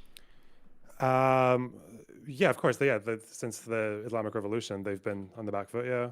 Although it depends on the conservative Muslim regimes of the Gulf states and like Jordan and all that, or I guess they're quite different to the radical Islamic regimes like Iran. Quite different. Sorry. There's somebody said something silly in my chat, and I need to address it real quick. Sacred Snow says, Connor, the Iraq Body Count Project says almost all the killings were Arab against Arab. Also, Connor, I don't know if Arabs do most jihadists killed. No, that's not what I said. Sacred Snow, please pay attention. So, what I was saying was that, and this is accurate, at least according to the Iraq Body Count Project, is that within the sectarian civil wars of Iraq and Syria, the vast majority of the casualties are effectively jihadist militias fighting jihadist militias and also slaughtering the civilian population. Now take that statement and put that away. What Lonerbox asked me, maybe I heard it wrong, but what I thought he asked me, he's like, well, who are the majority of the people who fight the jihadists? And I think he was appealing to the fact that there are nationalist or socialist militias or democratic, the Syrian Democratic Army, right? Would you call Assad's regime, would you call the Syrian Arab Army and the Russian backers, are they jihadist armies? I don't think so, no. I would say they're like modern military forces that probably have a religious tinge, but it's not like the core to their identity. Mm-hmm. But they're guilty of a whole different series of war crimes. I mean, they did like 90% of the killings in the Syrian civil war, right? Yeah. I mean, I don't know how the stats would stack up, and maybe you have better insight into this. So for the Iraq, the Syrian civil war, what it seemed like happened to me was that the Iraq war, and for those of people who don't contextualize it this way, I actually wouldn't mind saying this because I don't think this gets discussed a lot in left-wing spaces, is that the way that a lot of people in pop media or alt media talk about the civil war, or excuse me, the Iraq war and the war in Afghanistan, is that U.S. forces just showed up and massacred everybody, which is like not what happened. That's not what happened, no. What happened was we showed up, we destabilized the nation, we deposed the government, and we effectively started sectarian civil wars between multiple factions, and we took sides with said factions and tried to prop up the ones that were sympathetic to us and dispossess the ones that were hostile to us. But those civil wars then in turn killed hundreds of thousands of people along sectarian lines. Then, so getting back to Syria, you said, do you think the Assad regime is responsible for the vast majority of casualties in the Syrian civil war? I would have to see what the stats on it are, but what I understood to happen is effectively the United States left Iraq in 2011. ISIS seized eastern Iraq and western Syria, and then they didn't back, but they fought the Syrian regime, ironically enough, while still selling them oil, while the Kurds, the SDF, and al-Nusra fought the Assadist regime in the north. And then the Assadist regime, effectively, if any city was under rebel control, they air bombed that city indiscriminately. Yeah, that's all true. But if in terms of, I don't know the exact breakdown in Iraq, but yeah, like in the Syrian civil war specifically, I think like between 80 and 90% of the deaths are attributed to Assad and his allies, which will include Hezbollah, who played a pivotal role, and they are definitely jihadists. Some Iranian proxy militia groups and IRGC officers would be part of that as well. But generally, the Assad forces and Russians who made up most of the firepower, these would have been. They would have been the non-jihadists. I don't know how it was in Iraq because So hold on, I got a moral question for you along those lines. So, arguably, the United States supported the Syrian Democratic Forces and the Kurds in the north in an attempt to depose Bashar al-Assad. Now, Bashar al-Assad wasn't Western aligned, but he was Western educated, and he was a modernist. And the geopolitical argument that I've heard consistently is that the Assadist regime was allies with the Russians, and they had the the port in Tartus. That's like Sevastopol and Tartus were like the two major Russian naval bases. And so the United States, in an attempt to fuck over Russia, was willing to prop up the Syrian civil war. So is it the U.S.'s fault for abandoning Iraq and propping up factions in the Syrian civil war? And is that why it's so bloody and shitty? Or is it Bashar al-Assad's fault for slaughtering his own people to maintain power? I mean, obviously, it's primarily Assad's fault. It's also the fault of Iran for needing Assad's regime to be there. How dare you break with Hassan to move their Piker? arms to Lebanon. Yeah, obviously, right? Yeah. What the fuck? I'll say America didn't do enough. Why the fuck is Obama saying, hey, don't do any chemical weapons or we'll do something, and then the chemical weapons happen, and then Obama doesn't do something? Oh, a fucking mental thing to do.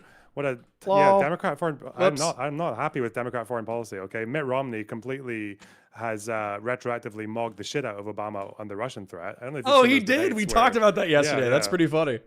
Yeah, and obviously that. Just like that, I guess, like just living in the shadow of the Iraq War made Obama very, very sketchy about Syria. But then why give a warning? Don't give a warning. You're just making it so much worse by doing that. But as far as the earlier question, I think what seems to plague them at least a lot more is not necessarily drawn on religious lines, but it partially is. But it's to me, it's like sectarian lines, and these sectarian lines are often more ethnic than religious, because that's why you get so much. But I marry Muslim violence as well. I marry I wrote a book. Indulge me a brief rant. Holy shit. I wrote a book 20 years ago. Okay, maybe not 20 years ago, 15 years ago. And what I realized is, while I was trying to make sense of my military experiences, I was rereading a paragraph that I had written, and I mixed the word like Arab and Muslim synonymously, like repeatedly. Terrible. And I was like, oh, this is horrible. What the fuck? But then I started thinking about like the religious sectarianism that's prominent in the Muslim world, obviously Sunni Shia being like the dominant one. And then I started thinking about the various ethnic groups, particularly in Afghanistan. Afghanistan gets crazy. There's like the Hazaras and the Uzbeks and the Tajiks and the Pashtos and the this and the that. Like, I think like Afghanistan is, weirdly enough, one of the most multi-ethnically populated places on the planet. Yeah. And so eventually I kind of landed on like, well, I need to intelligently divorce these groups And so I started studying like the ethnography and the differences in ethnos, and the language and the religion. But what I realized is that the broad trends of ethno-religious linguistic alliance still seem to play out in broad shit. So for instance, a lot of people really don't like me characterizing the sectarian violence in Iraq as between Sunni and Shia. But if I was, because they assume that I'm invoking that this is purely over religious dispute. But if you look at the conflict, it oftentimes is between Sunni and Shia. And I would analogize this to Ireland, where the Irish and the Northern Irish are not fighting because they're Catholic and Protestant. But if you were to divide up the lines between the conflicting factions, they're disproportionately Catholic or Protestant. Yeah, because that's kind of where the lines were drawn a very long time ago. Yeah, yeah. Well, right, but people, especially lefties, a lot of lefties, a lot of liberals, a lot of progressives, the second that you invoke the fact that sectarian violence in the Middle East and North Africa falls along religious lines, they make the additional assumption that you think it's because of religious difference and not like geopolitical struggle between different factions. And then they blame you for being like insufficiently educated to properly talk about geopolitical tribes. Yeah. But then even once you get educated on it, you're still like, oh, well, this faction is 90% Shia, this faction is 90% Sunni, and the 5% that's something different and the 2% that's something different are viewed as traitors to their respective religious groups because they're fighting for the wrong side.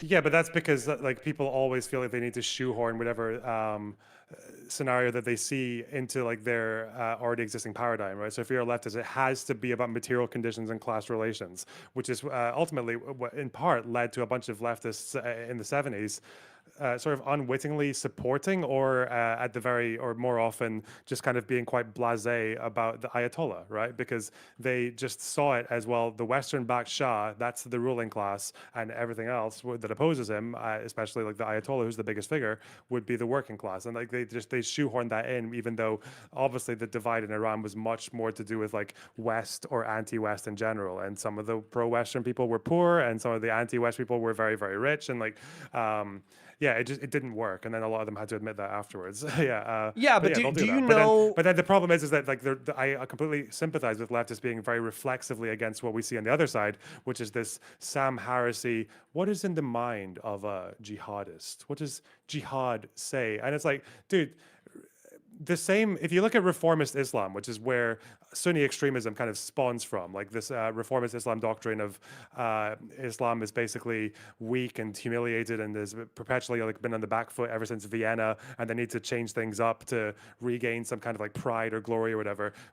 This is kind of like where ISIS comes from, and it's where Wahhabism comes from, or like all these, or Hamas comes from as well. Like reformist Islam, but it's also where the Ram party comes from, the Israeli Arab Islamist party that preaches coexistence and like two states and like non-violent action against occupation. Like, so the same religious doctrine of reformist Islam can produce, like Hamas can also produce the complete antithesis of Hamas within Yeah, the no, Palestinian it's community. just like 40 miles across the border, right? Yeah. So, yeah, I think the frustration though, from like a Western secular lens though, or a cultural Christian or post-Christian lens, is that it seems like, maybe I'm wrong in this historical assessment, but I do think it's interesting. It seems like in Europe, religious sectarianism drove us apart to the point that the most famous massacres of European history, besides in World War II, were often related to religious sectarianism and tribalism. And so as a result, like what we ended up doing is we took 2 or 3 verses from the Bible, reinforced them as like the thrust of the religion, and then we said we should stop sectarian violence amongst Christians. And I think that idea has largely held for the past 100 years. Now, what's really funny about that is immediately after we kind of got over religious tribalism and sectarian violence, we created a new tribalism, which was nationalism, and then we started massacring each other across nationalist lines, and we set like world high records for people killed in the name of an ideology.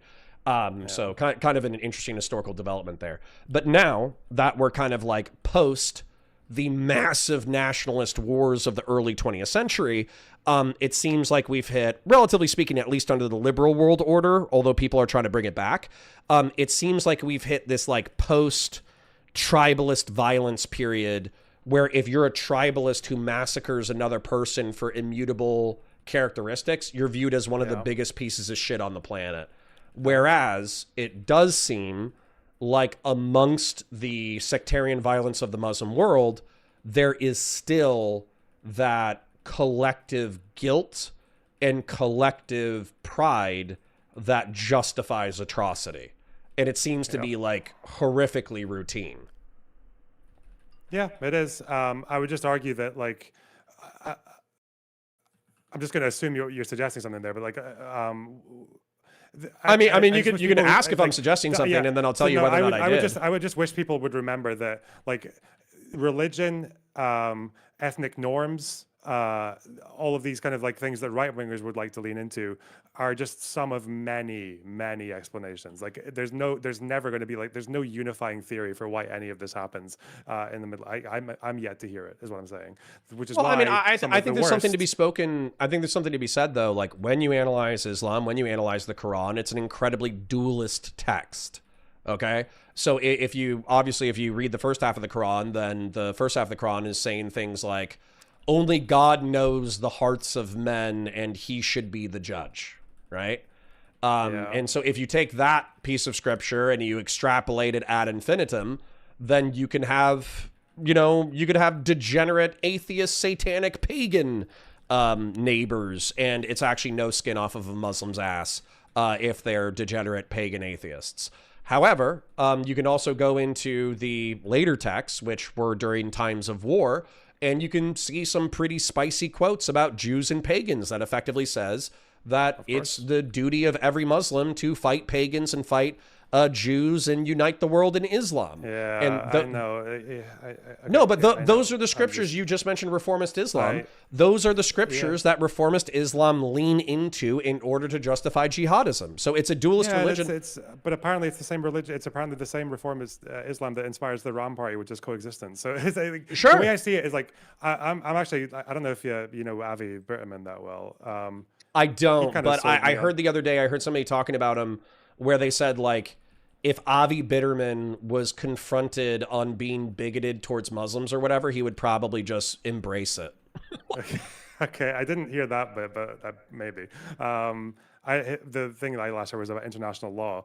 But the argument he gave me, I don't really agree with his argument on international law, but the underlying take that he gives, I think, is very true. It's much more true than people give it credit for, which is that it sounded like to me what he was saying was that these like words are really, words don't act like laws, and foundational texts and guiding principles really mean nothing outside of what the majority of followers or what the arbiters have decided it means, which is why Hamas obviously still follows that very medieval Islamic charter from the 80s. They've never disowned it. That's why they do what they do.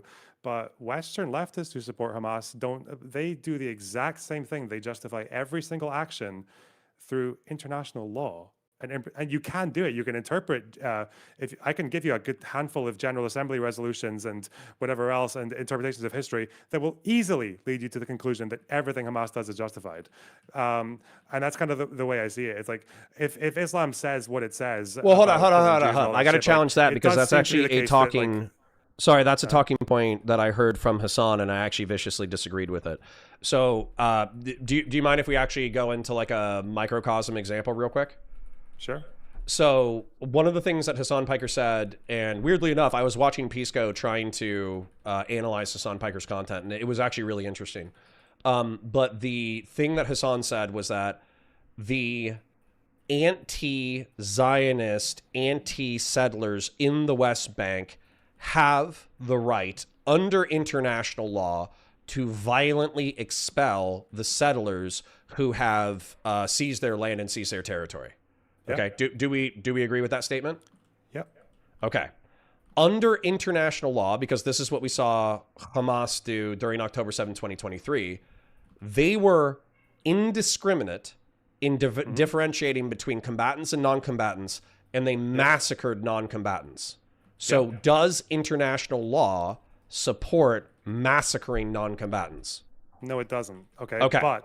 But if you read the right General Assembly resolutions, which are, I guess, like opinions on international law from the international community, you can say that, like, the argument that these guys make is like, they effectively say that there are, at least out there are resolutions that are worded in specific ways that you can actually infer that meaning. So, for example, there's a General Assembly resolution from the 80s, which I think is still standing, which says that occupied and oppressed peoples can fight oppression by any means necessary. If you follow that to the word, any means, but that's any means, literally anything. Okay. Yeah, but then we get into a legalistic versus moral analysis where, yeah, sure. If and by the way, I do think Hassan Piker genuinely does apologia along that vein. And when confronted about it, this was my analogy, and I do love my analogy about it. And I might have stolen it a little bit from Steven, but there are people where, like, if you ask them, should you eat a human infant? Their answer is going to be, no, you should never eat a human infant. And you're like, why? And they're like, oh, because it's a member of my species. It's a creature capable of feeling pain. It probably has a limited sapient and sentient experience. Cruelty towards this, creature is bad. Like, they're going to come up with, like, sane reasons for why it's bad to eat children. However, within the Hassan Piker dynamic, when asked about, like, within this term, why murdering civilians is wrong, and I'll go back to the analogy in a moment, but he says, oh, because it would be counterproductive to the anti-settler, anti-Zionist movement. And so for me, that's not whether or not actually killing civilians is bad. It's just whether or not it's a question of effectiveness. And so the way that I analogize this, it would be like, okay, is eating human infants bad? And then the person says, yeah, it's bad. And then you're like, okay, why? And then they're like, oh, well, they don't really taste good. You can't really get a good dry rub, or like you can't really like put them in barbecue sauce for a few hours, and the meat just never tastes good. And then you're like, like that's not what I fucking asked. Yeah. Like I'm happy that we agree that eating children is wrong. I'm concerned that we don't think eating children is wrong for different reasons. Yeah, because the contention that they were having was what, like whether or not killing Israeli civilians or whether they count as civilians, was that Hassan was arguing that it's just a different perspective. It's a different legal perspective. Yeah. And I think he would have appealed to the exact line of argumentation that you just said, which is if you go to UN resolutions that say by any means necessary, then you could interpret it that way. Yeah. So, but when asked about killing civilians, he's just going to say, oh, well, I mean, it's potentially legally justified under UN charter, but realistically, I think it's counterproductive. And for me, that's like, babies don't taste good. That's what I heard. Yeah, but the core argument I'm making in that is that the core argument I'm making is that somehow these people with their mental gymnastics, and they're really just very, very creative reading of words, I think that's what it is, are able to take all of Hamas's medieval religious justifications and make them international law justifications. Can I ask you, I want to ask you something about, because you cited them twice. You cited a faction that takes the Quran and cites it for a two-state solution that's peaceful. Reformist Islam, yeah. Can I ask you, how do they deal with the people of the book question? And I understand that it's not explicit, but I think that part of the motivation for why Palestine, I mean, this is definitely part of the motivation for people like Osama bin Laden and Qutb, whatever that Egyptian guy. Part of the problem with Western supremacy and secular Christian supremacy and Jewish supremacy within Judaism and the Western world is not the fact that you can cohabitate with people differently. It's that these ideologies are supreme above Islam within their spheres of influence. And the way that the concept of the people of the book, as far as I understand it, it's like you can have Jews and Christians in a Muslim society. However, they are people of the book who are tolerated. They are not equal or supreme above Muslims. And so Israel is basically like a religious affront, not because there's Jews there, but because there's Jews who are supreme above Muslims. Yeah. So your question is basically, how did they get around that text? Yeah, basically. Okay. I can maybe, I don't know that process. I just know that they've done it. I can find a Ram voter if you want. I don't know if he's around right now. Can you hold literally for 30 seconds? Because I think it's drizzling and my dog's outside and she's barking to come in. Can I be back in 20 seconds? Yeah, go for it. All right.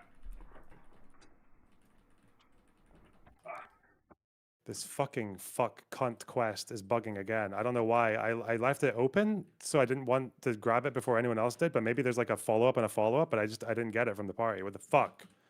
So now I just have to watch these fucking losers do this quest like in the cuck chair and just hope that they'll help me do it afterwards. Maybe I'll try and sabotage it and bug it out. Shall I do that for the greater good? Where's Sev? Sorry, hang on. I'm back, and quick shill. Like the stream, share it with your friends, engage with super chats if you got them, memberships if you got them. Yep, like the stream doesn't cost you anything. Okay. Yep. So sorry, we were saying, yeah, I mean, if you wanted to ask some questions or check out some paperwork, and then you said, hey, this is how they got around it, then I would I would be interested in how they got around that. I would imagine, is it possible they got around it the same way that Jews and fucking Christians get around all the batshit in their texts, or yeah, no, they probably did, but then, much, yeah. but that leaves you vulnerable. It leaves you incredibly religiously vulnerable to people. So, for instance, like the way that American Christians have gotten around the secularism of American society is render unto Caesar what is Caesar's and render unto God what's God's. But they've taken that single line and they've expanded it into an entire worldview of the balance between the state and religion. And then there's another one too. It's probably a similar scripture to like only God knows the hearts of men or something like that. And they take that. And so as a result, they're like, oh, well, we shouldn't compel people to religion through the sword, which is why we shouldn't have like enforced theocracy similar to medieval Europe. And so they took that and they expanded that single scripture greatly. But what happens is you get accused of buffet. They call it buffet. I mean, I call it buffet Christianity too. Shit, I'm a fucking buffet Christian. And I'm not a religious literalist, just in case that freaks you out. I'm not I don't think Jesus Christ was the Messiah, but I do think Christianity has a lot of cool morality baked into it. But buffet Christianity is where you just pay attention to the scripture you like and you ignore the scripture that you don't like. Yeah. And Islam has a specific surah in the beginning that prohibits that. It prohibits that. It says specifically, you must read the entirety of the Quran and believe in the entirety of the Quran. And it's like, well, fuck. Yeah. You just prohibited me from being a buffet Muslim. Yeah, but I guess like the problem is that there's also a natural selection, and that the most literal people are just like, I guess like the ISIS types are just going to get fucked because they're so incompatible with the modern world. Like Iran is that example, right? They claim to be doing that, but if you even read the Vilayat al-Faqih, which is the Ayatollah's little fucking manifesto for Islamic society, he talks about certain taxes that should be put in place and certain institutional practices that just never came to fruition because they were just useless, right? Obviously, they're still flogging people for drinking alcohol and shit like that. But yeah, there are lots of things in there that he proposed that he never put in place. Why? Because they were too extreme, even for the conservative Muslim population. It's not even just too extreme. It's just that I think they just weren't practical. They were like, it was like a medieval taxation system. Like, yeah, it just didn't seem to work.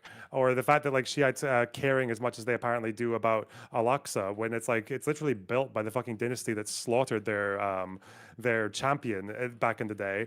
They never really cared about it as much as they did before, because like Shiites have like shrine areas, right? Like they have shrine cities and things like that. But Al-Aqsa, obviously, it's it's purely political, but they make it like religious as well Sure. for them. Well, So, and if you're appealing to the flexible nature of religion and ideology to say that just because things are this way now doesn't mean that they have to perpetually be this way, I agree with you. So I mean, I would say that I was shitloads more an Islamophobe in 2016 than I am now, and I actually have a weird story about that if you'd care to hear it.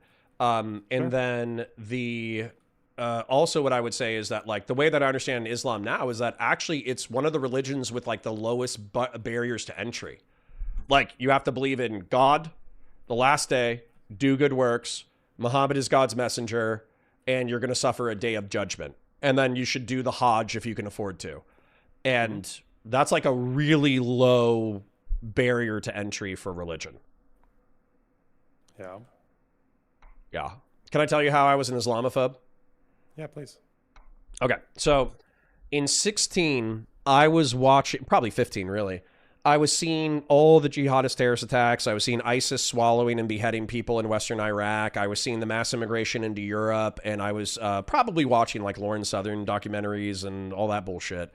And, listening to Dave Rubin and him saying that like mass immigrant Islam is incompatible with Western values and this, that, the other. And so through that rabbit hole, I was in a Facebook group and there was this video that's like, Europe's being invaded. What are we going to do about it?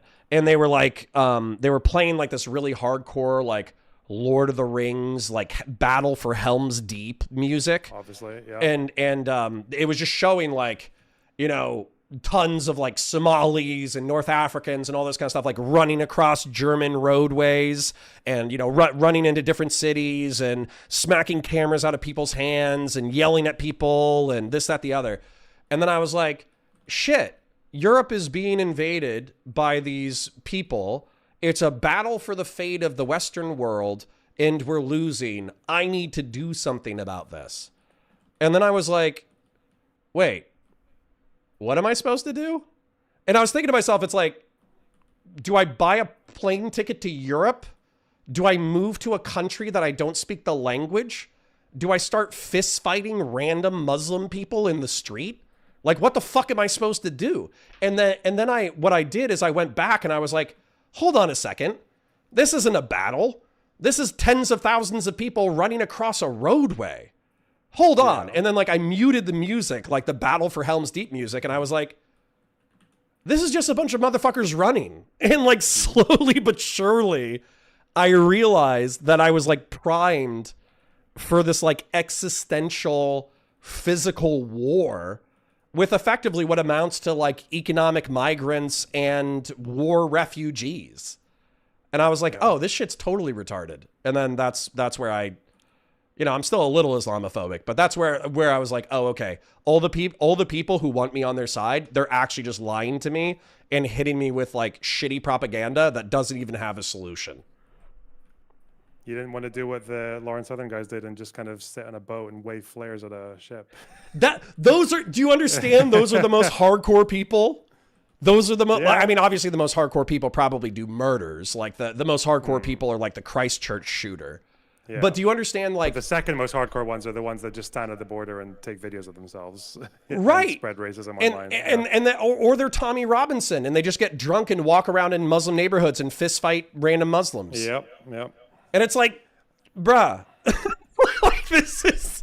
Did you know this is the existential threat to Europe is a bunch of Muslims being around, and the way that we're gonna solve it is by getting drunk and fist fighting them in the street? Like, that doesn't feel particularly existential. Yeah. Did you know that Generation Identity, the group that Lauren Southern was with on that boat, did you know that they were actually caught potentially smuggling refugees? I'm sure there was corrupt members who were like, oh shit, well, we're in the Mediterranean anyway, so might as well collect a few $1,000 for picking some people up. Yeah, probably. Yeah, and it turned out that they were accused of smuggling because they did actually arrive and got detained in Italy because they arrived on after their little adventure to supposedly turn boats around, but they arrived with a bunch of Somalis, I think, who ended up claiming asylum. But then it turned out they weren't even found guilty of any smuggling. So it seems like they might have actually just decided to save them and bring them to they might have actually seen other human beings drowning in the Mediterranean while either being desperate economic migrants or war refugees. And they were like, fuck, man, I don't want these people in my country, but they're still human beings. Shit. And then they picked them up and saved them. Yeah, that's... Yeah. I can't think of a faster way to, probably I wonder what those generation identity people are doing now. But like the generation identity people or the Groypers, oftentimes they are the people who interact with immigrant communities the least. They're the most like virulent and violent in their rhetoric towards said communities. And then oftentimes what I found too is that whenever push comes to shove, this is something that I noticed about Nick Fuentes that really pissed me off. Do you remember like the 2 weeks after Charlie Kirk got shot and Nick Fuentes was on like not an apology tour, but he was on like a moderation tour for like 2 weeks? I don't remember that now. Okay, well, the 2 weeks after Charlie Kirk got killed, he was like, man, that really rammed it home for me. I've been talking so much shit about Charlie and we disagree on politics, but him dying, it just made me realize like how at risk and vulnerable all of us are. And I don't want my audience participating in extrajudicial violence. So I need to watch my rhetoric and this, that, the other. He was saying all that shit. Meanwhile, for years, he's been saying, we need to like denaturalize and deport anybody who isn't like Christian. Yeah. It's like, how did you seriously think that you were going to strip citizenship from 30%, 60% of the American population, then deport them to country of origin and there weren't going to be any deaths? What did you think that was going to look like? And then the same thing with him like simping for Hitler or simping for Stalin. It's like, what do you think real violence looks like? And I think to me that like made me really think of Nick Fuentes as like a child, a babe in the woods. Yeah, I do also just wonder like how many of these people end up, like how long they stay committed to their beliefs. I don't think it's an accident that first wave like dictators are always much more successful than like their successors. So like whether it's Castro versus versus Raul, or Chavez to Maduro, or Mao to I can't remember even the fucking guy's name who came in between Mao and Deng. And I think that's because obviously like it's so much easier to sell something that hasn't happened yet, because you can basically just leave it up to the imagination. Oh, then once it is you've to actually deliver lived it. that system and it's underwhelming, and then I just think the ideology just becomes secondary. It's like it's no surprise that like I'm reading right now about China and how as soon as the markets opened up, and especially the party bureaucrats, like these committed ideological foot soldiers, basically all just abused the cracks and like, oh wait, we can actually just buy massive stockpiles of grain and other goods at fixed state prices and then just sell them on the international market at normal prices and just enrich our entire family doing this. And then they all take the opportunity to do it like when they can, and it's sanctioned by the government, and they say that this is like part of the Marxist state of bourgeois development. It's like it's just like, yeah. And the IRGC now, like ever since Instagram and like social media becomes a thing, suddenly all these IRGC officials are getting caught in fucking Greece having weddings and running around beaches and bikinis and all this shit, like engaging in all the kinds of like Western opulence that they supposedly fucking kill people for, and drinking alcohol and shit. And it's just like, yeah, I think you get to a point where people like these ideas succeed as fantasies because they're fantasies. Yes. And as soon as they have to break out of that. This is where I've thought about it, because I've been hard stuck at like 100 to 150 viewers, but I think it's partially because there's a variety of reasons. I'm very dry, I'm very verbose, et cetera, et cetera. But I think another one of the things that I refuse to participate in that seems to be wildly popular is effectively participating in an apocalyptic death cult. That's what a lot of these online communities are. They're selling you a religious ideology on the world. They're selling you a rapture. The social media figure is oftentimes like a messianic figure or the figure of a prophet. And then they keep you enraptured in this like religious dynamic of waiting for the apocalypse. and then the apocalypse never comes. But they have to use the rhetoric in order to keep you like ready. You got to be ready for the apocalypse. You know, Jesus is coming back any second now. You know, you got to be ready for it. And the best way to be ready for the apocalypse is to give me a super chat. And I think that's the I hate to say it, but I view Hassan Piker that way. I view Vosh that way, which is sad to me. I don't view Destiny as bad as that, because I think he actually does have a ideological commitment to the truth to some degree, like at least insofar as describing political affairs.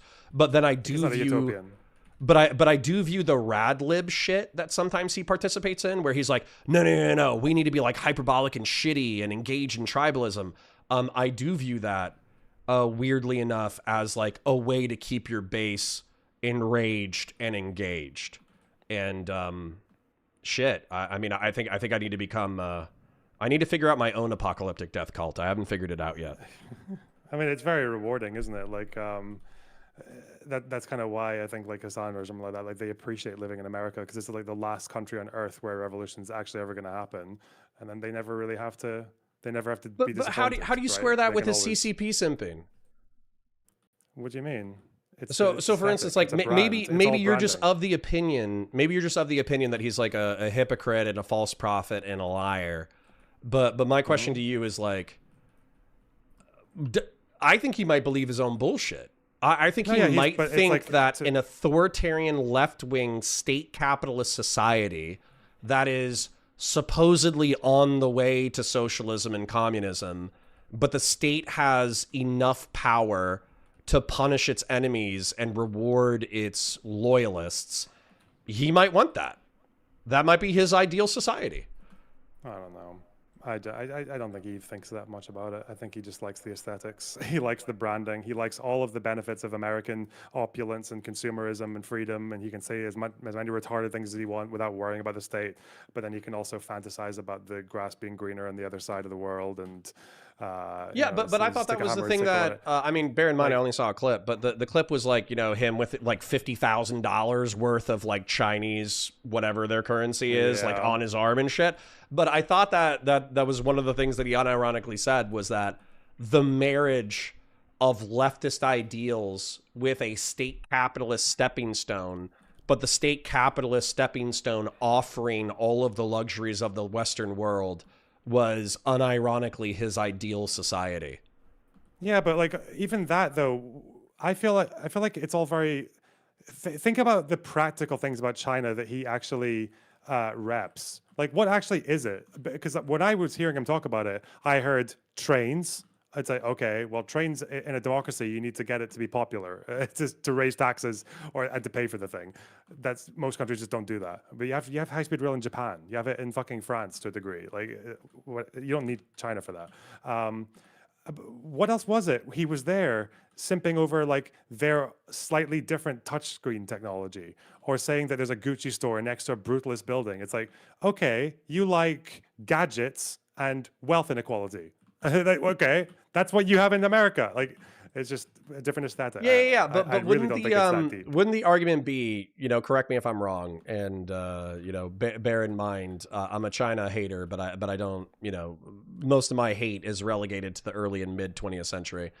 Wouldn't the argument be from the state capitalist model? And by the way, I don't even think this is true. I think China more famously works its proletarian masses into the ground, and that's what it's more famous for than it is for its like social benefits. But isn't the argument that within the hyper industrial state capitalist model of China right now, they also have like, I don't know what the state benefits are. Do they have the decommodification of basic human need? Do they have food, water, and shelter guaranteed to the population no matter what? Is that just on paper? Is that actually executed? How is that done? I'm not there yet, but I know for a fact that like one of the things that Hassan says a lot, he keeps repeating this thing about even urban and rural development. You ever heard him say that about China? No, sorry. And can you say the phrase again, just so I can inject it into my brain? Like even development of the urban and rural. Okay. Right. And the problem with that is that if you look at anything of Chinese history, probably the biggest false promise of Chinese communism has always been urban and rural development. Like Mao comes up as like basically like a peasants revolt, and like really romanticizing the peasant lifestyle and peasant wisdom, and then starving a bunch of them through his policies and the Great Leap Forward. But that's always been an issue though, is like trying to marry industrializing with this sort of like rural peasant lifestyle fantasy that Mao had, because unfortunately the urban development always had to happen at the expense of the rural, pretty much. Like you had grain all constantly being forced towards feeding the cities and feeding industry, people losing their jobs and having to go into the city to look for work and then becoming part of the unemployed masses. Like all this shit, and even to this day, like their urban rural development is just not, it's not even at all. I don't know why he says that. I'm guessing he says that because it's a slogan. Like they keep on sloganeering about it and have done for 70 plus years, but it's just never actually been achieved. Their urban population is like, the only places he seems to have gone to are the urban areas, right? The urban areas that look all, the rural population to this day still suffers for the urban environment. Well, I think you know, comparing, you know, Joe Biden says, don't compare me to the almighty, compare me to the alternative. So we're competing against the fantasy of what China is versus what it actually is. And so the part of the fantasy, which I think is really funny. So obviously with the United States, like cell phone towers, internet infrastructure, high-speed rail, all that kind of stuff. Those are the kind of things that if you want to get them into rural communities, it takes like federal investment or state investment. And so since the United States of America is profit driven and likes to have a minimalist state and this, that, the other, at least ideally, then we don't invest in our rural areas. So China does it better through the authority of the CCP state. But that's the ideal, not the reality. And what I think is funny about the reality, I don't know if they still do it because I do think they caught a little bit of shit. But as recently as like the 2010s, there's been China has their own space program and they've been like launching satellites, but the boosters, they don't launch them over the ocean in order to, you know, make sure that the boosters don't fall on like their citizens. They just launch them over the countryside.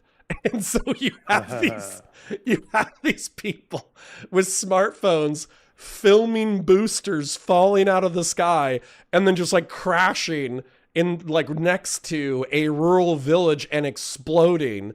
And I just have to presume that the CCP didn't know exactly where the booster was going to land. They probably just didn't give a shit. And I just think that's like so wild and so funny. Like imagine if the federal government was so authoritarian that they launched the space program out of Cape Canaveral, but then it was just like normal in Orlando to have like a space, like a rocket boosters just falling randomly all over the rural areas of Orlando. I think that'd be hilarious and it'd be dystopian and people would probably get like killed and injured by it.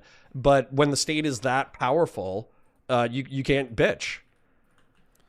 Yeah, again, I will probably get more into that part because China's like been my background research project for a few months. I'm currently just doing the history. But from what I understand is like, if you're calling yourself a Marxist and you are still basically feeling attached or ideologically identified with anything post-Deng, like you probably just don't know what the fuck happened there. Like China has this, it probably backs my argument up about the scripture thing as well, because like Chinese history is ever since the revolution in 49 has always been this constant trend of people fighting each other and killing each other and jailing each other and purging each other whilst all claiming to be adherent to the same ideology, to the point where literally like people chanting Maoist slogans are getting killed by people chanting Maoist slogans, or Mao puts a slogan out and then 2 years later people who live by that particular slogan are all enemies of the state, right? And even with Deng doing the same thing, like it's just constant reinterpretations. I was like, oh well, Marx spoke about like there's this passage of Marx here that might validate the idea of peasants leading the revolution rather than urban workers. But then with Deng, it's like, oh, suddenly we're going to pull every fucking bit from Marx's Communist Manifesto that praises capitalism, because there's plenty of that, to justify privatizing and opening up free markets and basically just leaving and eventually just giving up and just leaving Marxism out of our like ideological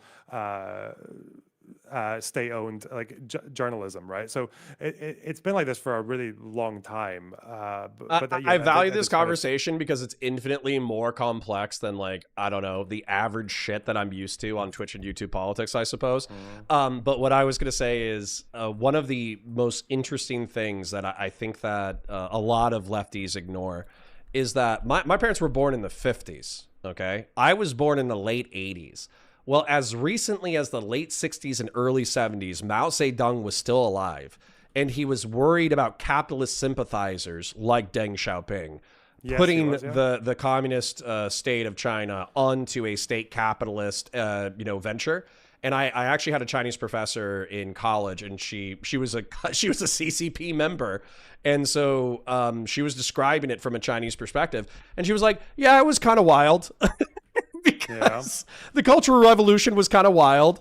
And so we went over the Cultural Revolution and we're like, okay, well, why was it wild? And it's because Mao Zedong was so worried about the capitalist roaders, they called them, people who would put them onto the road to capitalism, that effectively he ginned up like a fever dream in the youth of China, who then found their parents and their uncles and their aunts and their teachers who were sympathetic to the nationalist government in Taiwan or sympathetic to capitalism at large. And they dragged them out on the street. They did like public struggle sessions to get them to admit their guilt and their sin and confess and this, that, the other. And then it's estimated that between like 500,000 and 2.2 million people were like summarily executed by mobs of people in the street.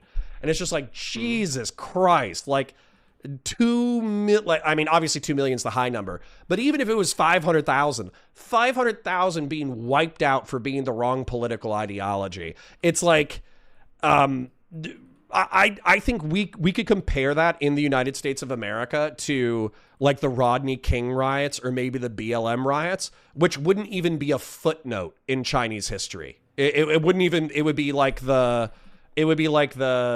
Lotus dust up, it wouldn't even be anything serious. Yeah, but and then after the phase of going after the roaders, they also actually went after ultra leftists and people who they deemed to be that as well, because Mao tried to empower these like local councils and this kind of like local, or especially like urban leftist movements. But then he wanted to do that to kind of like so that they could help him regain his power in the party apparatus. But then obviously they started to go beyond that and challenging the party itself and the whole like state itself, and then they had to clamp down on that too, right? So it's like, yeah, this like constant ping ponging back and forth. And even like with Deng was purged twice for being a capitalist roader, but then him along with a bunch of his allies who were also purged in the Cultural Revolution end up going to Tiananmen Square in '89 and saying these protesters are giving us an air of the instability of the Cultural Revolution, and that's one of the reasons that we need to clamp down on them. And they did, and that's why they send the PLA in to deal with them, right? So it's so that trend seems to happen in Chinese history just like so many times, where people just end up kind of doing the exact same thing that was bestowed upon them, or going after one target and then basically using the people who helped them go after that target to go after the other target. Yeah. If you haven't, where are you starting your research? I don't want to give you a bunch more to research, but where are you starting your research?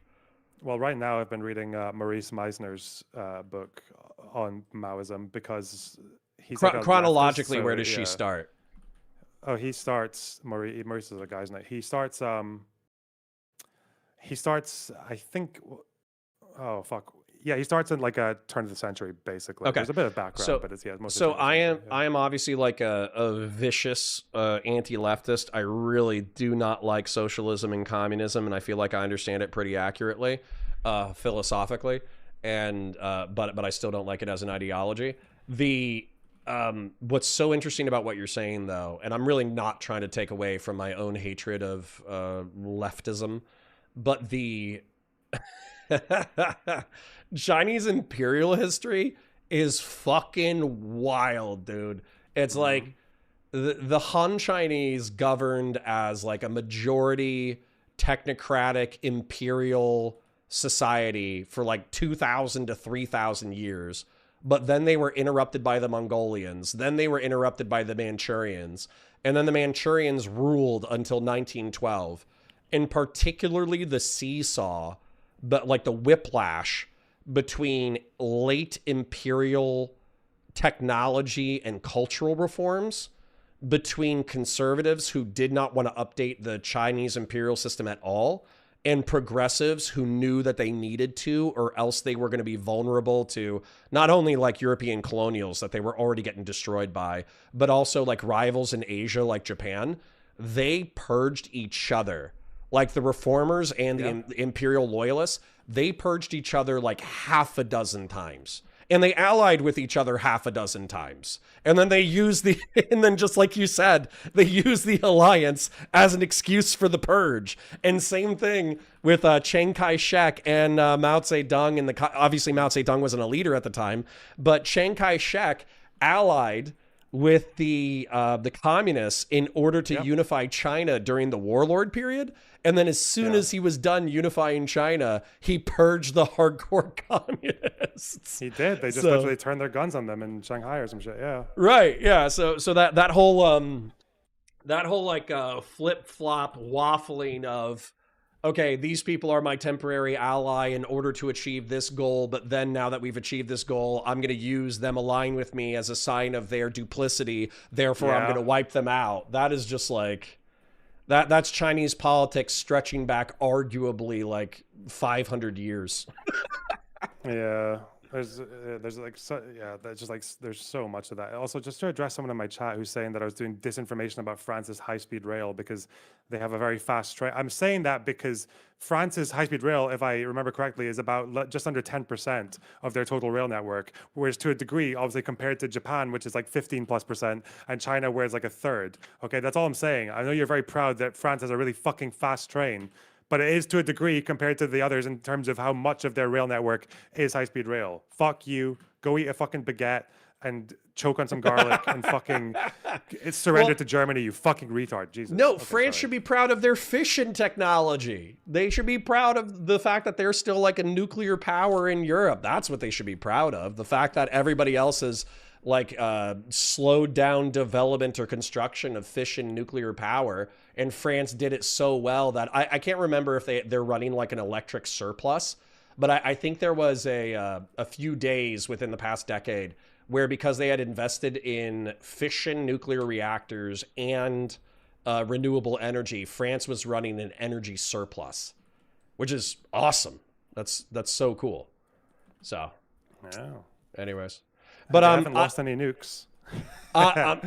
It is 2. I normally run until 2:30. However, I do want to be able to chop this conversation up into VODs. So funnily enough, I think we actually have 2 where one of them is going to be like, how do we reform the Republic of the United States, which weirdly enough, we have a lot of agreement on. And then the second one is going to be like geopolitical history analysis, which is absolutely my fucking jam.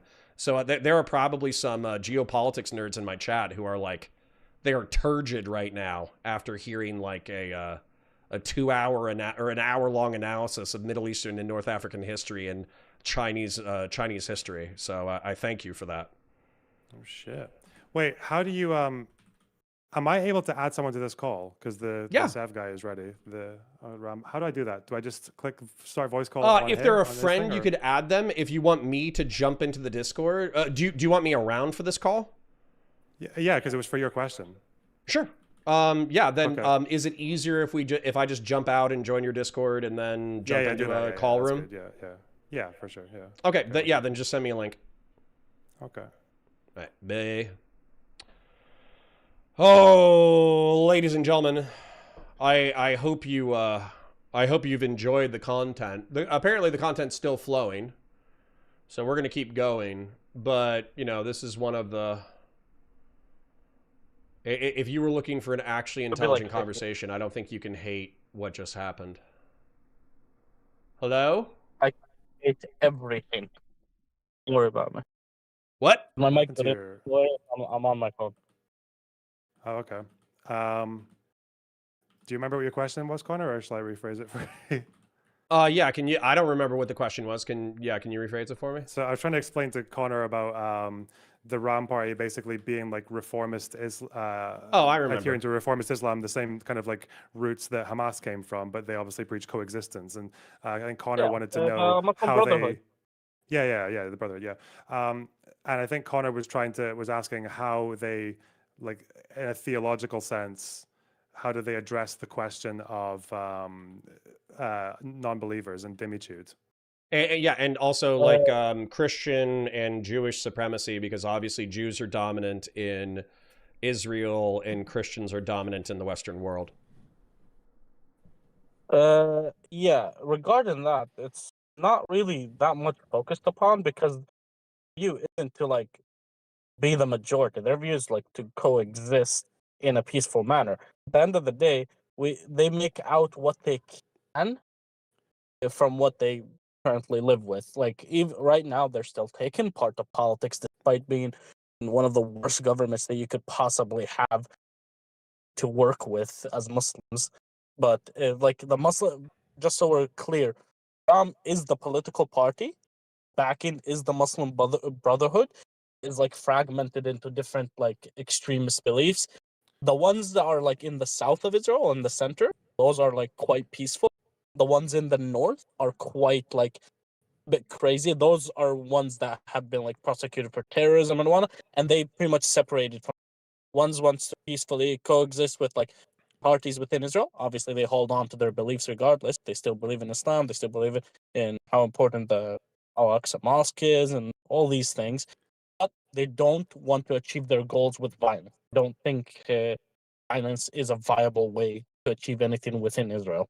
Like that's the main difference between them. Two questions. One, are we talking about the West Bank or are we talking about Israel proper? Israel proper? Yeah. Okay. And then two, I hear what you're saying, but what I did, and I said it derisively earlier in reference to Christianity, is oftentimes the most pacifistic Christians are what are derisively referred to, and most Christians are quite pacifistic, but they're derisively referred to by hardcore Christians as buffet Christians, because they basically they take what they want and they leave the scriptures that they don't want. And so I think that that's an ideological vulnerability where, I'll say especially in Islam, but in Islam, if you're a pacifist who's willing to work with the Jews and work with the Christians or whatever for whatever purpose, then doesn't that leave you ideologically vulnerable to being declared not a true Muslim and therefore deserving of attack? Well, the main people that keep like obviously preaching about not true Muslim for wanting to peacefully coexist. But like here, one of the main things that you should be doing as a Muslim, take your prophet for your main prophet for an example. One of the things that the prophet did that even his companions didn't do well, like live peacefully among Jews. Some people would argue with that. He absolutely one of the that wanted to preserve like obviously their certain wasn't case, but for the most part, he treated Jews better than most Muslim leaders did, way better. Like most Muslim leaders have fucking Jews, and then there's one who is like a bit, Umar al-Khattab, which is one of his companions, kicked Jews out of Saudi Arabia. Then he brought them back to Jerusalem, because he brought them back to Jerusalem. Sorry, and then arguing as if I was an ideological opponent, even though I'm obviously not. When was, Muhammad, peace be upon him, being kind to Jews? Was it throughout the duration of his rule? Was he considered extra just late in life? Or was that something that was more associated with like the Mecca and Medina time frame versus like later in life when he was at war? It wasn't really, it was during war, because like at the entire time Muhammad was like the main leader of Islam at that point was during like a wartime. And then like because here one of the Jewish groups he treat well is one of the Jewish groups. Jewish scholars say this isn't true, and then Muslim scholars say this is true. Obviously you can't really confirm this. Jewish group was trying to backstab him, and get him assassinated with the work with like infidels or whatever from other areas that were trying to kill him. And those are the people that were dealt with harshly, as in they were all much. Yeah, And isn't that the scriptural historical? I think I've heard this scripturally and historically before, which is effectively that the mistake that's made by literalists who don't understand the historical context of those surahs that are talking about the Jews who were trying to betray the prophet and get him killed and stuff, is that they're taking the scripture and they're applying it to all Jews of the world, whereas realistically, contextually, this is referencing a specific group that was actively trying to get Muhammad assassinated. He didn't massacre all the Jews in Saudi Arabia. It was a tribe of Jews that did this, that were executed at that time. Regardless of this, one of the things that's cited for like animosity against Jews is like hadith that have turned out to be a source that's not really authentic or that strong, will consistently fucking refer to it. They will latch on to anything that would provide, like, I guess you would say, basis for their hatred, which is like the Jews will hide behind the rocks and the trees will tell you, "Hey, Muslim."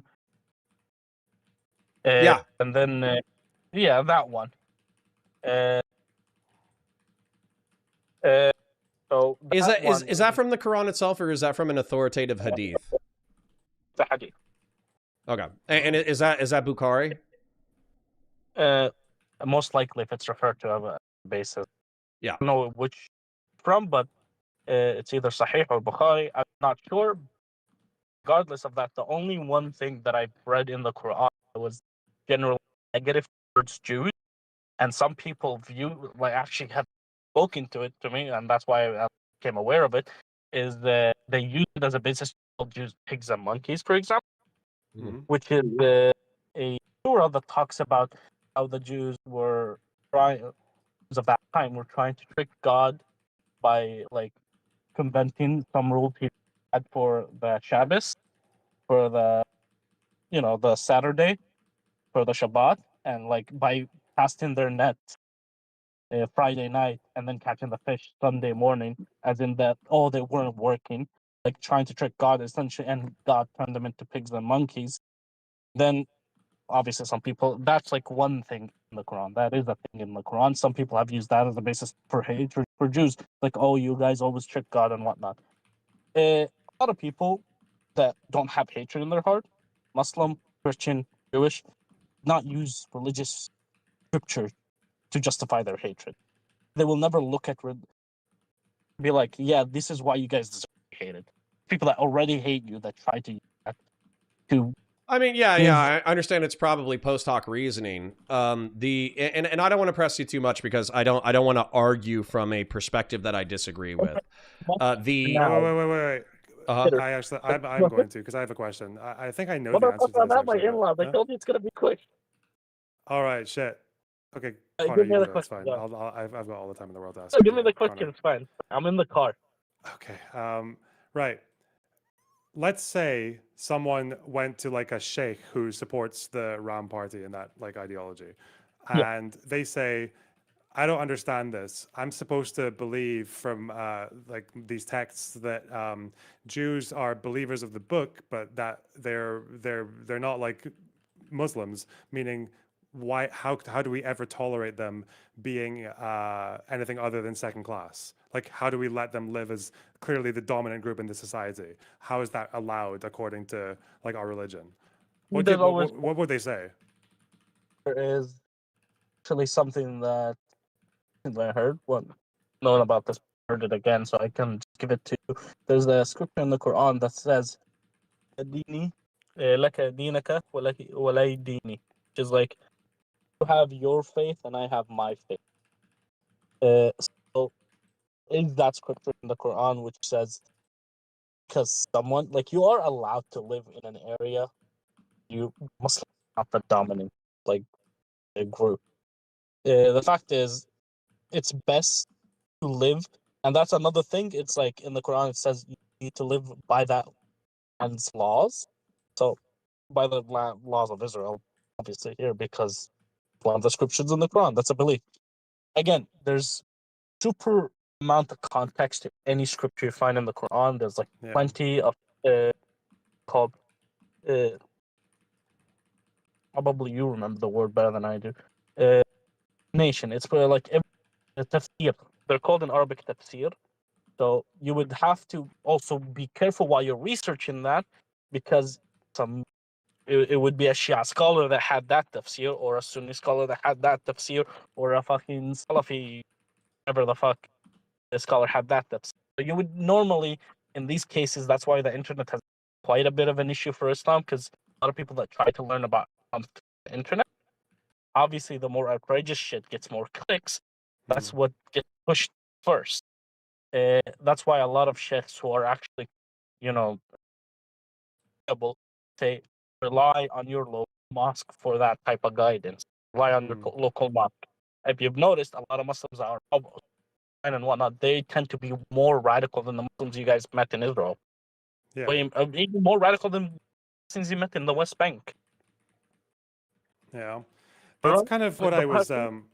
Yeah, that's kind of what I was thinking, because the way I would have imagined it, just off the just being completely creative, would be that like if I was dealing with that question, trying to say that like, okay, it is actually okay to go by the book, but to have like this country Israel where Jews are clearly not like dhimmi, they are like, if anything, the dominant group, would be because like I don't think the Quran was written in the context of like these nation states and these borders that came up like after the Mandate. Couldn't it just be that like the Islamic world is the like the Ummah, right, and that the Middle East and North Africa, and actually Muslims are the dominant group in that, like they have access to all the natural resources, and Israel is just this one.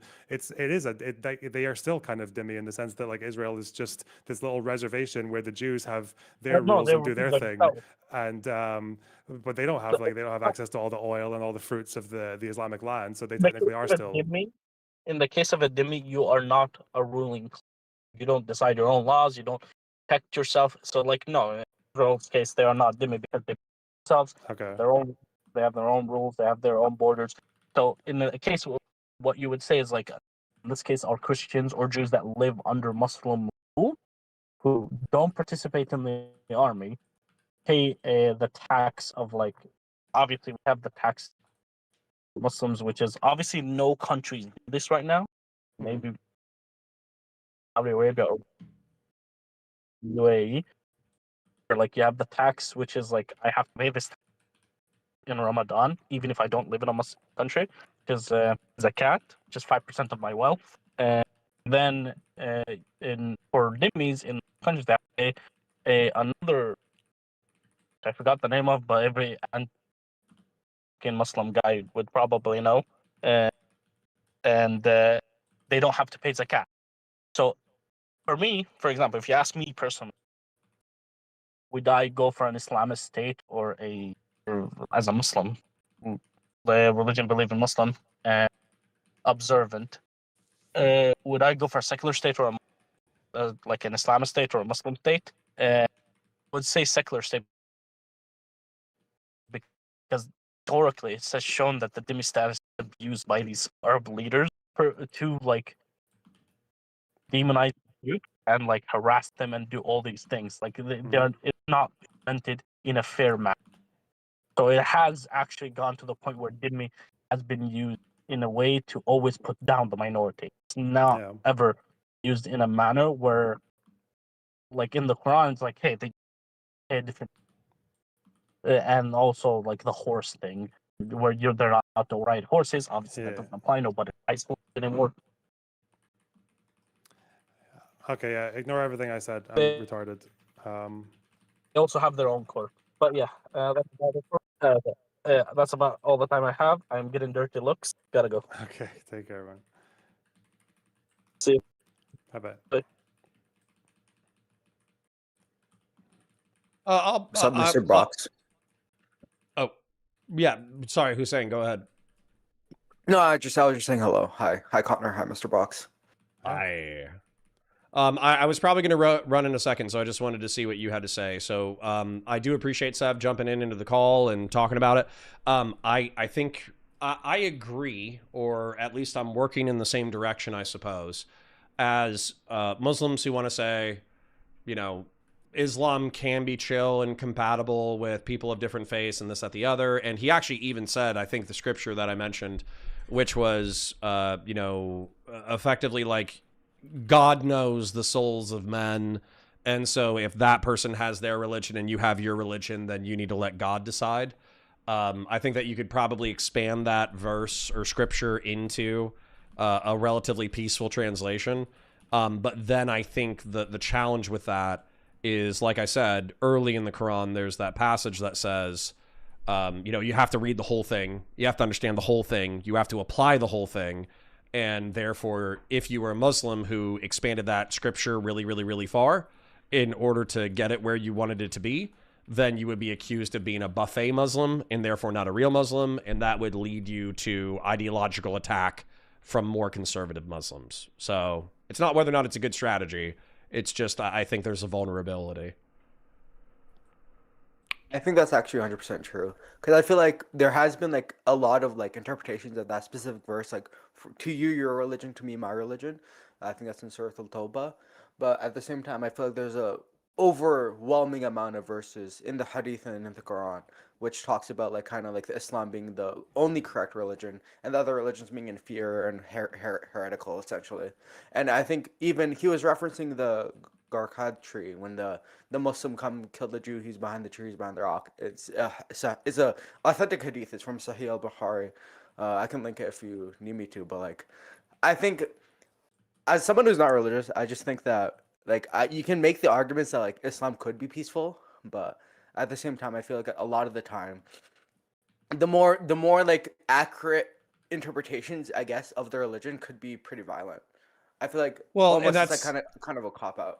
Well, that's the challenge from, and Lonerbox, sorry if I'm just reinforcing Islamophobia on your stream, but with Hussein, that's one of the things, that's one of the challenges about, because I do think that the Christians who say, render unto God what is God's, render unto Caesar what is Caesar's, they're being buffet Christians, because there's plenty of other, so for instance, like dominionist Christians who members of the Supreme Court allegedly are Christians who take a passage from Genesis that says that humanity is supposed to have dominion over the earth, and they use that as a passage to say that Christians should wield secular power in the name of Christianity.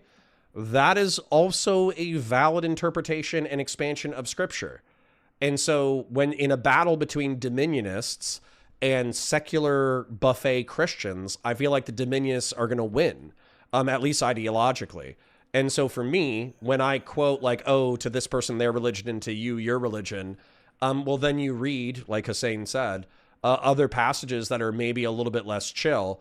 I think if you just keep appealing to that one scripture over and over and over again, you're just going to be called the buffet Muslim and attacked for being lackadaisical about your faith.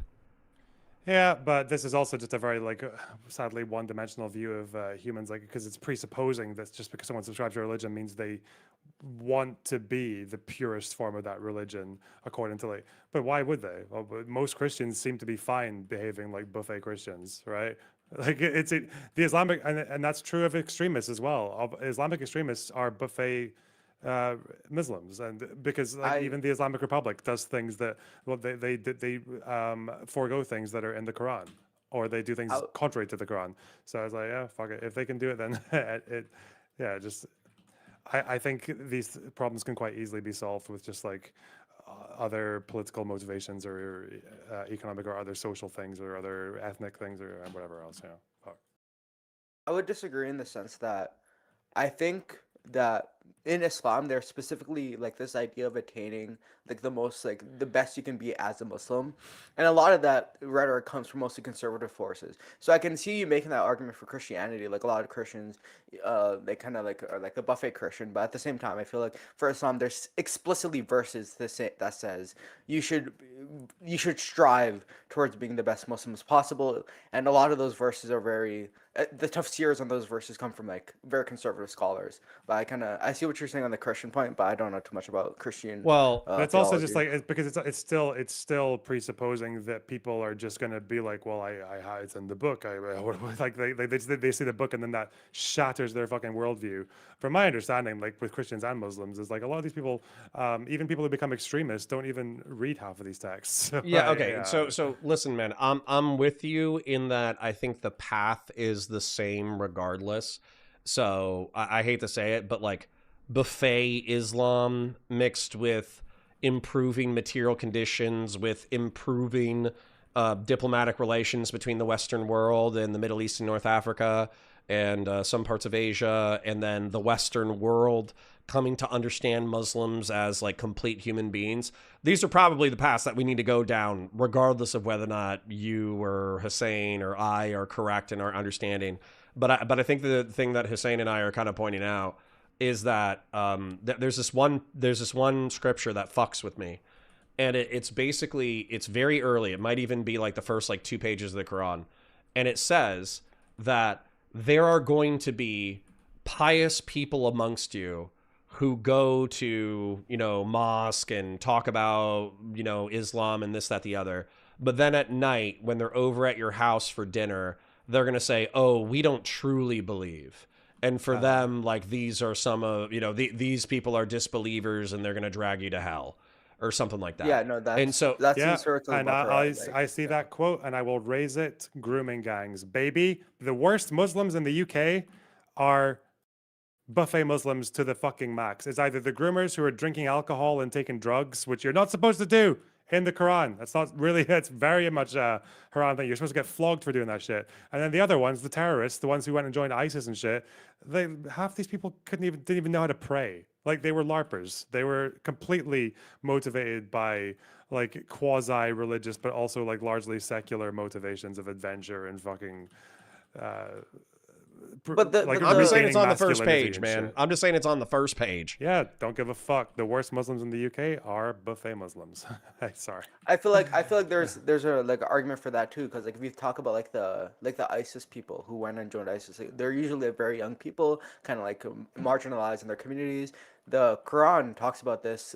Muhammad calls them the dogs of hellfire. The Khawarij. I can't say it right. The Khawarijites, but they essentially are very young people who become extremely radical. And even though they are radical and they proclaim to be these like pious Muslims, they're not pious at all. So it's kind of talking about what you're saying. But at the same time, the solution that is given by scholars, by Muhammad, peace be upon him, is essentially you have to become more conservative. You have to become more dedicated in your religion. So like I see what you're saying. Like the more like violent people are LARPers, and the worst like Muslims in the UK are LARPers, and they're not really religious. But I feel like as like a method to like fulfill like your true Islam, it's always gonna be the conservative people. Like I don't see progressive Muslims like you say like you don't see like the more like ISIS people like praying properly, but I don't see like a lot of progressive Muslims like just like going to Quran school, going to the mosque a lot. Like I feel like they might not even pray at all. It's oxymoronic though, right? Because like it's like, who are the most progressive Christians in the Christian world? Well, they're the ones who got rid of Christianity, right? They're the ones who hold on. I got to defend the honor of progressive Christians real quick.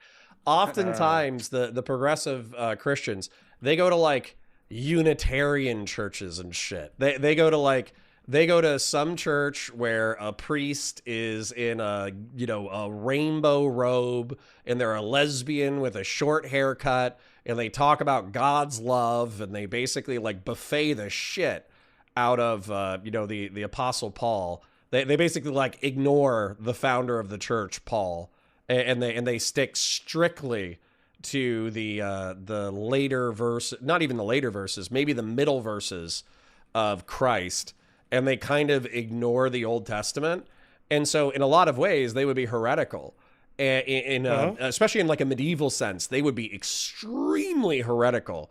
And so I don't think there's like a tolerance in the Middle East and North Africa for buffet Muslims who are explicitly buffet Muslims in order to like indulge in secular Western sexual drug degeneracy. I don't think that would be tolerated. Has there been any scholarship on like which Islamic organization or country is the most pure, is like the least buffet Muslim? Well, according to Osama bin Laden, it's Afghanistan. True. No, he has a quote. Right? He has a quote on that where he says the only truly Muslim society on the planet is Afghanistan. Remember when he blamed America for Chechnya? Yeah. That was something. No. Guy's a fucking retard, is what he is. No, Osama bin Laden was pretty smart. Don't be. Okay. I mean, don't be judgmental. Was he like an engineer or something?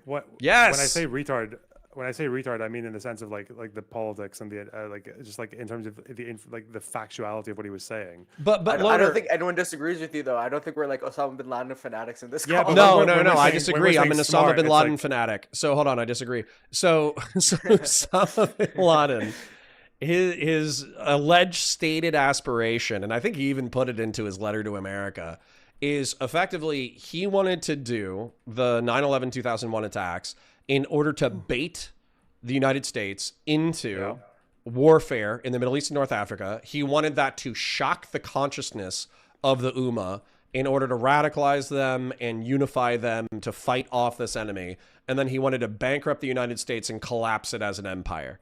And the interesting thing about that too is so the last time that the United States ran a budget surplus was under Bill Clinton.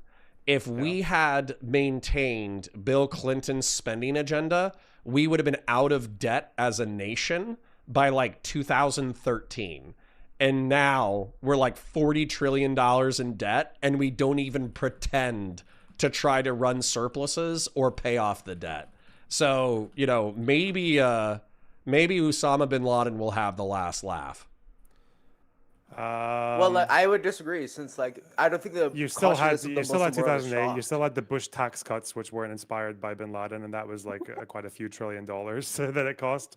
If you at least. Well, yeah, but I mean the argument there is that the military adventurism where we dumped like $3 or $4 trillion into the Middle East and North Africa, wars, that basically just made the American appetite for paying off the deficit non-existent.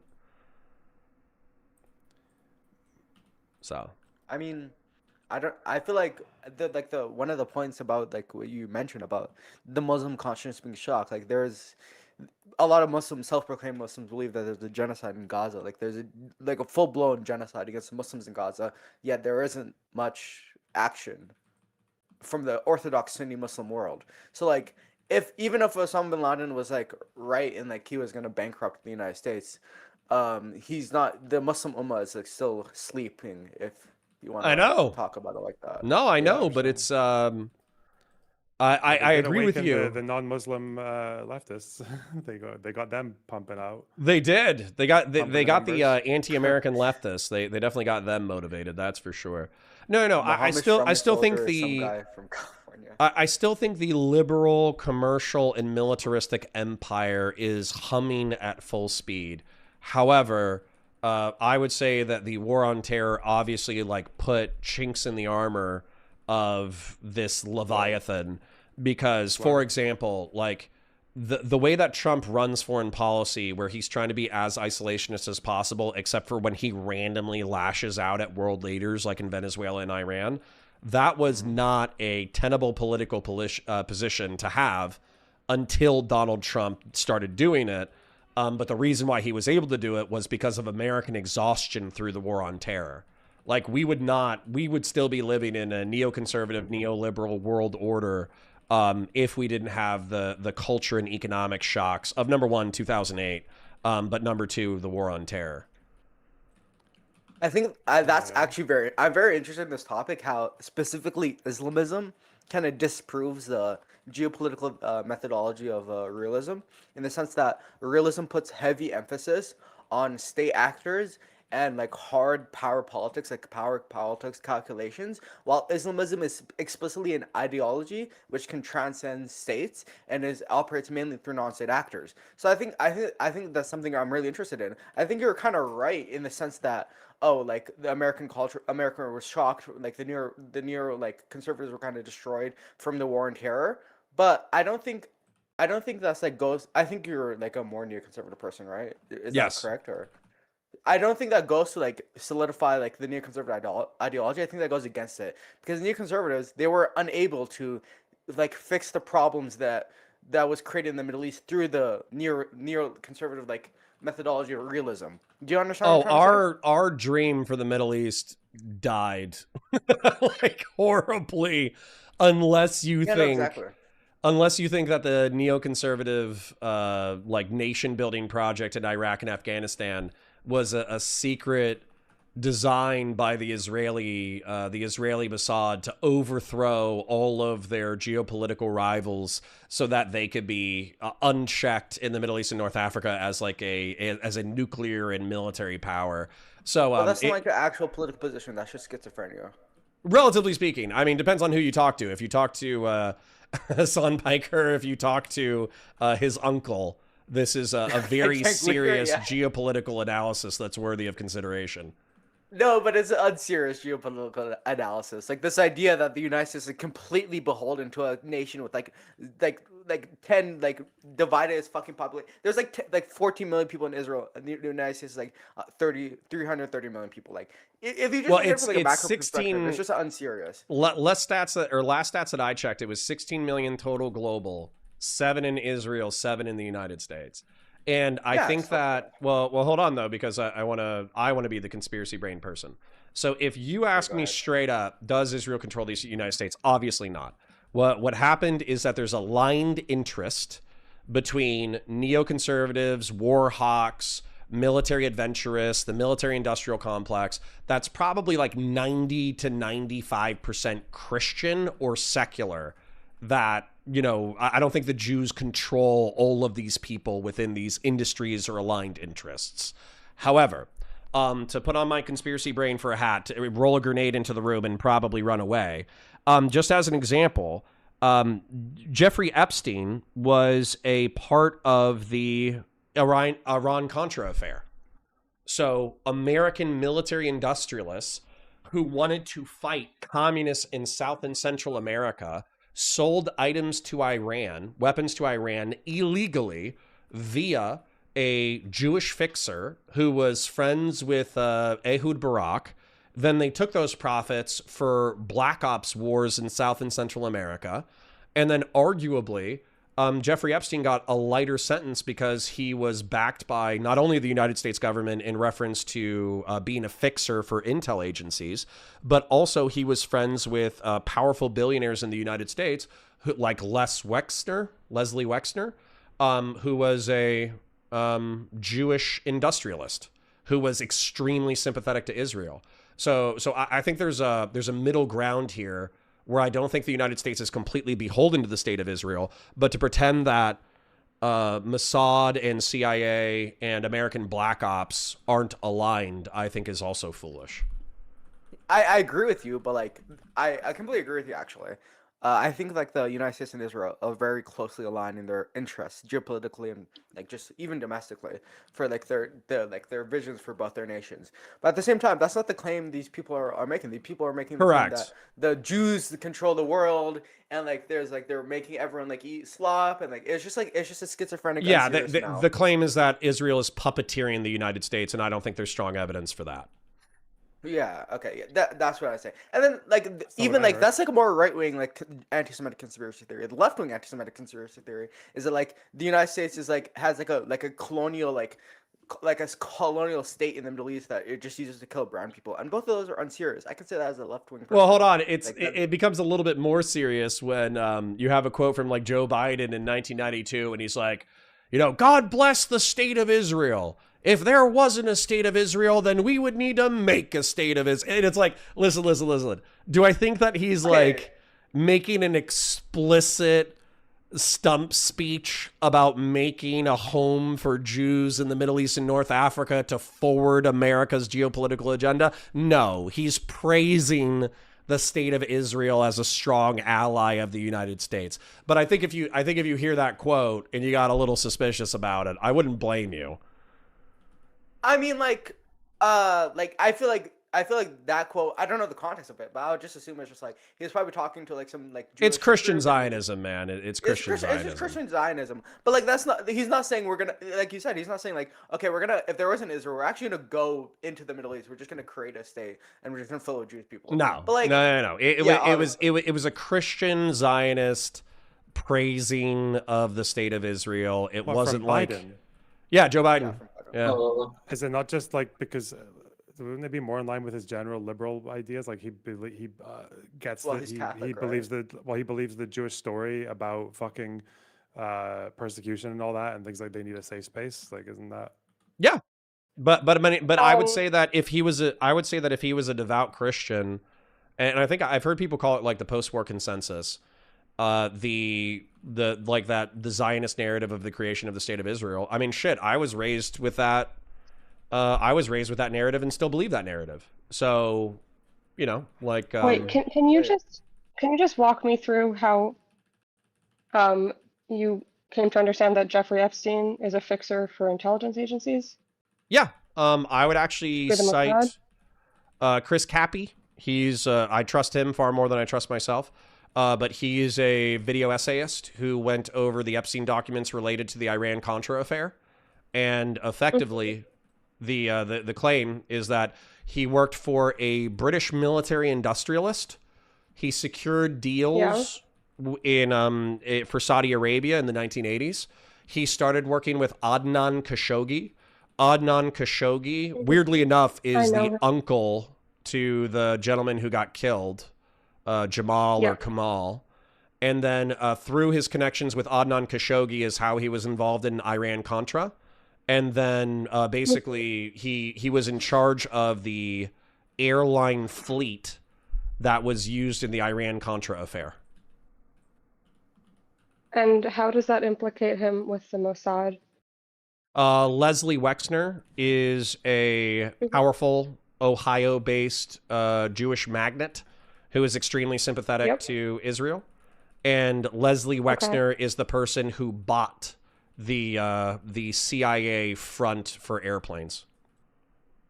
Got it. And what does that have to do with Israel? Ehud Barak, the former prime minister and defense secretary, I think defense minister, of Israel, was boys with Jeffrey Epstein's in the 1980s. What's that? Was he like in power at the time? I don't know. Even if he wasn't, he would have been an intel operative at the time. He worked in intelligence during the time. He was IDF, wasn't he? He wasn't Mossad. Yeah, but he was with a commando unit that worked with the Mossad. That's not how that works. I mean, if I said somebody was CIA and if I said somebody was American Special Forces and you said, oh, CIA doesn't work with American Special Forces, why would I believe you? Well, you don't have to believe me. I'm just letting you know. Okay, hold on. So explain this to me. So your whole theory is based on the fact that there's this one wealthy Jewish billionaire, right, who's largely the reason why Jeffrey Epstein, another Jewish maybe billionaire, was involved in shady deals all around the world. And Ehud Barak, who I'll just let you know that in Israel, it's illegal to like if you're working in any government position, you're not allowed to hold any other job at the same time. So it would be impossible if there was public records of him doing two things at the same time. So he would have had to been a private citizen at the time. What are you talking about? I would have to look at the contemporary. I would have to look up the contemporaneous timeline. But if he was a commando in jail. If he was a commando in the 80s and 90s, what is he in jail for? You're not allowed to hold another job, a private job, if you're working for the government. Who said it was a private job? Army. Well, you're saying that he was working with this company. That's a private company. Okay. And you think that there isn't such thing as like public-private partnerships? What are we talking about here? I'm telling you. So like, hold on. So in the United States, you can tell me a different thing. Army as a group. What? As an individual, there cannot be public-private partnerships. No. Who said that it was an individual? You said that he was involved, that he was working for them, that there's evidence of that. Ehud Barak He was or part of it. Les Wexner? Or Ehud Jeffrey Barak. Epstein? Ehud Barak. Okay. So if hold on, let me walk you through it, and you can object to me when you think something sounds absurd. Okay. President Reagan, wants to fight he wants to fight communists in South and Central America, but Congress has banned him from giving congressionally approved funds to the militias or buying weapons on their behalf. He is prohibited from doing this. So in a way, to bypass Congress, he wants to get black ops money for Iran. Oliver North, who's an American military member, signs off on this. And through dummy corporations, they take American military surplus and they sell it to Iran through Adnan Khashoggi and Jeffrey Epstein. Have I lost you so far? No, I understand. Okay. And those weapons, because you couldn't fly directly into Iran, they went through Israel. Okay. Okay. And he was in the government. He was in the military at the time.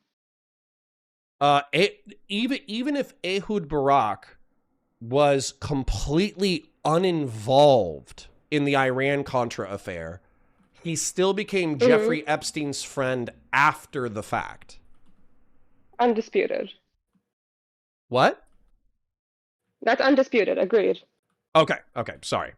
Okay. So for me, maybe I'm a layperson and maybe I'm being too broad, but for me, that would indicate that Jeffrey Epstein is a fixer. He's a private citizen who helps governments and non-government entities do operations that are ethically dubious. I thought he was like he was working for the government at the time. Jeffrey Epstein? No. You're talking about Epstein being a fixer? Yes. Maybe they just knew each other. Did they meet through the Iran-Contra affair? Do we know that? What's the? Are you trying to defend Ehud Barak's honor? Like, what's the thrust of your line of questioning? I just don't understand how you have a known story, right, about the U.S. working with Israeli intelligence through private companies to get stuff to Iran, and somehow you're taking from that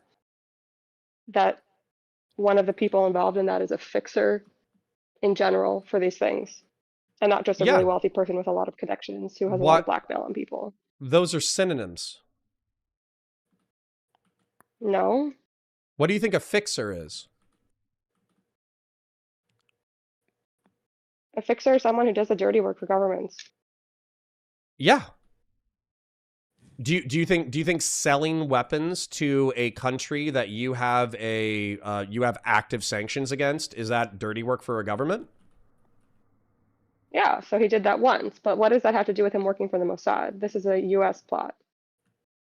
Because Israel's our ally and our weapons had to fly into the state of Israel, which would be unlikely to happen without Israel's consent. It's weird to me that you keep interrupting this sentence. My sentence is when I'm like halfway done. Sorry, so I'm making a point. I didn't take Vyvanse today. Okay, that's okay. Let me say the sentence and then you can tell me what you disagree with it. Weapons could not fly directly into Iran. They had to go through the state of Israel. Those weapons would not be able to enter the state of Israel without someone in Israel knowing about it. For sure. We're on the same page. My question would be, does it have to be the Mossad, or is it just like the Israeli military? No. So hold on. Let me walk it back a little bit. Okay. Okay. The Mossad has a spooky reputation similar to the CIA. Okay. And the Mossad oftentimes doesn't even acknowledge the operations that it itself is a part of. Yep. Okay. And so when this is an inference on my part that I don't have evidence for because I'm not an intelligence operative, but when But when specific nuclear scientists in Iran are assassinated via magnetic bombs strapped to their vehicles by people driving by on scooters, and they're killed competently within 24 hours, I assume Mossad. When what was it? There was the Stuxnet virus. When a virus is implanted into Iranian centrifugal systems in the early 2010s that destroys their centrifuges to the point that Iran is severely delayed in developing nuclear weapons, I assume probably the CIA and the Mossad. Now, Can I just jump in for a second? Yep. I don't disagree that in this Iran-Contra project, that the Mossad probably played a role in delivering the weapons because they're on the ground they operate outside of Israel. Right. That being said, this would not be a Mossad operation. This would be under general, Office of Defense and Security, and they would be assigning roles and coordinating, and they may have asked them to participate. But this being a Mossad operation, or Mossad having any involvement or connection to Epstein or Wexner or anything like that, is just a very obvious misunderstanding of how the security system in Israel works and who would be involved in such things. This is Mossad but my argument deal with politics.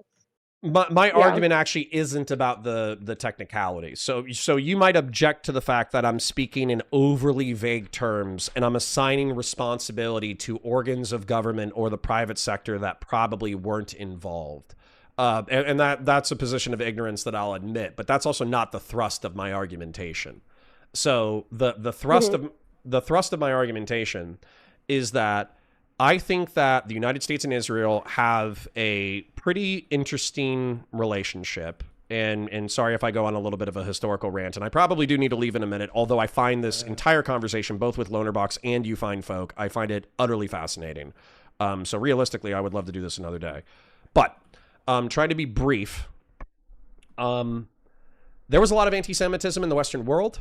Arguably, we heard about the genocide of Jews in Europe, and we didn't believe it.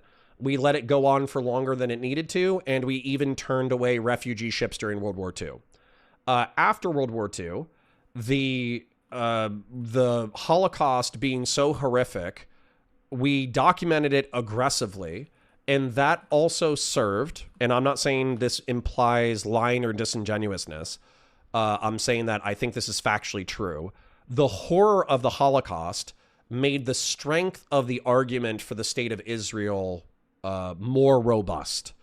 And so the United States actually had a relatively frigid relationship with Israel in the 1950s and 1960s. It actually viewed it as kind of a pain in the ass that was fucking up its relations with Iran and Saudi Arabia. But after the assassination of JFK, JFK was trying to prevent a Israeli nuclear program, but failed in doing so. And then Lyndon Baines Johnson was a friend to the state of Israel. And he actually believed in the Zionist project and believed in the state of Israel. So after or during Lyndon Baines Johnson's presidency and thereafter, it was kind of determined that Israel is an ally that we're going to stick by in the Middle East and North Africa. And then it seems like we decided that rather than trying to put the toothpaste back in the tube and say, oh, the state of Israel shouldn't exist, we actually said, you know what, fuck it. We're actually going to support the state of Israel. So for instance, correct me if I'm wrong, but isn't your profile picture, is that Golden Meir? Yeah. Yeah. So a famous quote that's actually kind of interesting is, I forget if it was in 67 or 73, but there was one of these wars, Israel was actually losing and losing badly, and the IDF needed resupply. 73. What's that? Yom Kippur. 73. 73. Helping out.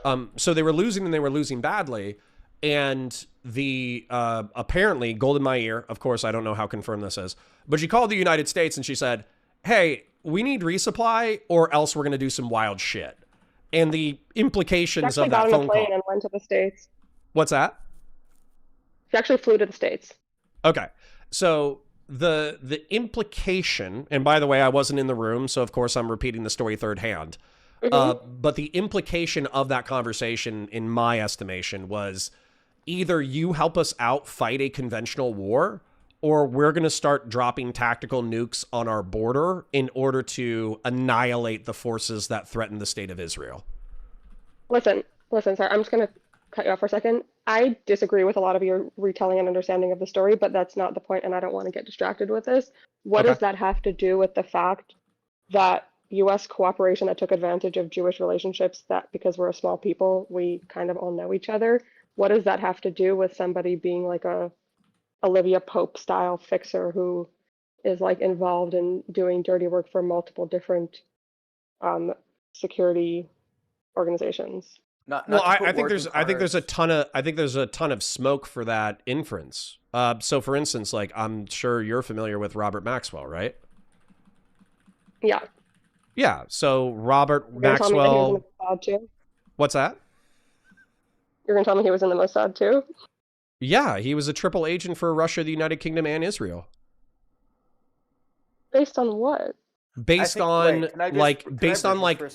dozens of government officials going to his funeral in the state of Israel and speaking glowingly of his death. Really wealthy and like supported a lot of projects at a time when the country is really desperate for cash, and they really appreciate the people who support them. And yet he was a known intelligence asset for the United Kingdom. So he was a known intelligence asset for the United Kingdom and for Russia. But the second that it became to Israel, the place where he was buried, he stopped being an intelligence asset and he was purely a businessman? I don't know what you're basing him being an intelligence asset off of. I mean, I could probably just Google this shit and pull it up. In Israel, and was a famous, wealthy Jew who was celebrated by Israeli leadership for his contribution to building the state, means that he's a security agent, is a little sus to me. Why? Because that's just not good evidence. If I pull up Google right now and it says Robert Maxwell, known triple agent for Russia, the United Kingdom, and Israel, why would you dispute that as evidence? Do you want me to just Google it real quick? Should I just pull up Robert Maxwell? I think No, I know the there's- case. There's been conspiracies about this. Okay, so hold on. I'm gonna cut through the flack because I might have to go in a second. I basically at 3 o'clock I'm gonna have a hard out. So what I think rubs a lot of people wrong, and this is kind of like a meta commentary, so my apologies before I even say it. What rubs people wrong is asking people to deny the evidence of their eyes.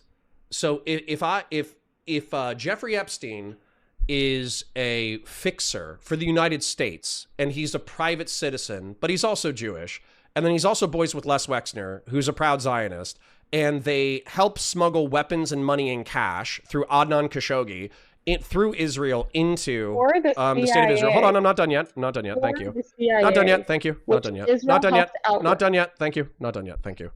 And then also Africa, and then is also involved in dirty wars in Central and South America.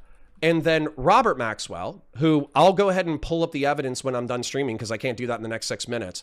But effectively, everything that I've ever read said that he was a known intelligent asset, not for just Israel, but 3 governments. He worked for Russia, he worked for the United Kingdom, and he worked for Israel. And then his daughter... I don't know much about... Wait, can you hear me? Yeah, I can hear you. I'm just ignoring you, but go ahead. Oh, okay, so yeah, I'm looking at this up right now. I don't know what the fuck you're reading, but it seems like what I'm seeing on Google Wiki or AI or whatever else is like, it seems to be saying that he was suspected. That is... Okay, even with suspected. I'm sorry, are we disputing the Jeffrey Epstein fixer evidence in reference to the Iran-Contra? I am literally only involved in this conversation to the extent that I don't know why you read suspected and said no. It should just be suspected. Okay, that's all I'm... Because Intel very rarely are things like 100% confirmed.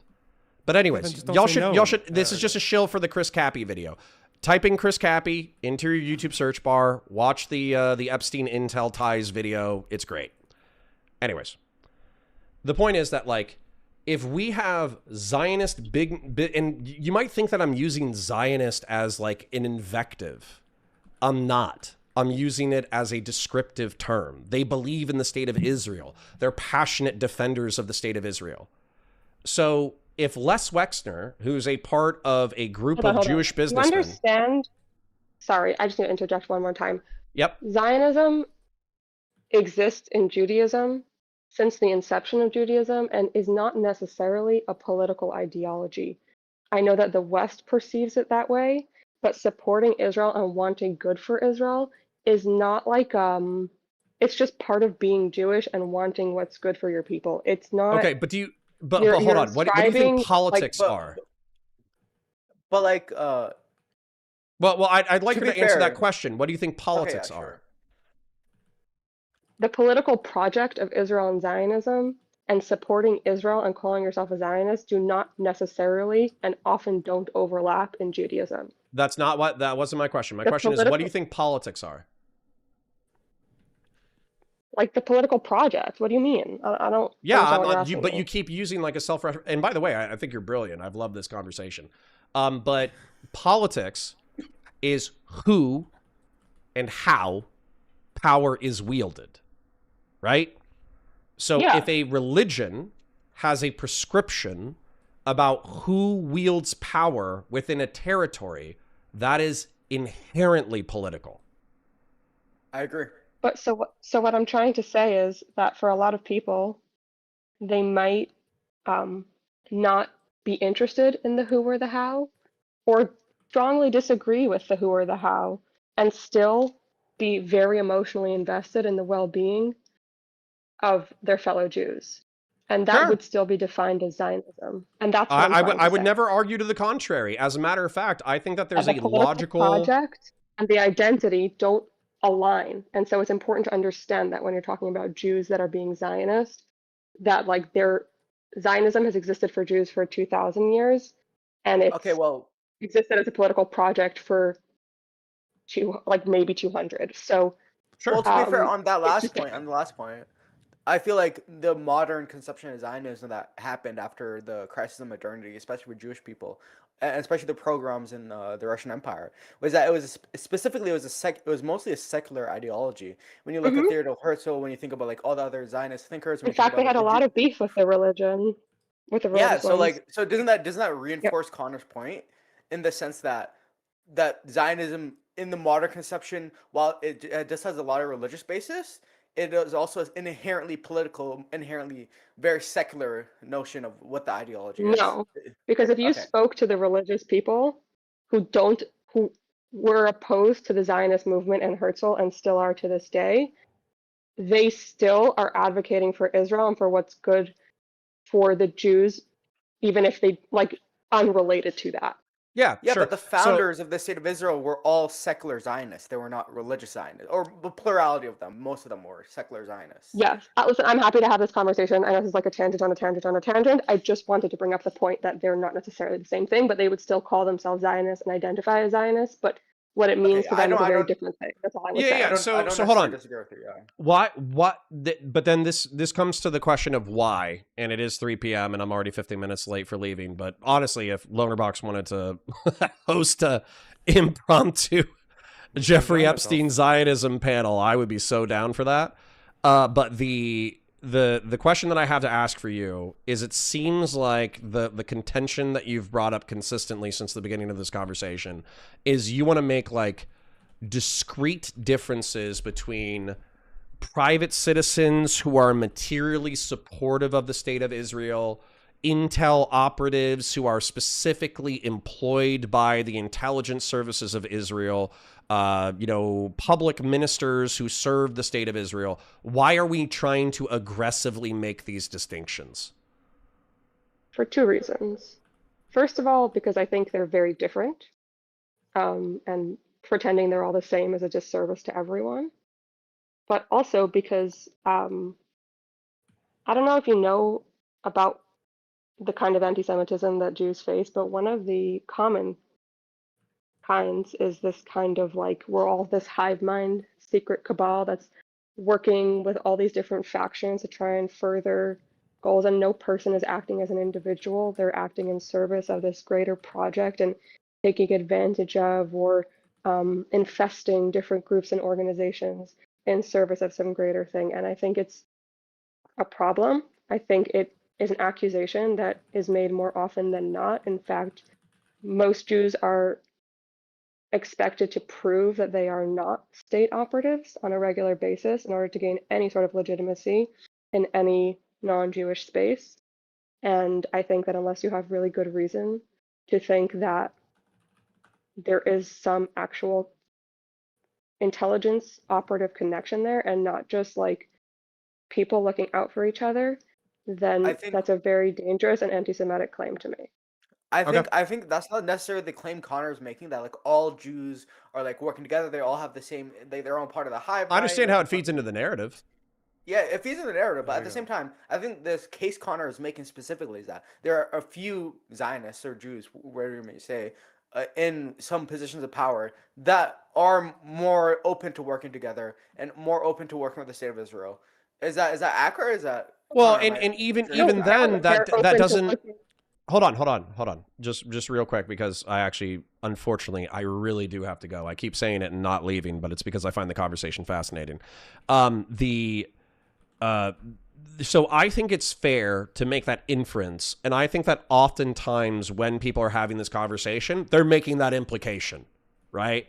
They're saying, oh, all these Jewish business magnates, all these intel people, all these military people, they're all, giga-Zionists who are, treating the non-Jews like cattle and manipulating them and all this bullshit. Like, I understand that that is easy to infer based off of the descriptions that I made. However, that's not me. I try to follow truth whenever possible, even uncomfortable truths. And I try to describe the reality honestly as I see it. And that actually has nothing to do with how I feel about the Jewish people or Israel in general. And my parents were raised in Newton, Massachusetts, which has a large Jewish population. I actually think despite being Christian, they're incredibly sympathetic to the Jewish people. And I grew up with positive stereotypes about the Jewish people, I suppose. So for instance, like when you say Jews are not a monolith hive mind, I know, because what I was told when I was a child is that if you have 3 Jews in a room, you're going to have 4 opinions, because effectively, sorry, go ahead. At least. Right. Because Jews are stereotypically intelligent. They like to consider things from a variety of perspectives. They like to devil's advocate. They like to do all this kind of stuff. So thinking that, Jews are the Borg is fucking crazy. And so, yeah, that's where it might sound like I'm trying to just like throw out like chum, like blood to anti-Semites to sink their teeth into, but that's not my intent. Okay. I understand that. I still think that in the world we're in, I would appreciate if you and everyone else would be a little more careful because of the current situation with anti-Semitism. I think we've been through a lot, and maybe everyone could just kind of give us a break for a bit would be nice on a personal note. But I also want to say that knowing the Jewish community, knowing the American Jewish community and the Israeli intelligence world really well, I just think that the evidence that you think is damning and clear is just not convincing, or doesn't, when you understand the nuances of the communities, it's actually surprisingly unconvincing. There are people in my personal life that I suspect more about being part of them, working for the Mossad, than all I've heard about Jeffrey Epstein. And not because he didn't have connections and didn't work with groups that he was sympathetic towards. I'm not dissuaded. I just think that if you understood American Jewry and the Israeli intelligence network better, you would come to the same conclusion that it's just not a very convincing argument. Okay, then what I would say is based on all you told me. I'm probably not gonna do that. And what's gonna happen? And I know it's a uncomfortable and painful time for a lot of Jewish people. But what I would say is that what I would do is I would press tactfully and politely, but I would press you on what you think is evidence that actually points away from the perspective that I believe in. Because so far what we've done in this conversation is you've said like, oh, well, I don't think you understand how that this actually operates, and here are the distinctions between the players. Okay. I don't think that really changes my calculus that much. That's more of an argument of like technical accuracy than it is like the thrust of the argument. No, but it's relevant because the claims that you're making assume that things operate in a way that is not correct. And so well, if I told you that, like, if I showed you a video that was like very clearly edited of like a Chihuahua pulling a truck, right? You would be able to say, like, that's obviously not accurate because I know Chihuahuas and I know trucks. Sure.